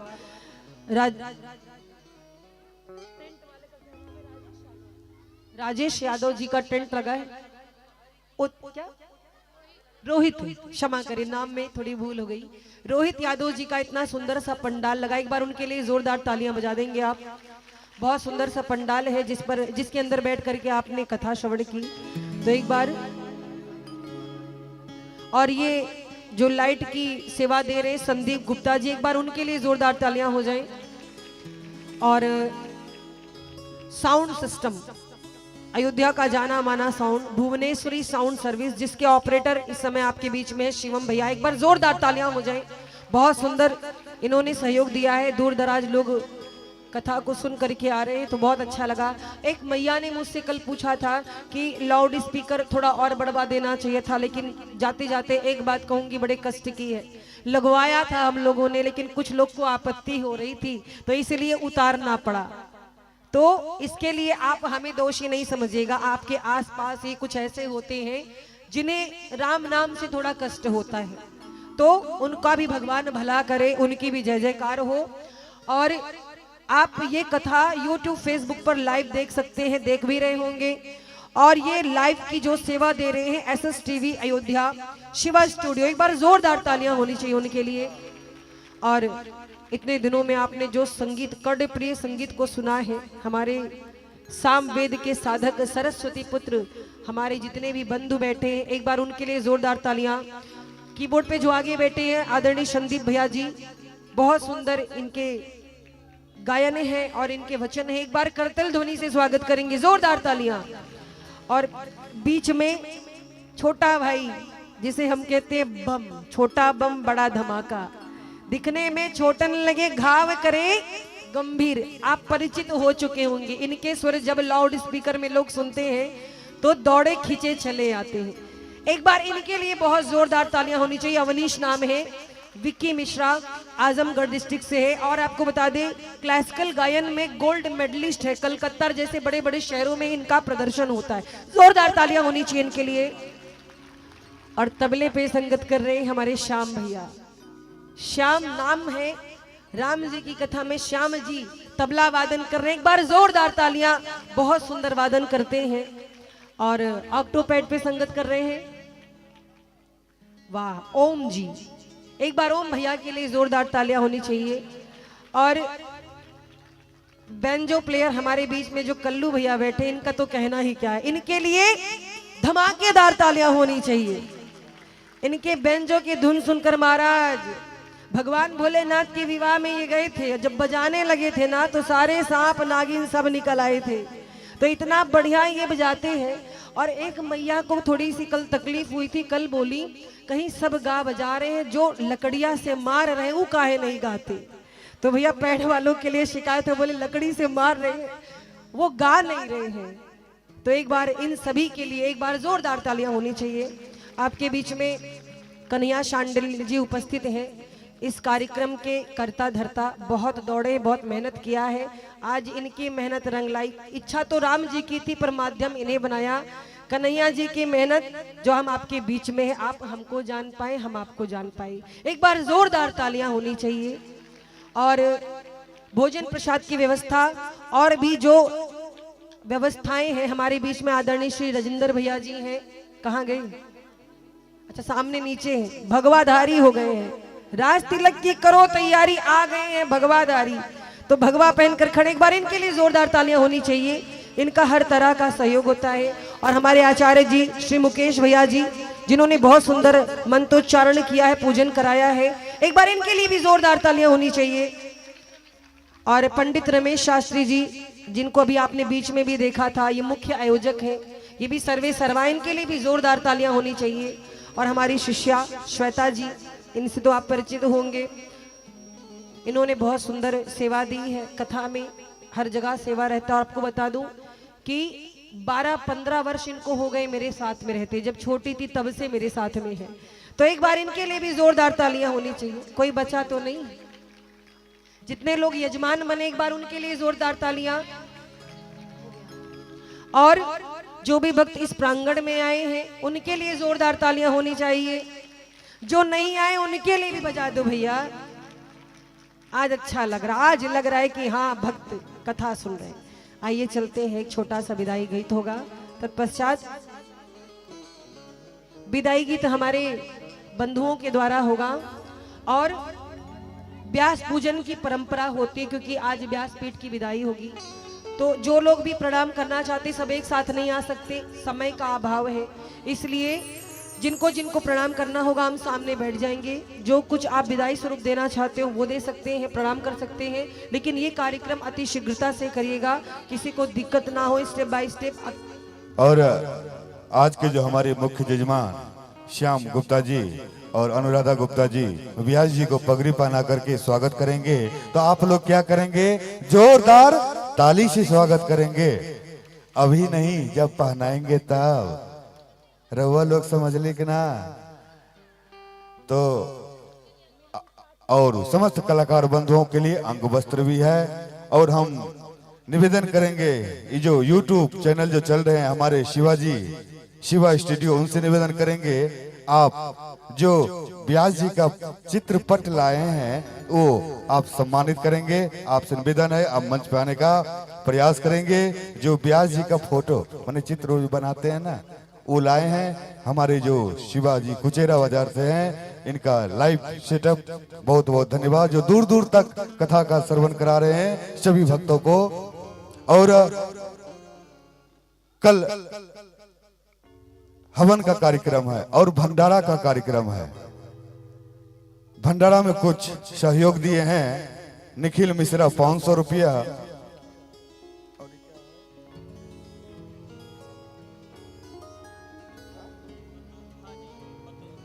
बतौजा जी 500 रुपया, ज्योति दुबे 1001 रुपया, ऋषि रमन उनके तरफ से 500 रुपया का सहयोग आया है भंडारा है। तो कल जो भंडारा होगा और जो कोई सहयोग देना चाहते हैं हमारे दूध यादव जी से आप संपर्क बना सकते हैं। दूसरा श्री राम हमारे बीच में शिवा स्टूडियो लाइव, शिवा भैया जो मेन करता धरता इस लाइव के प्रसारण जो होता है देश विदेशों तक लोग देखते हैं। एक बार इनके लिए गड़गड़ाहट भरी तालियां होनी चाहिए। बहुत ही इनका सुंदर स्वभाव है और मुझे लगता है अयोध्या में ये जितनी सफलता की ओर अग्रसर है, यही प्रार्थना आज इस व्यासपीठ से कि दिन दुगनी रात चौगुनी तरक्की करे। देश विदेश क्या, हम तो कहते हैं कि उससे भी आगे जाएंगे। जोरदार तालियां होनी चाहिए शिवा भैया के लिए। और जोरदार बोलो जय श्री राम।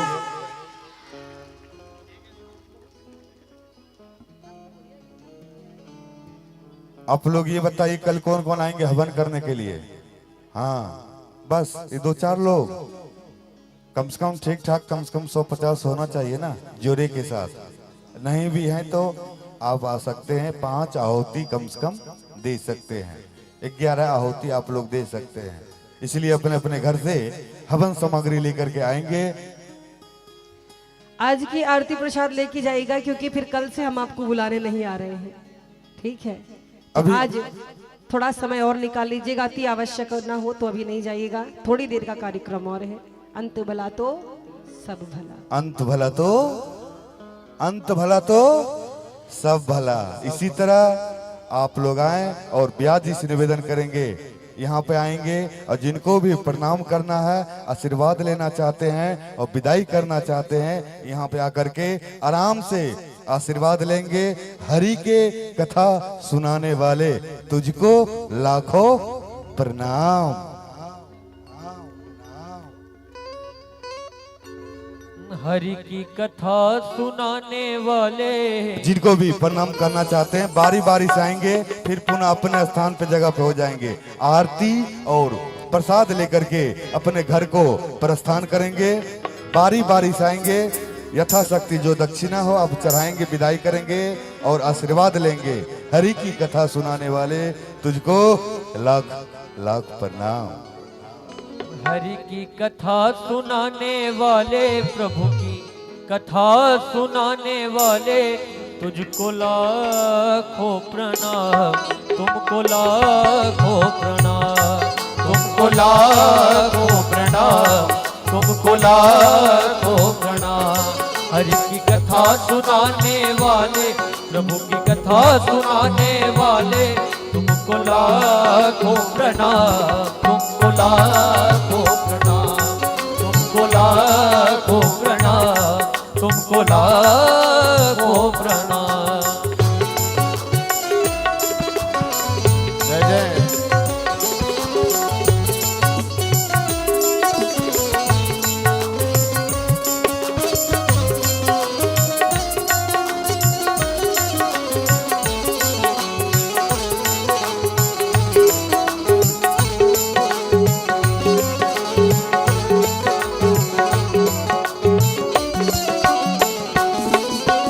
भूल रहे थे वन में, बल खो बैठे थे तन में। हम भूल रहे थे वन में, बल खो बैठे थे तन में। हम भूल रहे थे वन में, बल खो बैठे थे तन में। हम भूल रहे थे वन में, बल खो बैठे थे तन में। प्रभु राह बताने वाले, ये राज बताने वाले, प्रभु राज बताने वाले, तुमको लाखों प्रणाम, तुमको लाखों प्रणाम, तुमको लाखों प्रणाम, तुमको लाखों प्रणाम, तुमको लाखों प्रणाम, तुमको लाखों प्रणाम, तुमको लाखों प्रणाम। आप लोग बारी बारी से लाखों प्रणाम। धक्का धुक्की ना करेंगे, आराम से आशीर्वाद लेंगे, आराम से बाहर आएंगे, अपने अपने स्थान पे खड़े हो जाएंगे।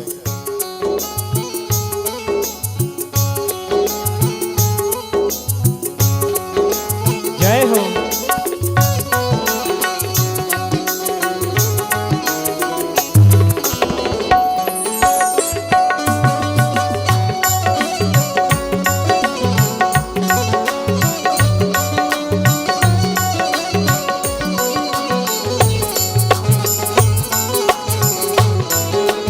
और जो आज के जजमान हैं हमारे, उनके जो प्रसाद वितरण कराने वाले जो भी व्यक्ति हैं, आप यहाँ पे प्रसाद का तैयारी कर लें। उनका जो भी श्याम जी गुप्ता जी के जो भी परिवार से हैं, यहाँ प्रसाद का तैयारी करने का व्यवस्था बनाए।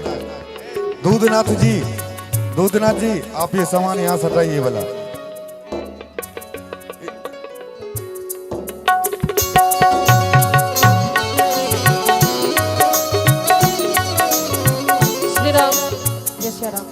पहली बात तो आप लोग ये स्थान छोड़ के ऐसे आइए, इधर से ऐसे निकलते जाइए, लाइव सेटअप लगा उसको मत छूइए। आपकी थोड़ी सी गलती से बहुत नुकसान हो सकता है। हम आप लोग के लिए बैठे, सबके लिए बैठे, और प्रसाद यहाँ से नहीं मिलेगा, प्रसाद आपको मिलेगा क्योंकि आप संख्या में बहुत हो। एक को दे, एक को न दे, ये गलत बात है। आप लोग की सुविधा के लिए है, प्रसाद मिलेगा, सबको मिलेगा। आप लोग जल्दी जल्दी करिए और एक दूसरे से आप थोड़ी दूरी बना के रखिए, किसी को नुकसान हो सकता है। और आप लोग जल्दी हटिए क्योंकि उधर भी सबको मौका दीजिए, समय को समझिए, आशीर्वाद मिलेगा, पूरा आशीर्वाद मिलेगा। एक साइड से निकलिए, किसी को दिक्कत ना हो, कृपया बात को मानिए। इधर से कोई नहीं जाएगा, इधर से जाइए, इधर से निकलिए, इधर से निकलिए, इधर से निकलिए, इधर से। बिना आरती के आप लोग ना जाएंगे। आरती और प्रसाद लेकर के अपने घर को प्रस्थान करेंगे। आराम से आशीर्वाद लें और आरती और प्रसाद लेकर के अपने घर को जाएंगे। कल हवन का कार्यक्रम है, भंडारा का कार्यक्रम है। जो भी सहयोग देना चाहते हैं भंडारे में, जो भी सामग्री भंडारे में सहयोग देना चाहते हैं, कृपया करके सुबह में आप लोग यहाँ पहुँचाने का प्रयास करेंगे। जो भी माताएं बहनें हवन करना चाहते हैं, कथा सुने हवन करना चाहते हैं, अपने अपने घर से हवन सामग्री लेकर के आने का प्रयास करेंगे।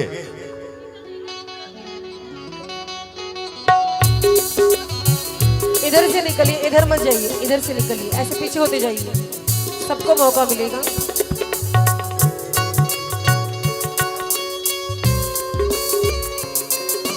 जय हो।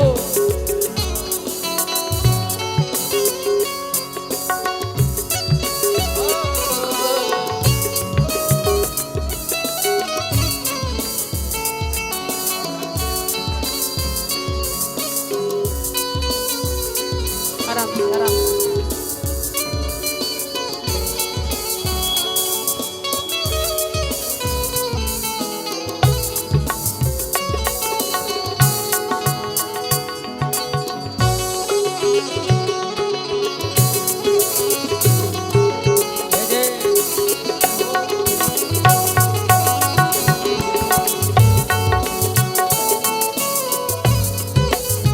आराम से आप लोग इधर से आइए, इधर से निकलते जाइए एक तरफ।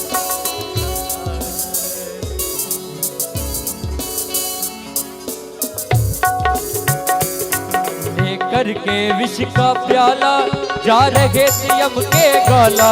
लेकर के विष का प्याला जा रहे थे यम के गाला।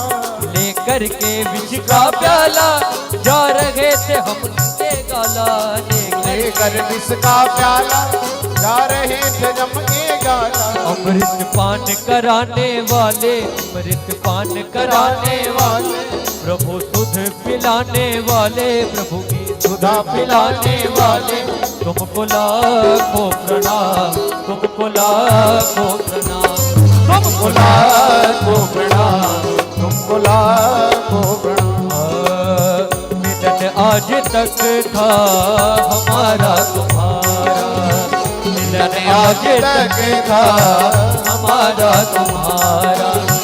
रही जिंदगी तो मिलेंगे दोबारा, रही जिंदगी तो मिलेंगे दोबारा। मिलन आज तक था हमारा तुम्हारा, मिलन आज तक था हमारा तुम्हारा। जय जय, क्या बात है, जय हो।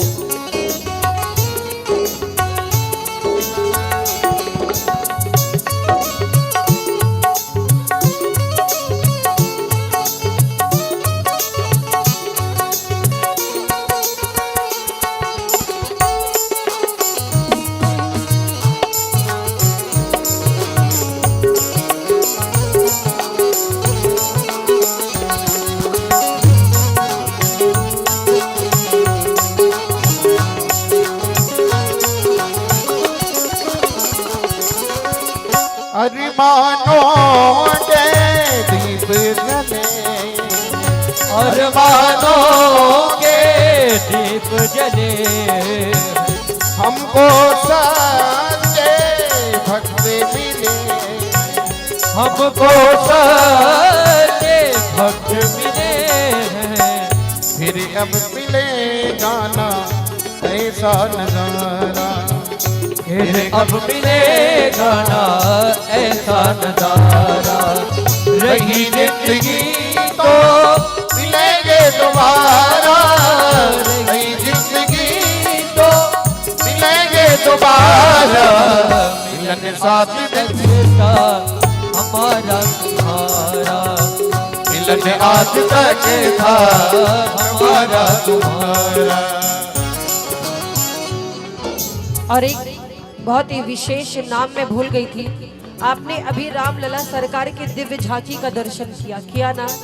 ये झांकी जो है इसका श्रृंगार किया है करण सावरिया आर्ट ग्रुप। बहुत सुंदर झांकी की प्रस्तुति करते हैं। आज बहुत सुंदर श्रृंगार किया इनके समूह के सभी लोगों के लिए। एक बार जोरदार ताली होनी चाहिए करण सावरिया के लिए।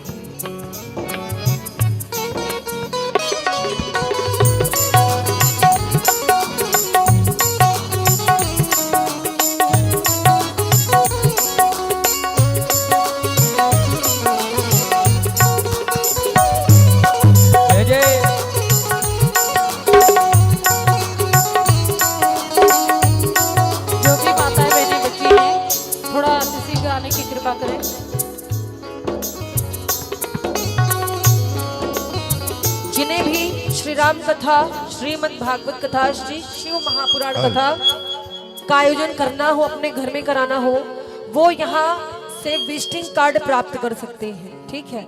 बहुत से भक्त पूछ रहे थे मैं भागवत कथा करानी हो तो क्या आप भागवत कथा करती हैं? आप हमारे चैनल पे भागवत कथा का वीडियो भी प्राप्त कर सकते हैं। जब हमारे चैनल को कथा व्यास निशु भारद्वाज ऑफिशियल को सर्च करेंगे आप तो उसमें लाइव के सेशन में जाकर के आप देख सकते हैं भागवत कथा जो भी हमारे द्वारा की गई है वो सब आपको वीडियो मिल जाएंगे। तो जिनको भी कथा कराने हैं यूट्यूब चैनल पे नंबर भी है, नंबर नहीं मिलता आपको विजिटिंग कार्ड यहाँ मंच से ले लेंगे और हमसे संपर्क कर लेंगे। ठीक है। जय श्री राम।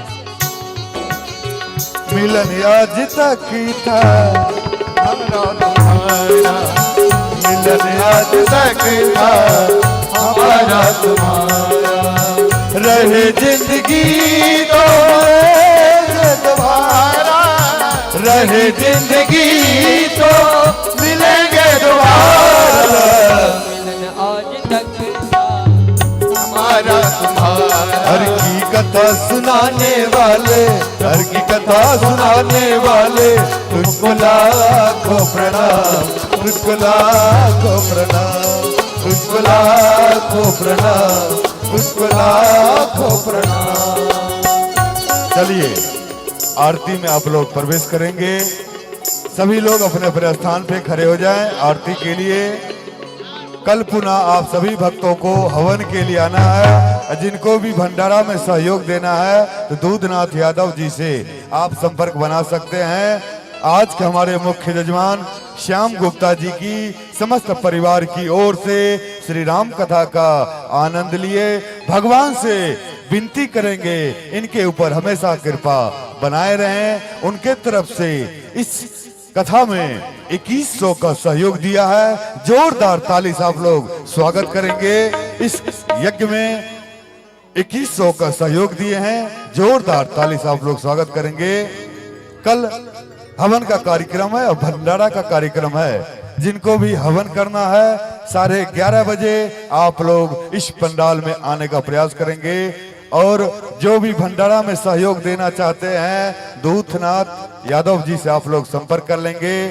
जो भी सामग्री देना चाहते हैं तो कल सुबह में 8-9 बजते आप यहां पे सामग्री पहुंचाने का प्रयास करेंगे। जिनको भी तेल हो, आटा हो, जो भी हो सामग्री पहुंचाना हो सुबह में आप यहां पे पहुंचा देंगे। सुबह में यहाँ पे दूधनाथ यादव जी रहेंगे, उनसे आप संपर्क करके भंडारे का सहयोग आप लोग प्रदान करेंगे। चलिए मुख्य यजमान जी आरती।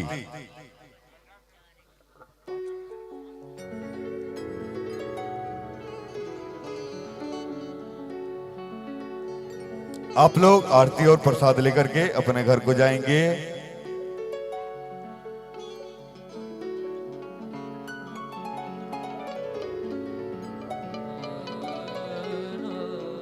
और जो भी श्री राम कथा, श्रीमद् भागवत कथा कराने हेतु तो संपर्क करना चाहते हैं आप यहाँ पे विजिटिंग कार्ड आप ले सकते हैं और YouTube चैनल पे हमारे ब्यास जी का नाम सर्च करेंगे, कथा ब्यास नीशु भारद्वाज गोपी जी ऑफिशियल, उस पे आपको संपर्क सूत्र मिल जाएगा। जिनको भी श्री राम कथा, श्रीमद् भागवत कथा, शिव पुराण कथा, बालाजी का कथा श्रवण करना हेतु संपर्क करना चाहते हैं, आप संपर्क बना सकते हैं। चलिए आरती।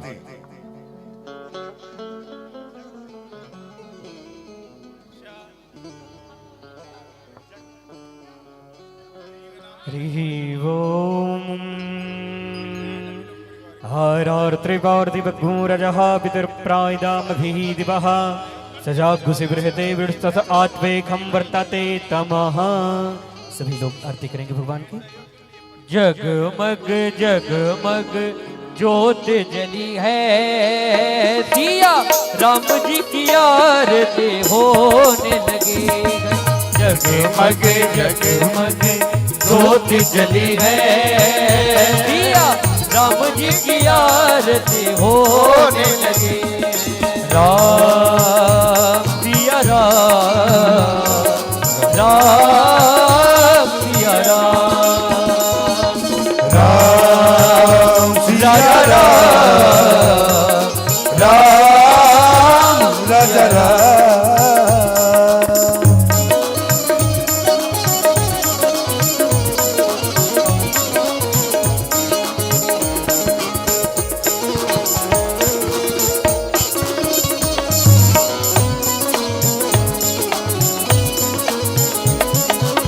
सिर पे मुकुट सोहे गले मोती माला, मोहिनी मूर्तिया ने कैसा जादू डाला।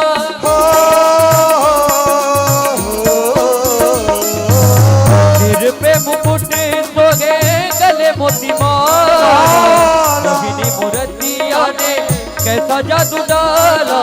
महिमा मेरे राम जी की, महिमा मेरे राम जी की, महिमा मेरे राम जी की गली गली है। सिया राम जी की आरती होने लगी है। राम सिया राम, राम सिया राम, राम सिया राम, राम राजा राम। यारा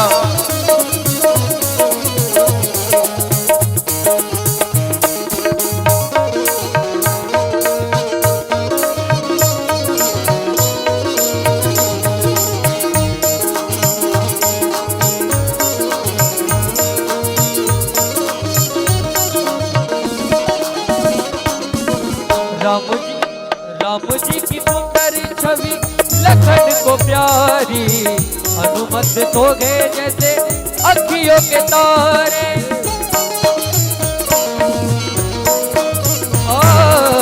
राम जी की सुंदर छवि लखन को प्यारे, हनुमत सो गए जैसे अखियों के तारे। प्रभु जी के बाएं खड़ी, प्रभु जी के बाएं खड़ी, प्रभु जी के बाएं खड़ी जनक लली है। सिया राम जी की आरती होने लगी है। राजा राम, राम सिया राम, राजा राम, राम। आरती उतारे सब प्रभु जी के आगे, तुलसीदास जी के भाग आज जागे।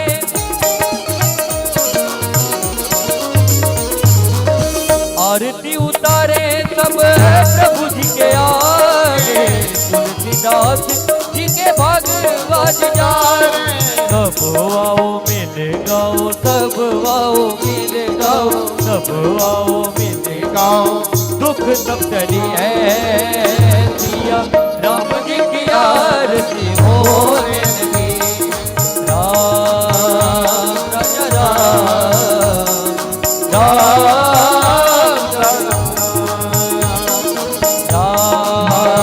राजा राम, राम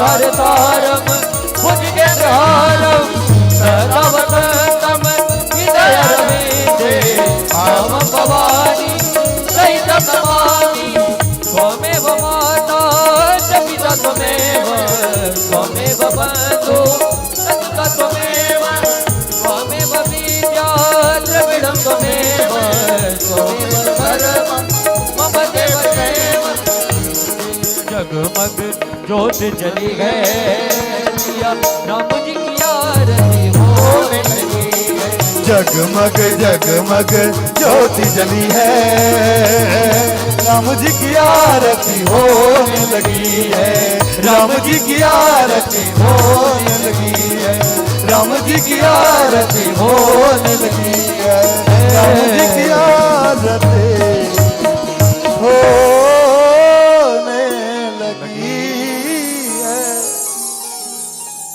हरि ओम जलेन शीतले करणं पुष्पै देवताभिवन्दनम् आत्माभिवन्दनं मन्त्रपुष्पाञ्जलिः ॐ यज्ञेन यज्ञमयजन्त देवास्तानि धर्माणि प्रथमान्यासन्ना देहनाकं महिमानः सजन्त यत्र पूर्वे साध्याः सन्ति देवाः हरिः ओम् एकदन्ताय विद्महे वक्रतुण्डाय धीमहि तन्नो दन्ति प्रचोदयात् ॐ तत्पुरुषाय विद्महे महादेवाय धीमहि तन्नो श्रीरुद्र प्रचोदयात् दाशरथाय विद्महे सीतावल्लभाय धीमहि तन्नो श्रीराम प्रचोदयात् नानासुगन्धपुष्पाणि यथा कालोद्भवानि च पुष्पाञ्जलिरमयादिक्त गृहाण परमेश्वरः भ्रुवस्वाक्षमापरान् नमस्कारान् मन्त्रपुष्पाञ्जलिं समर्पयामि